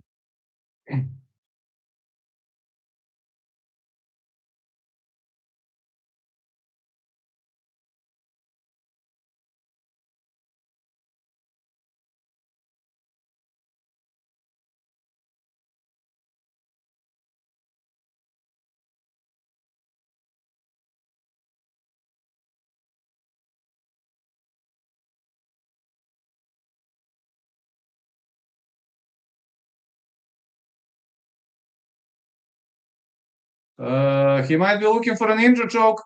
He's trying to squeeze it. Or is really trying to squeeze it. That's it. That's it. A ninja choke victory for Daniel Schwartz. Wow. He caught him into a ninja choke, and what a victory for Daniel Schwartz. I also think, wow, all the time Vespasiani was winning, and then a ninja choke out and over. Caught him into a ninja choke pretty smoothly.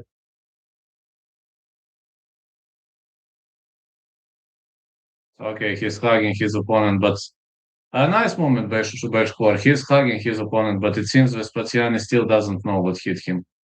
He still doesn't know what happened. He passed out due to a ninja choke. I assume he didn't recognize it was a ninja choke attempt. Shkor is barely walking, man. Uh, well, I would have barely walked too.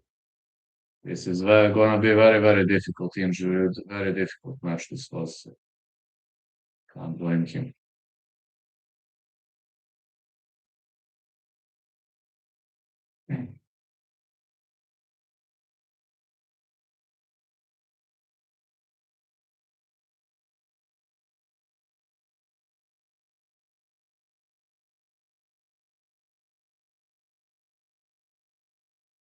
It really was a very brutal win and great performance by Daniel Shkor. What a ninja choke.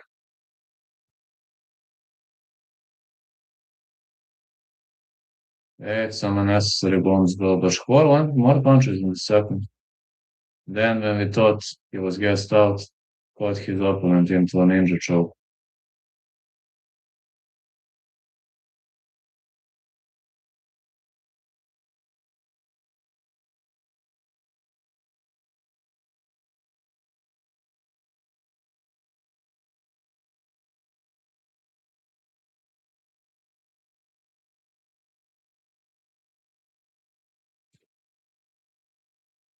Looks like a ninja choke to me. Žalgas is fighting now, right? I think one more fight. Let me check. Patrick Kinsel, Robert Pukac next. Then Žalgas. Yeah, you have to wait a bit more.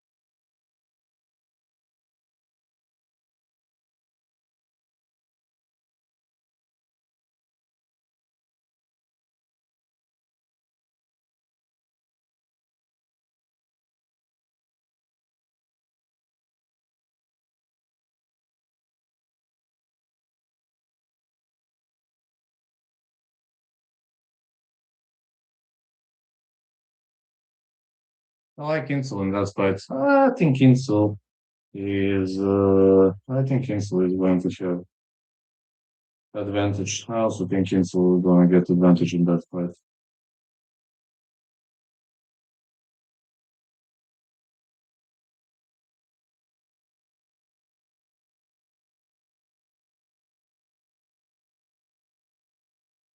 Kinsel should be having advantage in that fight.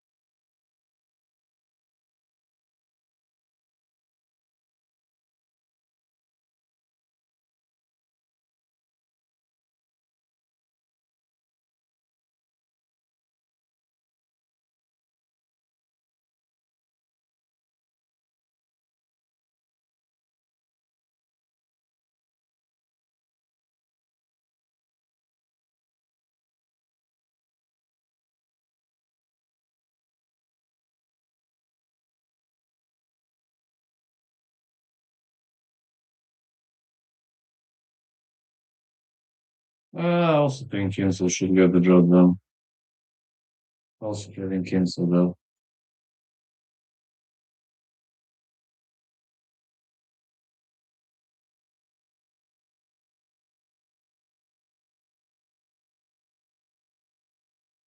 Great victory for Sport. He finished from their submission.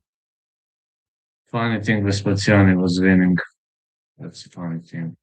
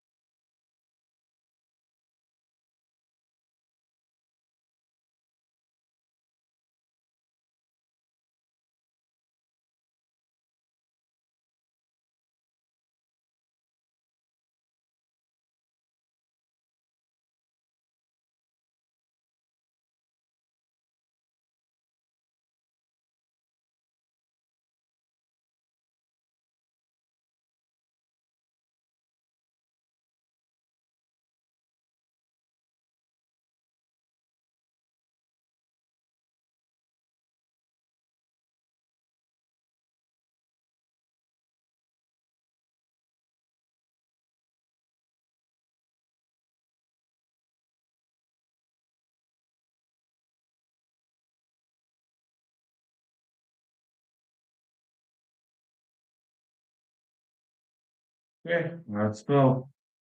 I Kinsel does that. Dvorak and Zhumagulov getting ready. Dvorak and Zhumagulov getting ready.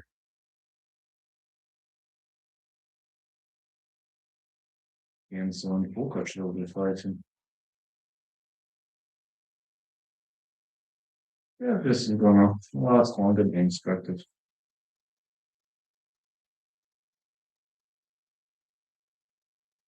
I got bored, so I decided to have fun here.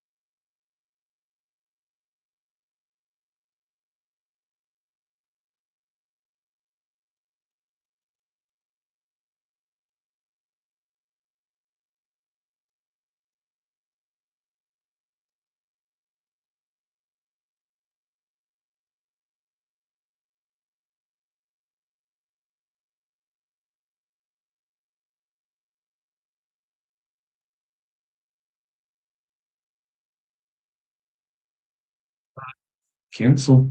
Will be fighting next. They're making a walkout entrance. After this fight, I might go buy something for it, and then I'll be covering the next ones.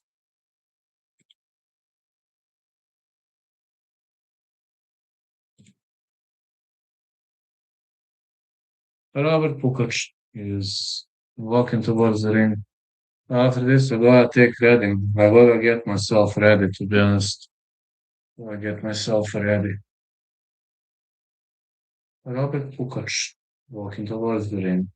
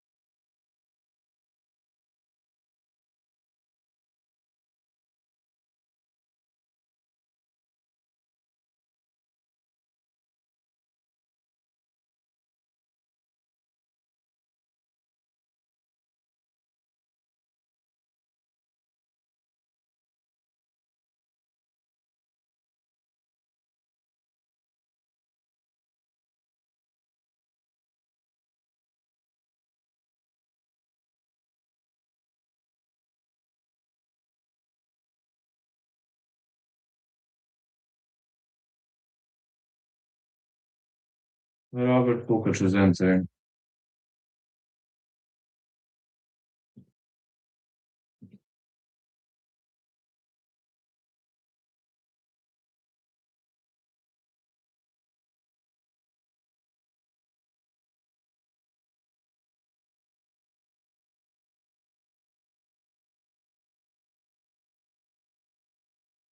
Let's see.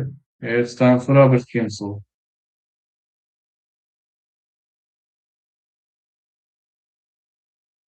Here's Robert Kinsel. Father Kinsel, Inspector. Ah, Kinsel's walkout. Haha, Inspector. Ah, now understand why, Inspector. Hey, you reminded me well. After this fight, I might go buy something for it. After this fight, I'll be back in 10 minutes. You reminded me well about the food. I forgot to eat, and I should have to take care of that. Thanks for reminding me, by the way.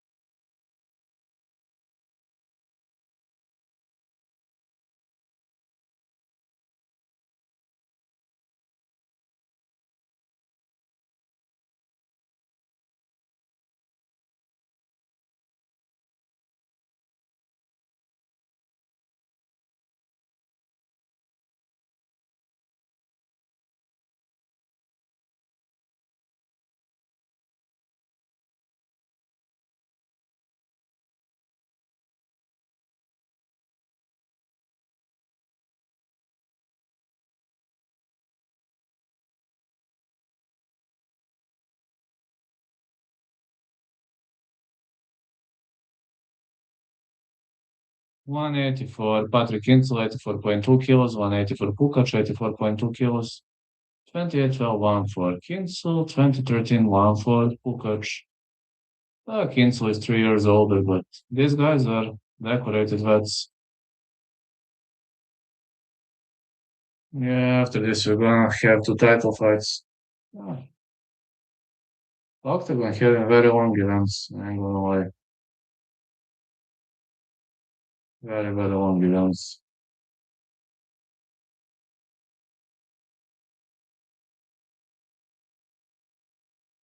Robert, Prince Bratislavski, Pukac.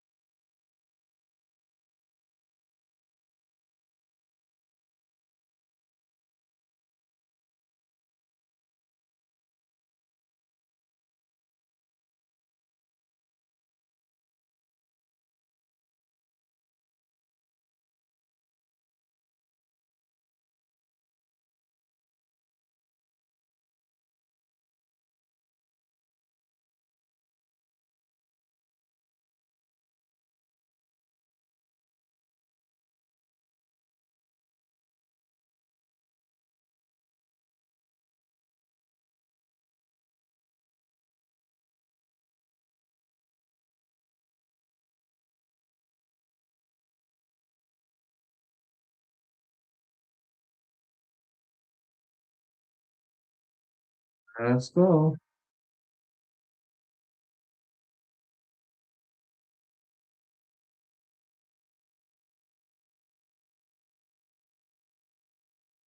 Robert Pukac, Patrick Kinsel.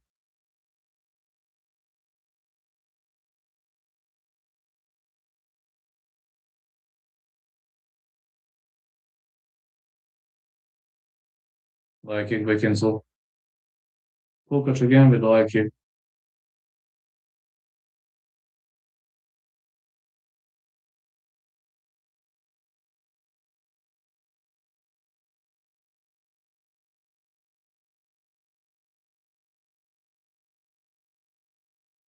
Kinsel with a big left.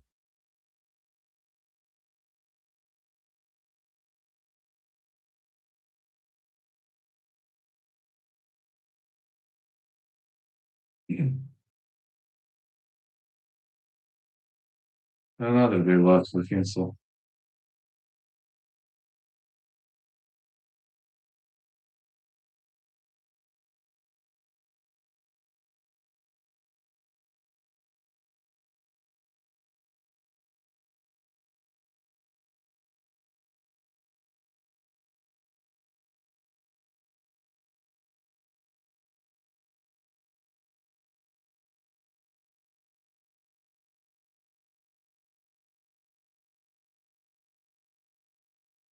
Like kick for Kinsel.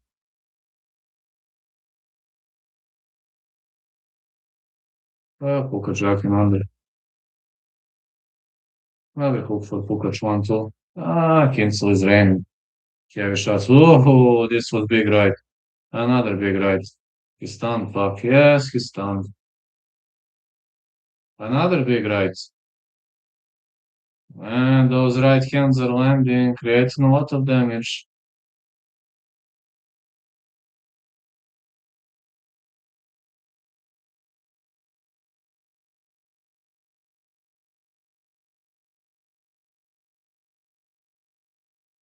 I assume he recovered though, like his Kinsel.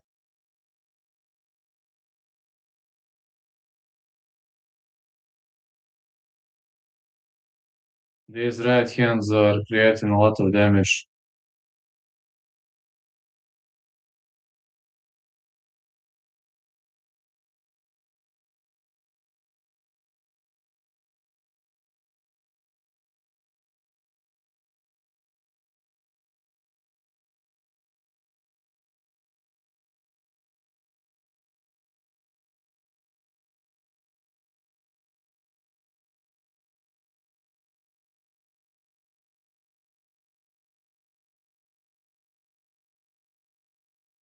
Right again. Oh, head kick attempt for Kinsel, man. I just hope Pukac recovered. He is bleeding heavily, man. Kinsel digging for a takedown. Uh, uh, oh, back trip. I didn't even know you can do this kind of a back trip. Never seen this before. Kinsel looking for those back trips are so hard to defend. Never seen this before. That move. Good job for Kinsel. 1-2. Oh man. This is already turning into a slugfest. 1-2.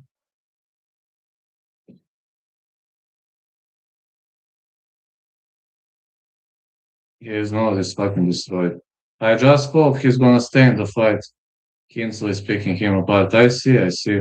I just hope he's gonna survive. But even if he survives, it's gonna be problematic. Even if he survives, it's gonna be problematic. Yeah, you're right. This is a mismatch, man. This is even if Pukac survives, I don't know what is doctor going to say. Simple jabs and light punch getting out too. I know, man, but I don't know whether doctor is going to let this fight continue between the rounds. Cuts are pretty big. I know, but brawling isn't gonna work against a guy like Kinsel.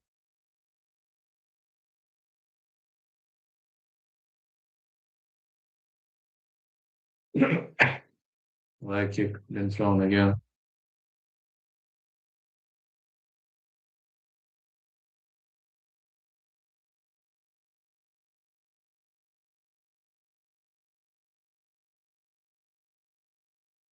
1-2.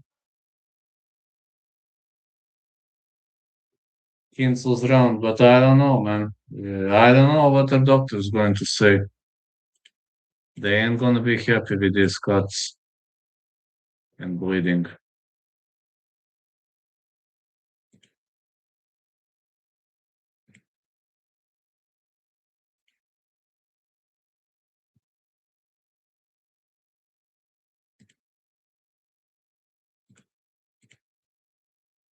A lot of bleeding. Just a lot of bleeding.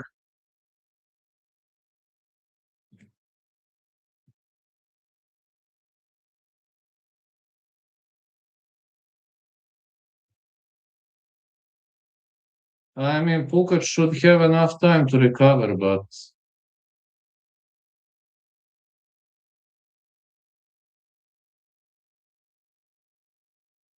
a lot of damage was taken.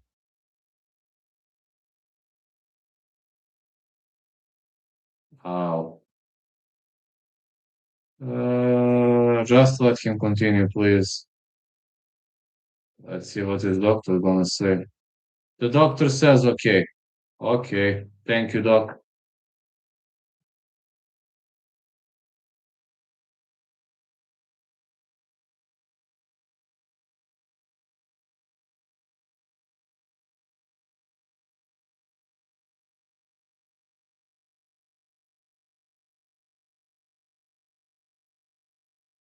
Good job for Kinsel.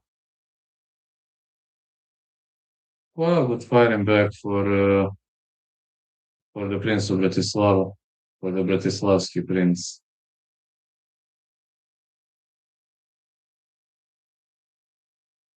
Like kicks,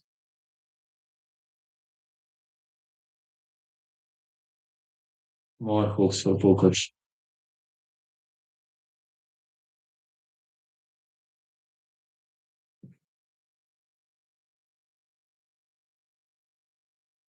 Middle kick being thrown.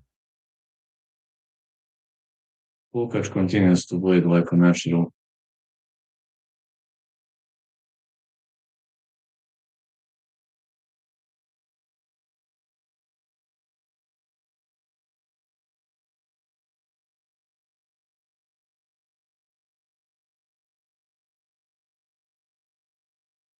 Yes, it was not shot or whatever, but Kinsel should be fine, I think.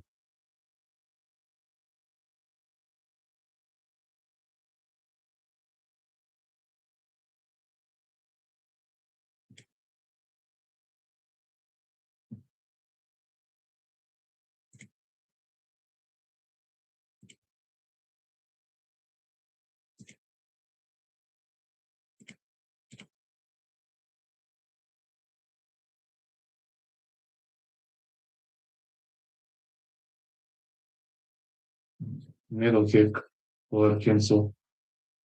One to pull catch, another body shot, leg kick, another leg kick, pull catch, doing pretty decent.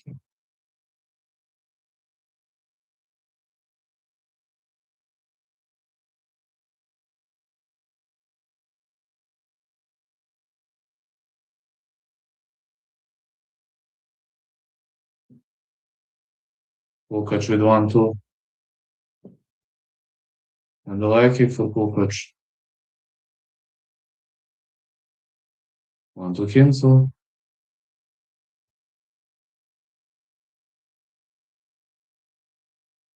Pull catch lost his mouthpiece.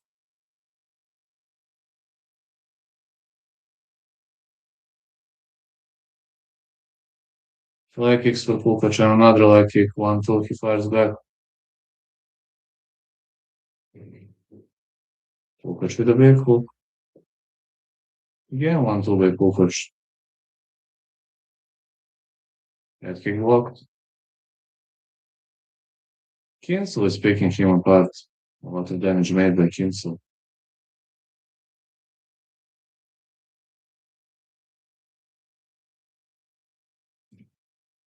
Very much a lot of damage made by Cancel here.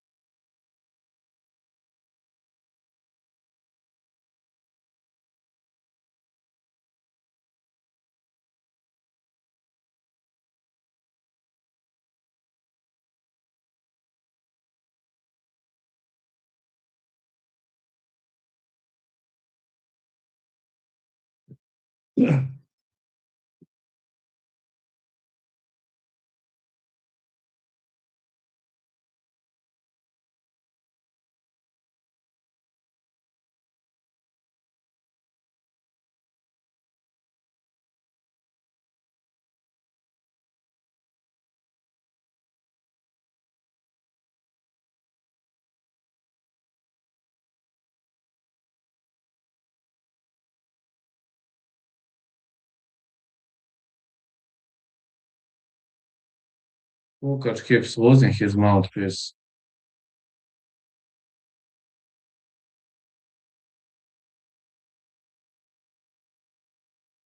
More punches by Lukac. And the leg kick.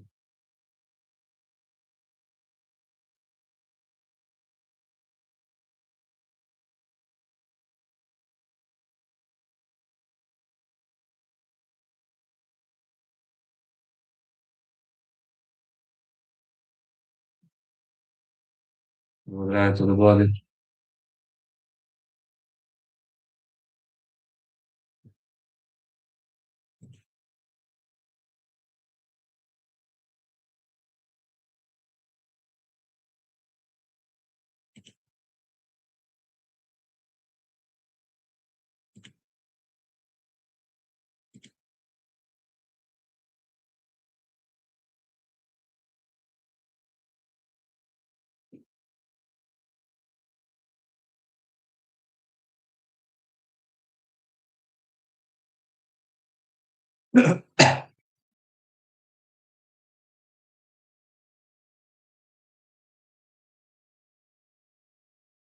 Big elbows landed for Kinsey in this round. This definitely is round for Kinsey.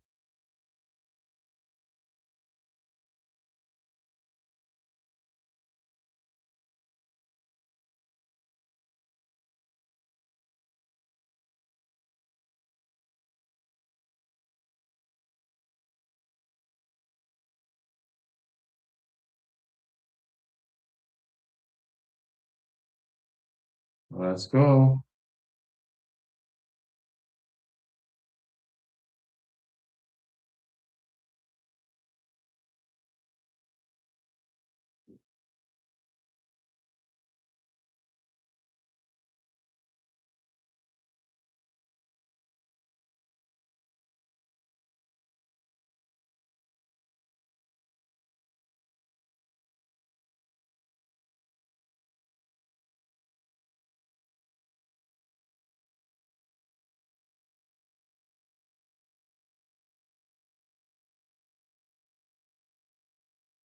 Nice hook to the body by Kukoc.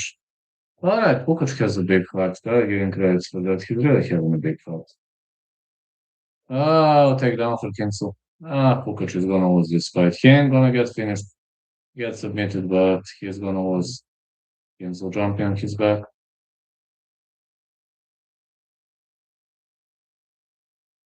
Another match returned by cancel. These are very simple takedowns, but they work really well. Very, very simple takedown attempts. That worked pretty well.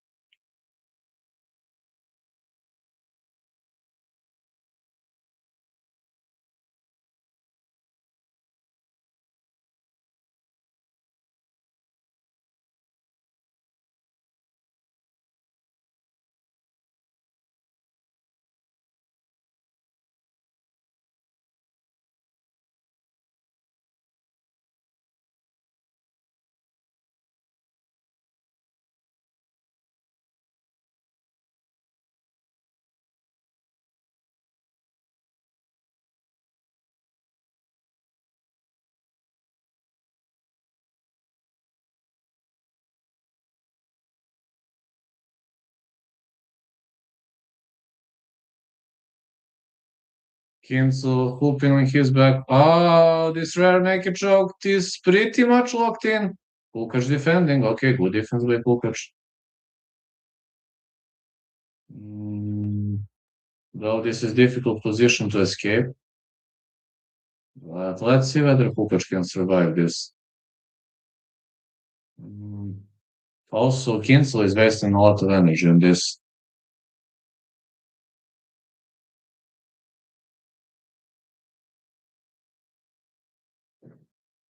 Mm, I gotta say, Pukac is thinking nicely. Kinsel gives up. Okay, good decision by Kinsel. This is wasting, this position wasting tremendous amount of energy.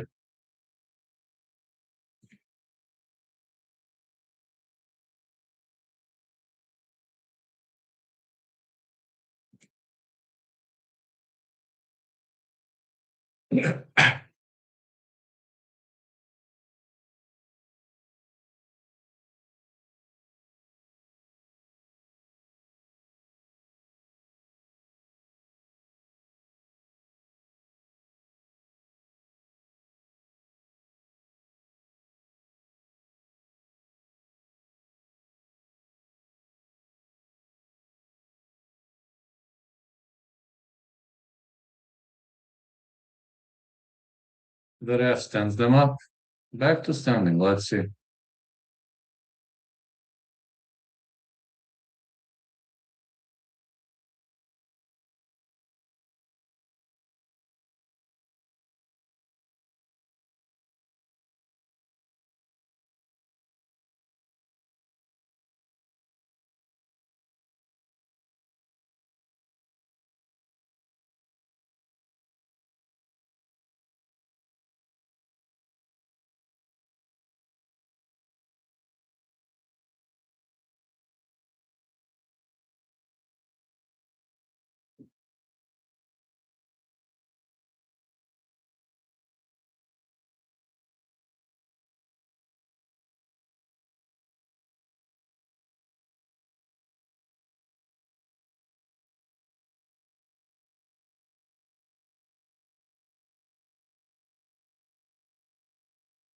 Good right hand for Kinsel. Man, Pukac loses his mouthpiece for the third time. There should have been a warning by the ref, but okay. It's already the end of the fight. Plus, Pukac lost the fight. I assume, I assume no warnings are required. That's it. Kinsel won. Pretty confident with Kinsel won. After this fight, I just have to go to buy something for it, like 10 minutes. Only 10 minutes. 10 minutes is what I need to buy something for it.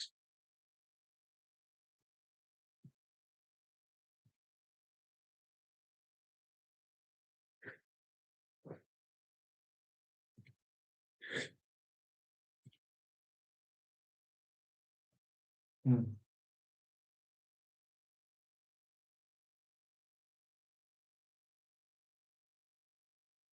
I mean, Kinsel won. We already know that Kinsel won. Just to see that, and I'm going to buy a meal. Just need to buy something for it quickly. I'm super confident that Kinsel won, but let's just wait for the decision. You never know with these judges.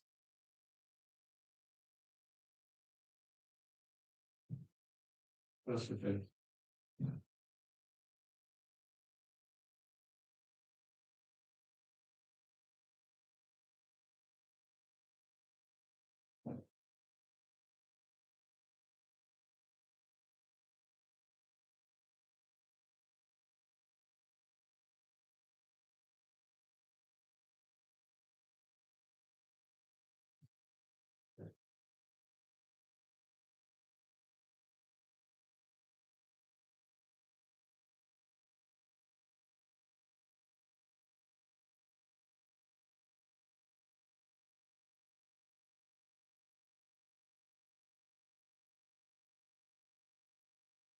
Let's just see. I think Kinsel won too, but just need to go out. I'll get back in 10. Just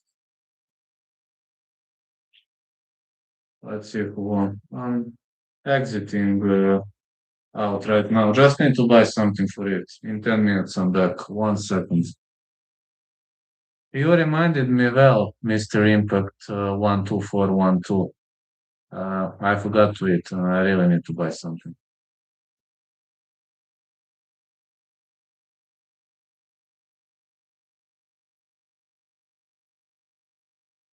I'm confident Kinsel won.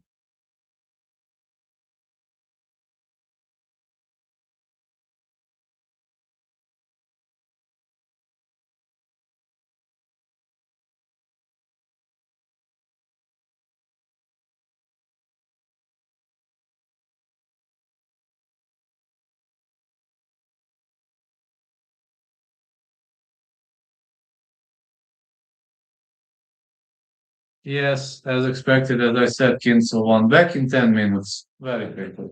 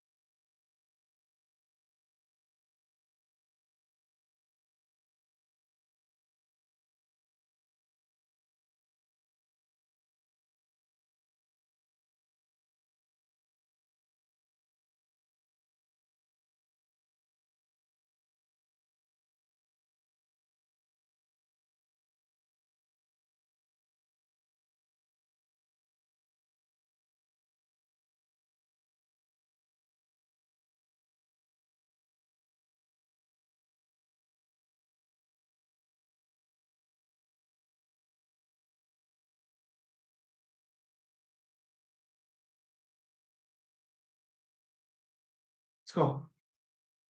And ready for the next bite. I'm back. Sorry, just had to buy some fruit. Guess I'm okay now. Buday Zhumagulov against Dvorak coming up next. Girlfriend's gonna crush soon. Never mind when it crushes, I'm gonna start it. And that's the way it goes.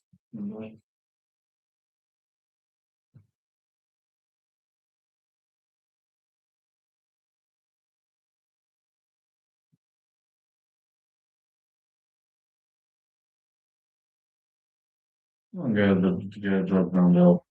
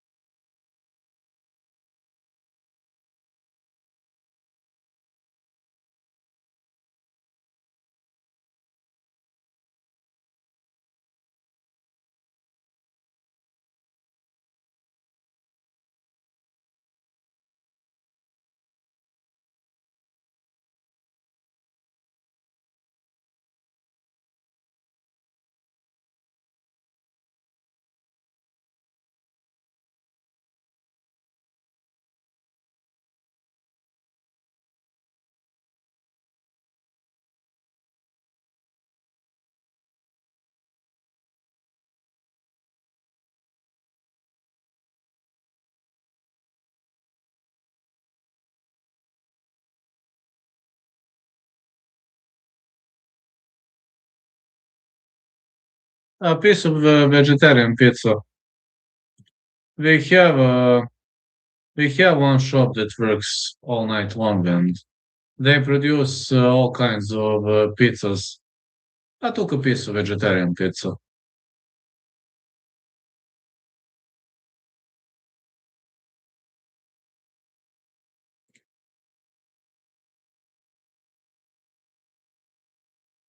Let's see. Yes, pretty much nearby. It's maybe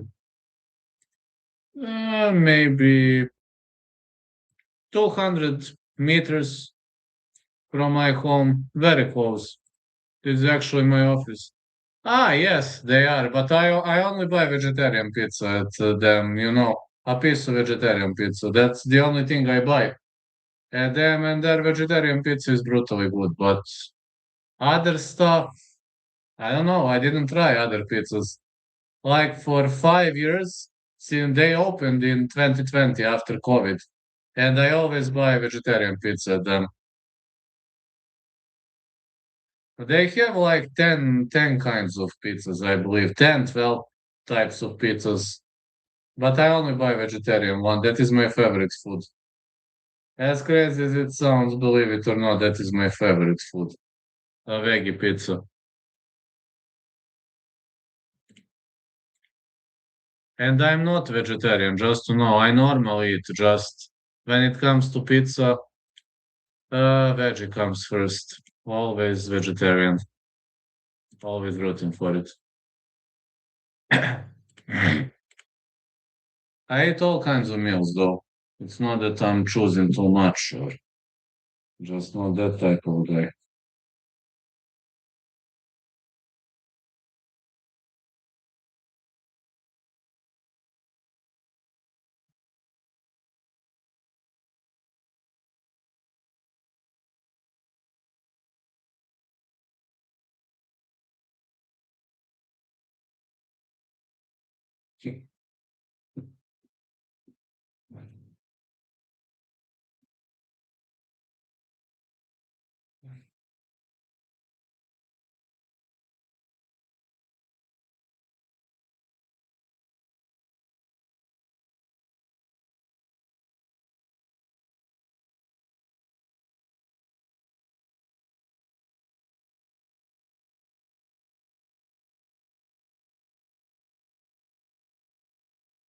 We have a bakery nearby, and I always get croissants with chocolate sprinkles. No feelings, very good for a quick morning refuel.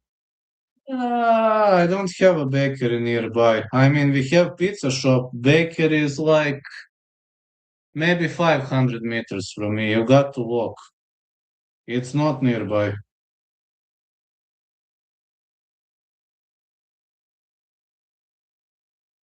It isn't nearby at all. You got to walk.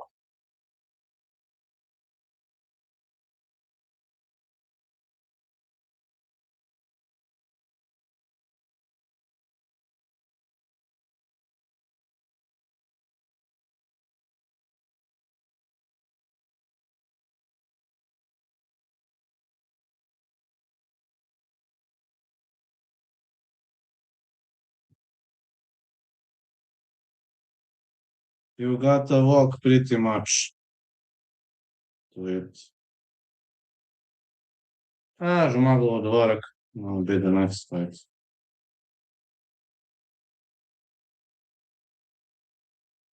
Yeah, Zhumagulov and Dvorak gonna be fighting.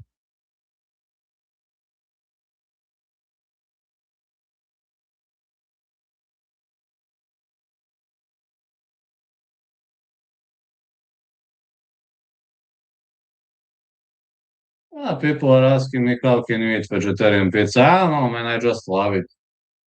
Can't say how I just love it. There are some things you can't explain. I simply love it, and that's it. People are saying that vegetarian pizza is not that tasty. I don't know. I just got used to different stuff. David Dvorak against Žalgar Žumagulov. Man, that's gonna be a heck of a fight, I believe.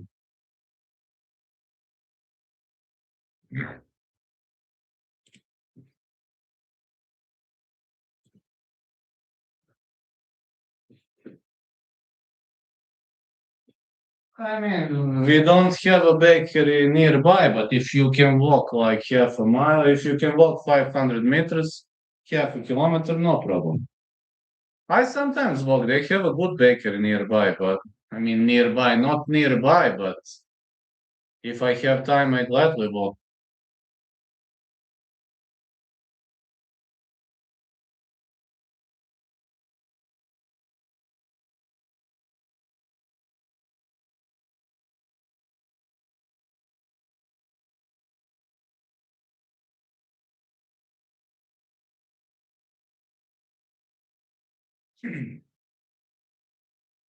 What do you get in the bakery per usual? I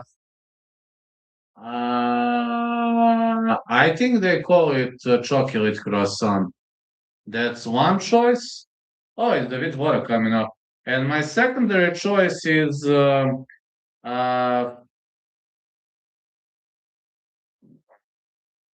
some kind of rolled stuff with cheese. I don't know how to translate that in English. But chocolate croissant is actually very good. That chocolate croissant they have, it's actually very good. And they have something, I don't know, something filled with cheese. Like it looks like this, and it's filled with cheese. Not sure how to translate that in English, but it's actually extremely good. Only those two. I rarely choose something else. Very rarely. First, that sounds good too. Yeah. They have a croissant filled with chocolate, but the problem is it's hard to, they mostly don't have that croissant because they sell it very quickly, and when they don't have it, then I take that product with cheese. Cinnamon. Yes, I do. I do, but they don't have cinnamon rolls, unfortunately. They don't have them, but I do love them.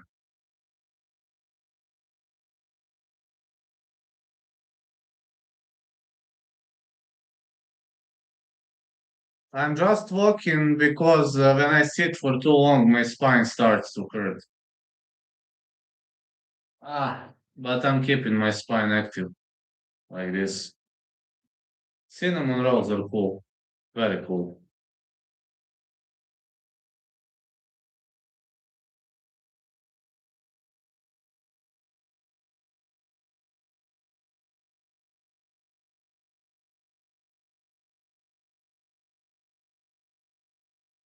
Is your chair spine supporting? It is, but if I don't get up every like 20, 30 minutes, I'm in a problem. I'm a construction guy, and it's normal if you work in the construction that you have spine problems. It's pretty normal. Always get those. I have one. Keeps my spine in S form.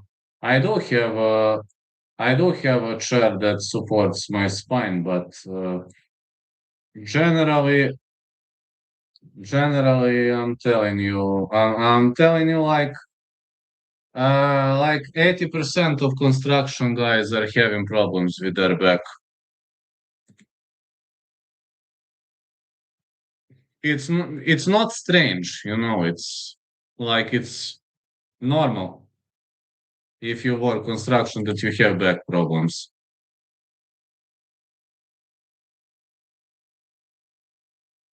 I mean, that's the description of your job. We can joke around, but if you work construction, then you know probably how it sounds. Um, yeah, physically it can be pretty demanding. I'm actually painting exterior walls, so it's not easy. But my boss is pretty good, and my boss is not annoying. I don't drink, I don't smoke, and when he gives me a task, I'm performing the task. I'm not,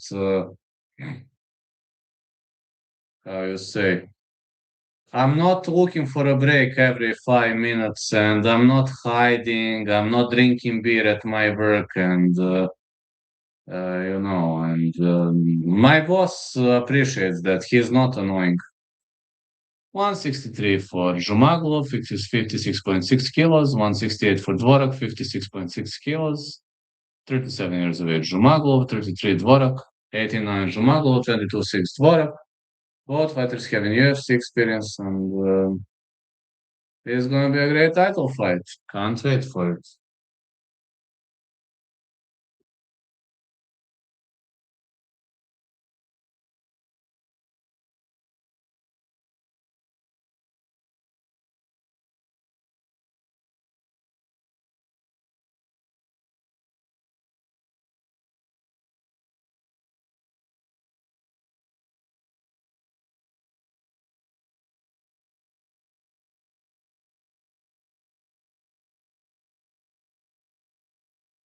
Arman is going to grapple with Shara soon. Very interesting. I give advantage to Arman. Arman is a master grappler.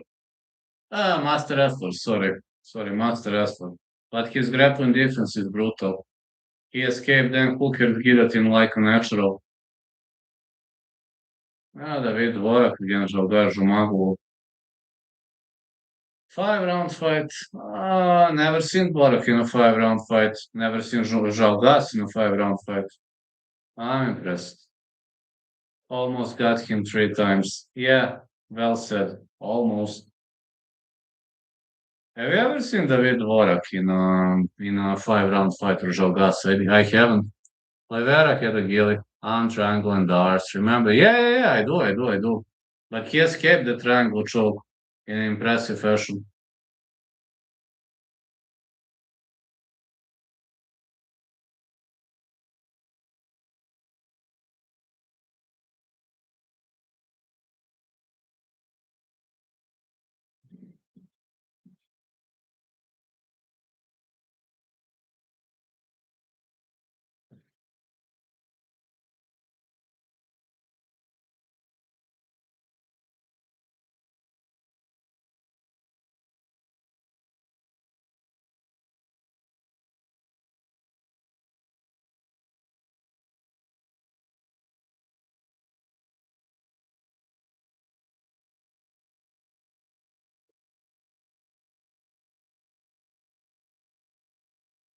Let's see. Žalgar Žumagulov. David Dvorak. I've never seen Žalgar Žumagulov in a 5 round fight. Never seen David Dvorak in a 5 round fight.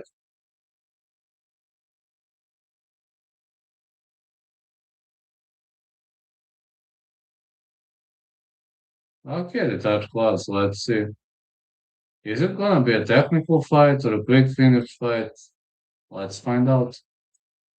Dvorak is mostly a technical warrior. Zhumagulov probably won't leave anything to the judges because they robbed him. 2 times they robbed him heavily in UFC. Think Oliveira could get Armani in all those sub attempts again in a rematch. If he survived it once, he's gonna survive it again. I don't think so. He knows to escape submissions.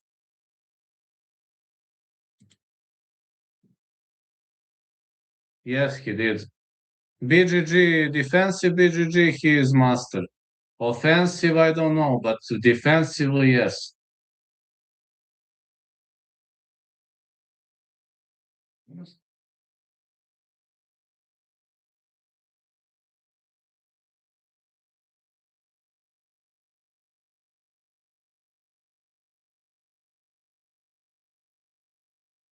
Oh, big hook by Zhumagulov. Mm. Dvorak is very technical fighter. In the first submission attempt, he had a Gillian solved it. Well, I'm not sure how tight that Gilly was, to be honest. Good right hand for Zhumagulov, good right for Dvorak. If he escaped, it means it either wasn't tight enough or he lost his energy. I don't know, or his cardio didn't work well. I don't know what could that mean. Zhumagulov missing with the big right. Zhalgas knows that he can't leave anything to the judges. They robbed him on multiple occasions already.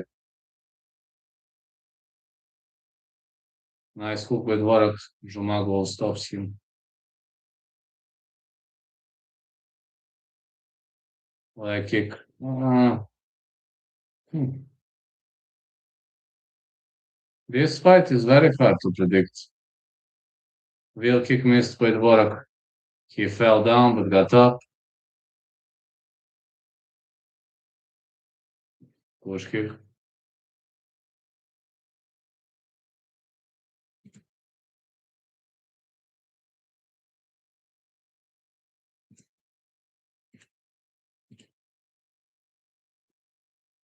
Zhumagulov escapes.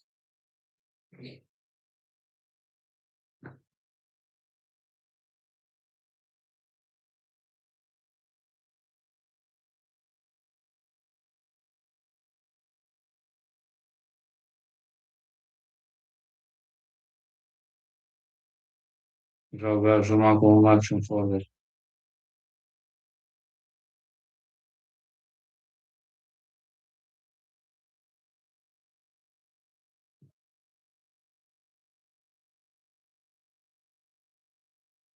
Nice hooks for Zhumagulov. Dvorak trying to fire back. This could be a technical warfare.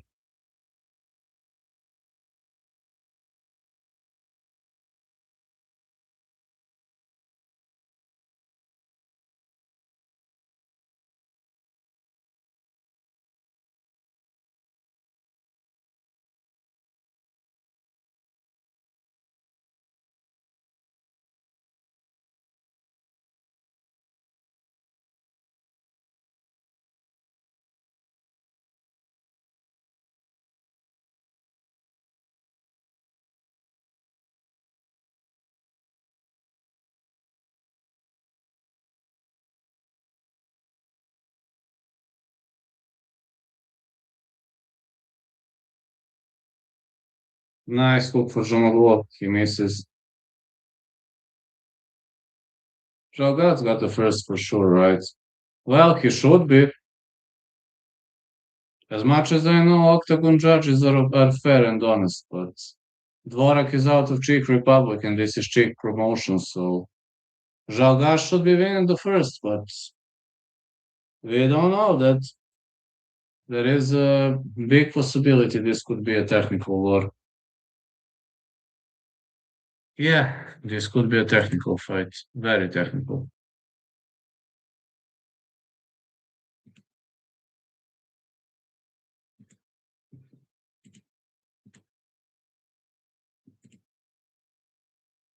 I'll probably have to restart the stream quickly. Just wait a bit.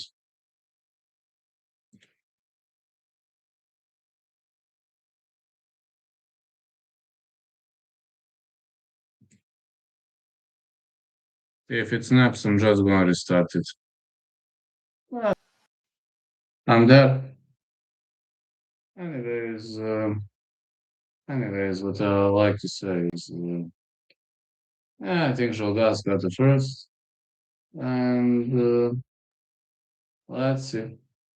They gave it to Žalgas. Oh, what? What the heck? Oh man, Dvorak is hurt. He's cut badly. Okay, Doc, just let him continue. Thank you, Doc. Man, Dvorak is hurt pretty badly. Dvorak took some serious beating.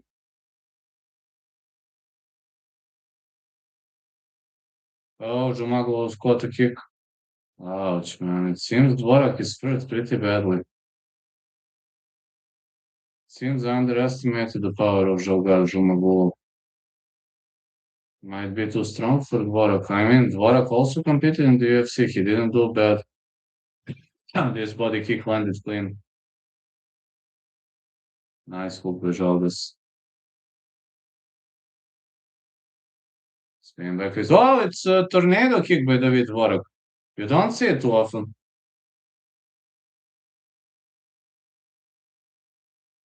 Dvorak with a big right.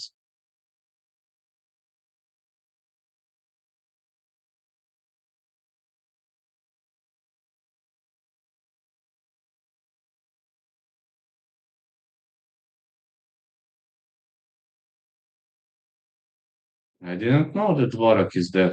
He's hurt that badly. It's not looking good for Dvorak, man. Really not looking good. I was expecting a lower slugfest, but man, Dvorak is hurt pretty badly. Big hook for Dvorak, missed. Now big knee lands.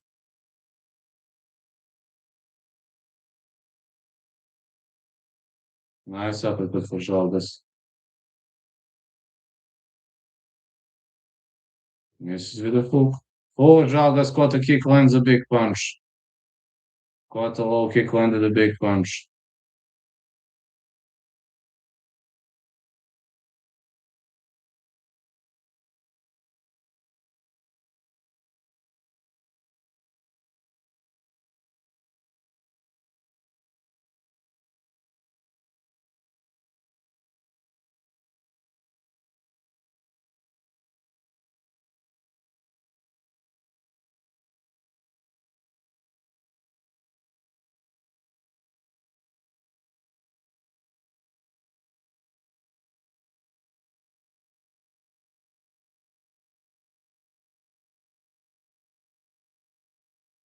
Nice hook by Žalgas. Man, Dvorak is hurt pretty badly.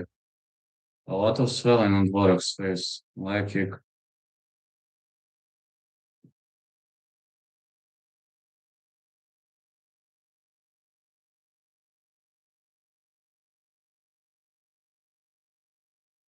The referee warns Zhumagulov about eye poking. All right, let's go.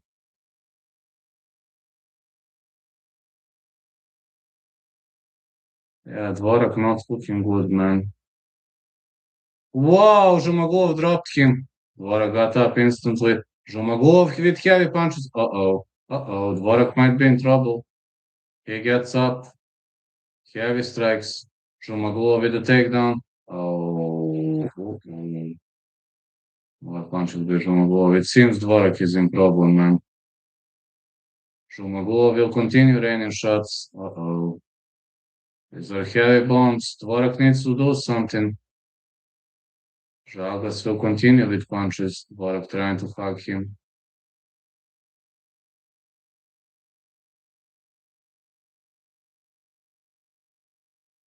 Žalgas escapes. Stay on the top, raining elbows.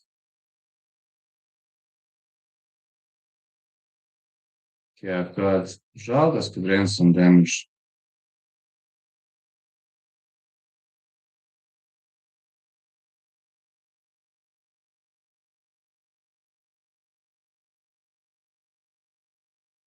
Žalgas is digging for a potential Dark choke. He might go for a guillotine choke here too. Depends. Could also go for Dark choke. He's got many options.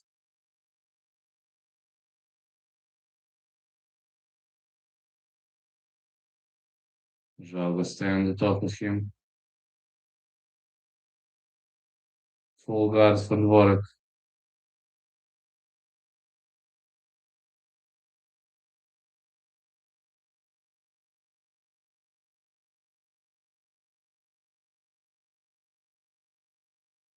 Spider guard for David Dvorak. But Zhumagulov on this round could have been 10-8 also. It could have been 10-8 also. Could have been a 10-8 round.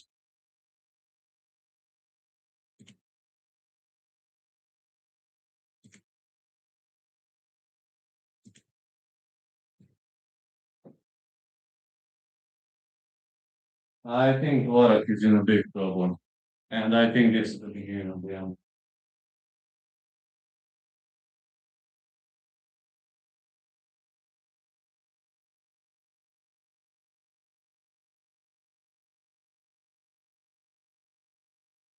This could easily be the beginning of the end.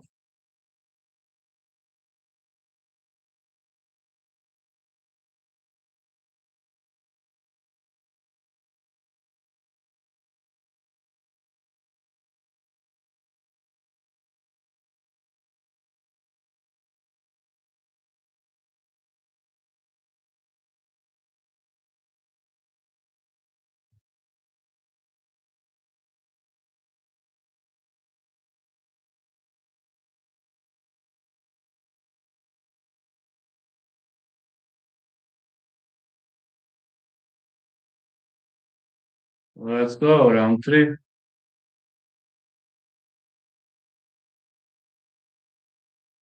Nice uppercut by Zhumagulov.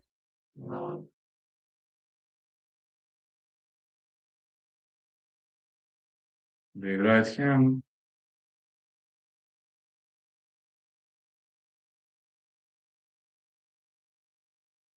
Nice uppercut that one is playing. Zhumagulov with a big right.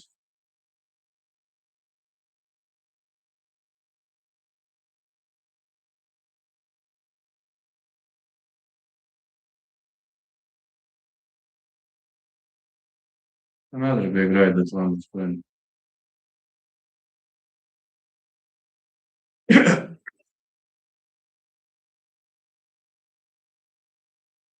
Dvorak missing with a Superman punch. Nice body shot.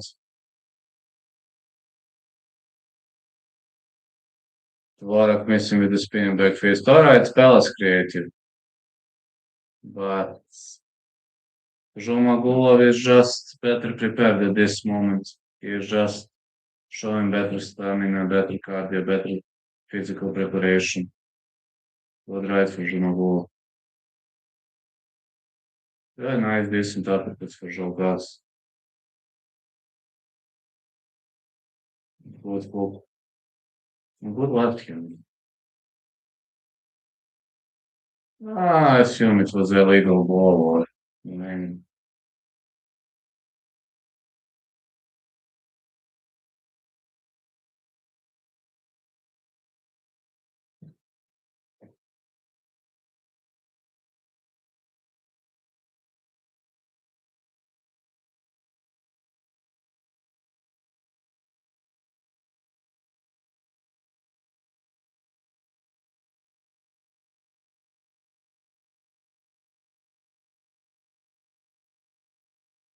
Okay, let's go. More hooks with Dvorak. Big right, man. This guy, Zhalgas Zhumagulov is a thing. They like to fight all the time and they don't give up. Big right hand for Zhalgas. Spinning back fist, miss.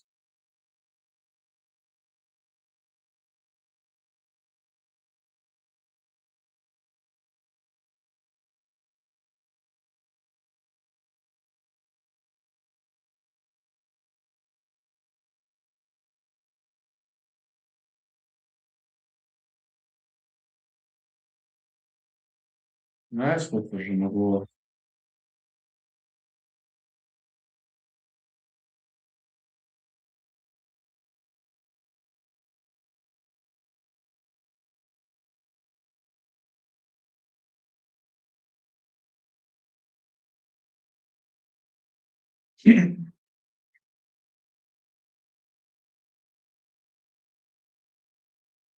Nice right hand.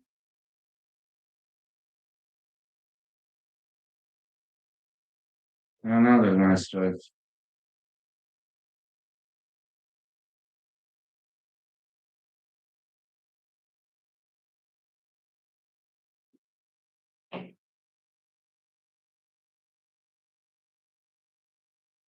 Teddy. Teddy also said Zhumagulov was gonna win. He was right. I thought Dvorak was gonna win, but so far, I mean, Dvorak is not. Dvorak is good fighter, man, but Zhumagulov is just next level. I understand why they didn't want him in the UFC. They didn't like him because he was really good, and it makes sense now these days. Pretty much makes sense.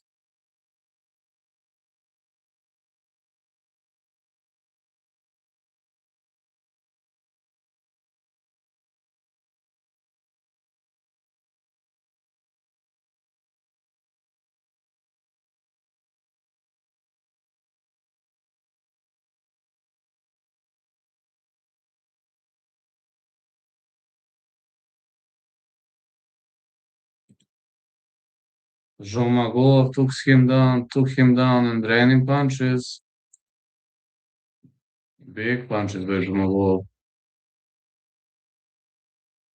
Dvorak in the stoner control. Oh, Jalgas could really range some heavy shots. Dvorak trying to get up. He got up, kind of. Zhumagulov trying to jump on his back. We ain't gonna see the finish here.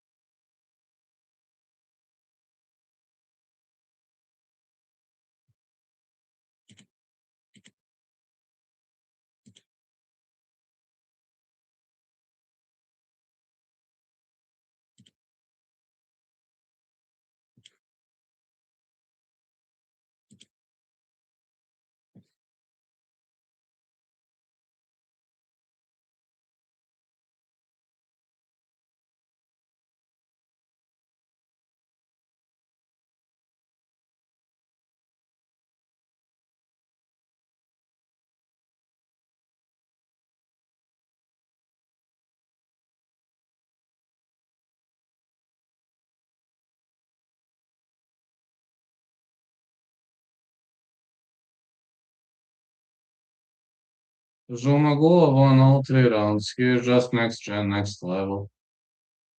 He wobbled Dvorak badly in this round, but Dvorak is remaining on his feet somehow. I don't know how, but he remains on his feet. Ah, that's it. The fight is stopped. That's it. Doctors won't let Dvorak continue. That's it. Zhumagulov won. Doctors are not willing to let Dvorak continue. Okay, victory for Zhalko Zhumagulov. Great victory. I understand the doctors. I mean, Dvorak took a lot of damage, and accumulated damage is very dangerous. So I assume that's a good choice. Fleury Buday coming up next. I understand it. I think this is a good decision.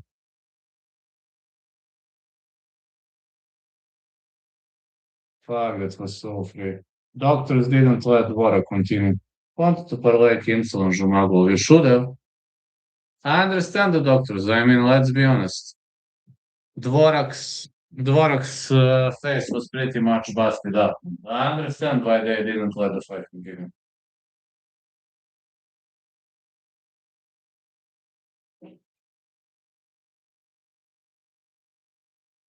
I understand his face was pretty much busted up. You should have parlayed that. It seems you have a very good knowledge of MMA, mate. Mr. Impact, you have a pretty good knowledge of MMA, so you should have busted that up. Fight ended after. No, fight ended between round three and round four, doctor stoppage. Not after 3.5. Sorry. Sorry, mate. Under. Between round three and round four, doctor stopped the fight. They didn't let Dvorak continue. After doctor inspection, they said he can't continue. But he took a lot of damage, so I understand the doctor.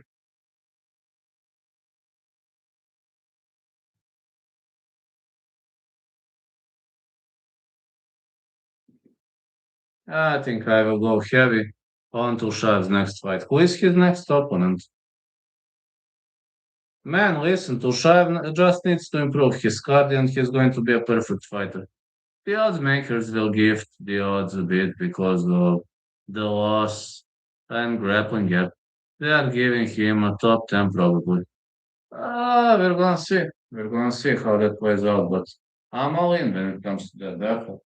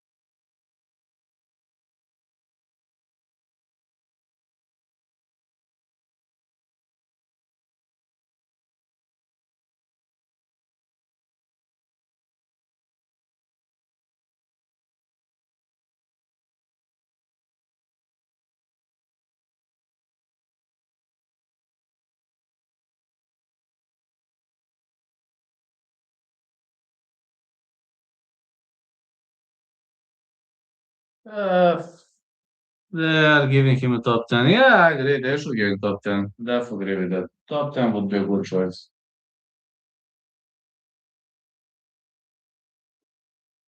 Top 10 would definitely be a good choice, man. I think I'm gonna agree with that. Top 10 is a nice choice if you're asking me.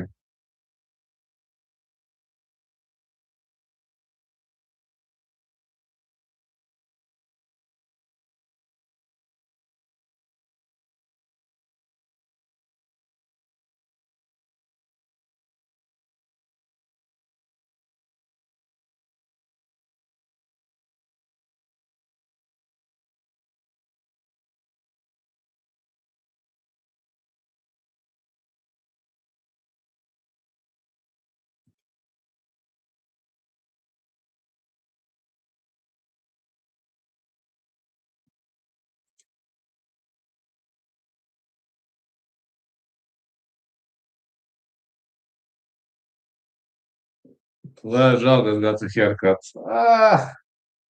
Yeah, you're right. I haven't even noticed that. Really haven't even noticed that.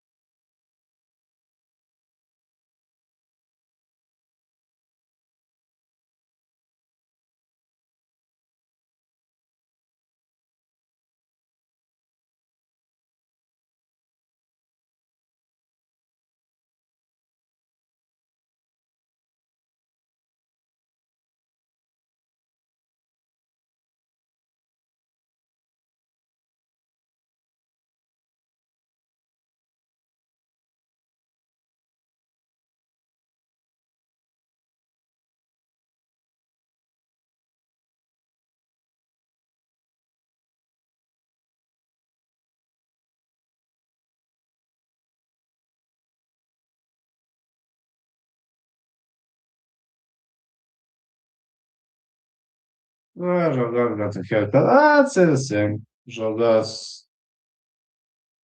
did pretty well. I'm going to confirm.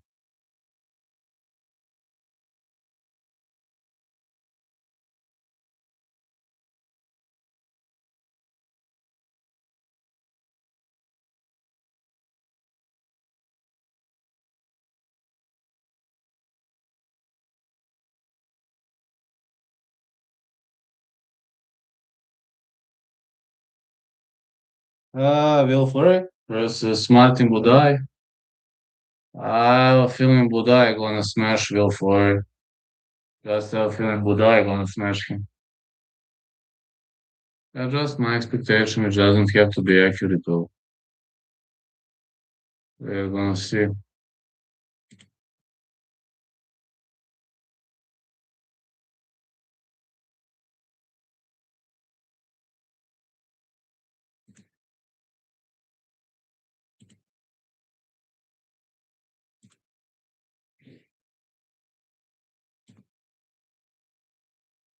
Buday is better on the ground. Let's see how Fleury fights.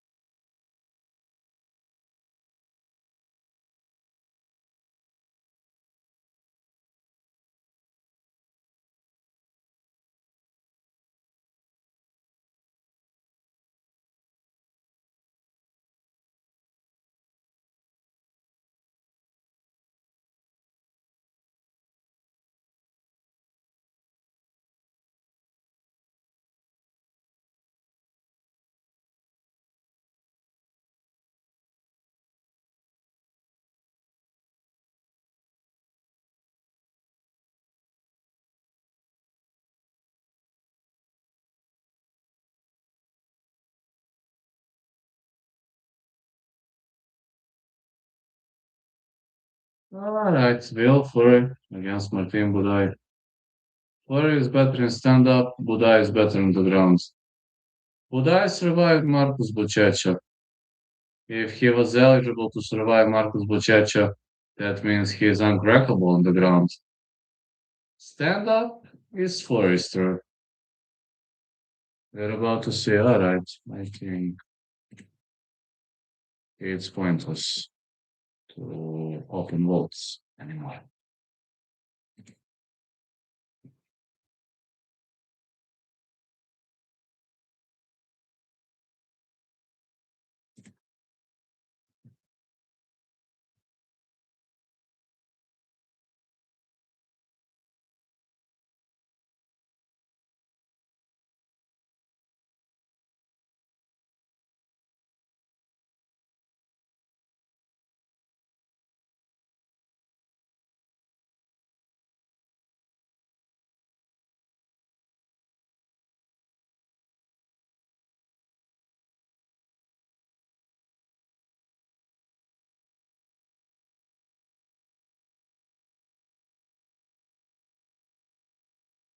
Martin, but it's Buday.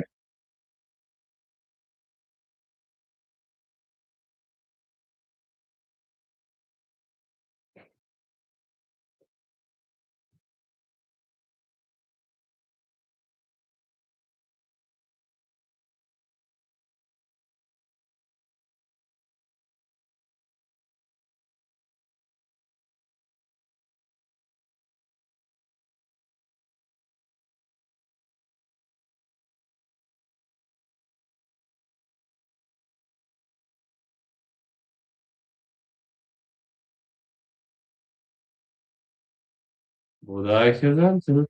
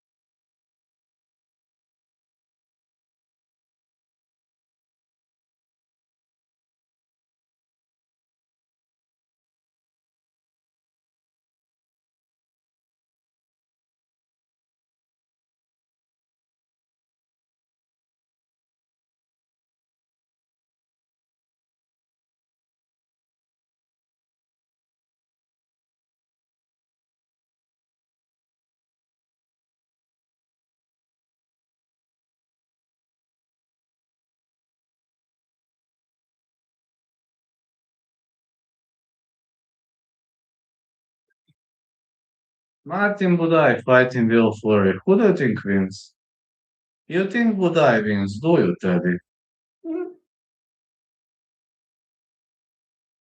You're confident in Buday. Don't you give chances to Fleury? At least a bit.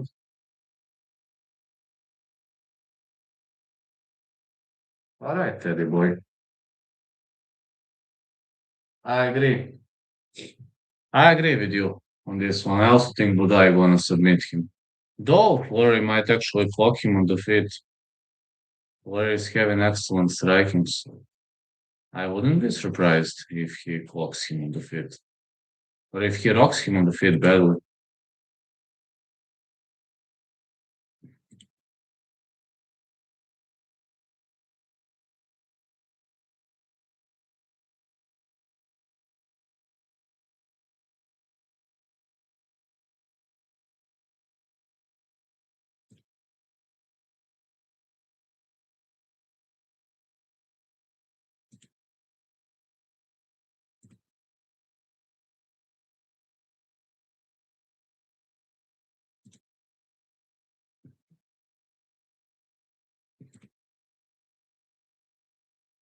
Okay, Buday gonna enter the ring.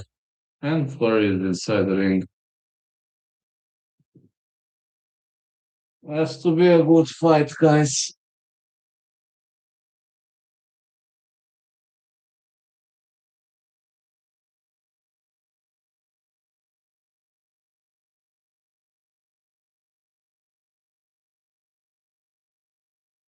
180 for 190 for Fleury, 193 for Buday, 107.2 Fleury, 119.8 Buday, 15-3-1 Fleury, 16-2 Buday.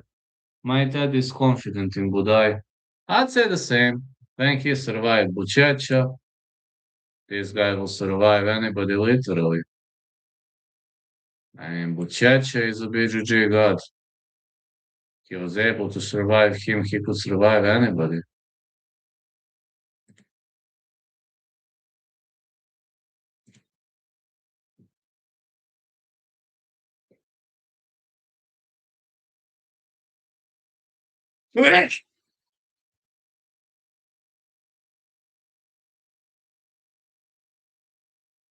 I actually don't think this fight is gonna last for long. Never seen Buday fighting for 5 rounds. Fleury on the other side could fight for 5. But Buday, he isn't gonna let that happen. He fought for 3 rounds against Buchecha and won.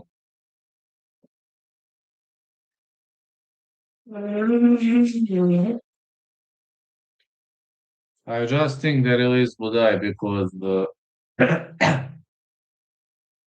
they don't like his BGG. He didn't deserve to get released like that. They released him like he's a shitty fighter, and the fellow's not a shitty fighter. He might be fat, he might be having a bit of bulk, he might not look the greatest, but man, he's a good fighter. That's something UFC doesn't understand. They don't think that kind of fighter with that fighting style is needed in the UFC, which kind of sucks, but they have the right to make their own decisions, unfortunately. I know it sucks. Life sucks from time to time. Just get used to it, my dear fellas. It can really suck from time to time.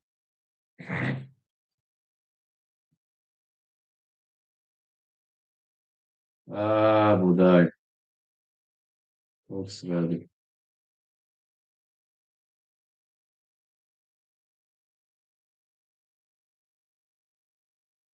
Yes, his opponent will Fleury. Will fucking Fleury. I don't know. Most original nickname I've ever seen. Fucking Will fucking Fleury. Uh, it's a weird nickname actually, but I assume they have a reason for giving him that nickname.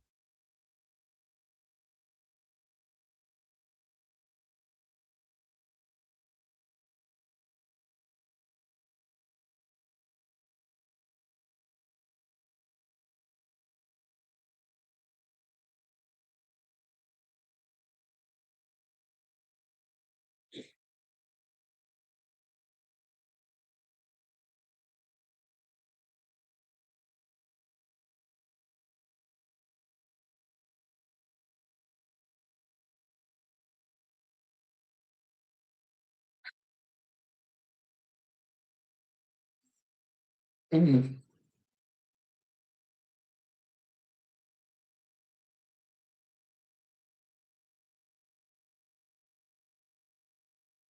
Let's go. Wilford and Team Buday. Off we go.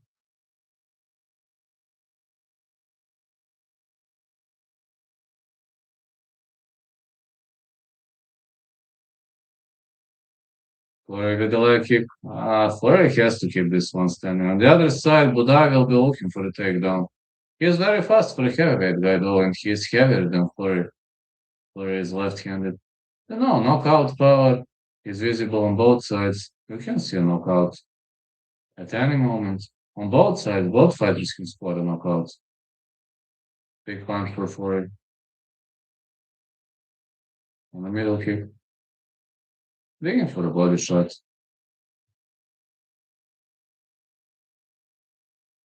Well, as I said, Fleury is better in the stand-up, but if Buday takes him down, it's going to be a big problem for him, for Fleury.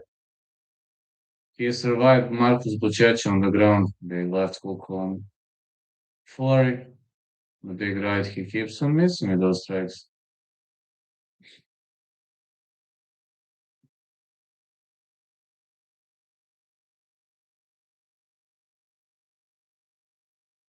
Oh, he caught a kick and knocks Buday down. He caught a kick and knocked him down. Let's see whether Buday survives. Okay, he crawls, trying to get up. All right, Fleury. Fleury keeps on fighting back. Big punches by Fleury. Buday is rocked. Let's see whether the referee is gonna let this punishment continues. Buday is in problem. Down he goes. That's it. Fleury with the TKO. Standing TKO. I never thought Buday was good, bro. Me neither. I actually thought a UFC fighter. Fleury deserves UFC, man. If he was eligible to knock out a UFC fighter, then he deserves a UFC shot. He caught a kick and then heavily rocked Buddha and dropped him with a big punch, man. He's just one of a kind, literally. He lost to Winsberg against Strauss. But if Fleury was eligible to defeat a UFC fighter, then he deserves UFC. Very simple. It's very, very, very simple.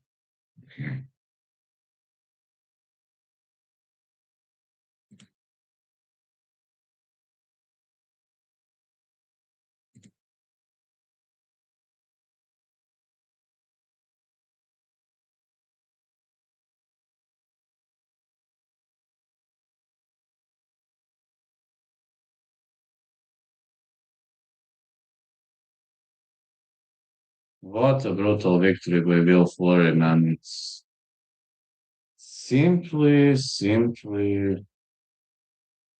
brutal.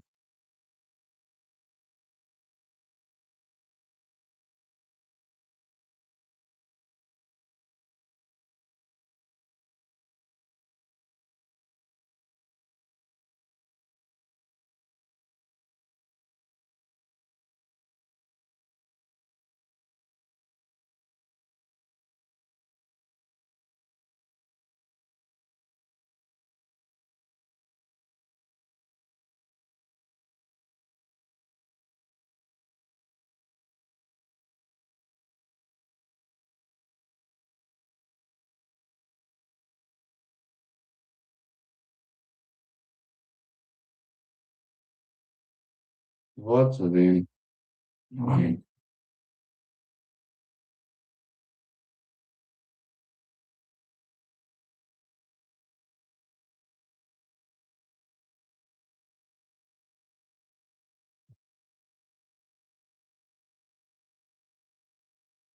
Yes, you should do that to relax the crowd a bit. Yeah, music playing in the background. Yeah, that's a good choice. That music playing in the background is a good choice. I like it. All right, now I need to go to sleep. Tomorrow I got to go to work. Thanks God I'm back to work. See ya. Love you all, and see you all next time. I don't know when will my next stream be. My next stream be probably in 2 days, but you'll see me online. See ya. Have a great day. Night night. Thank you.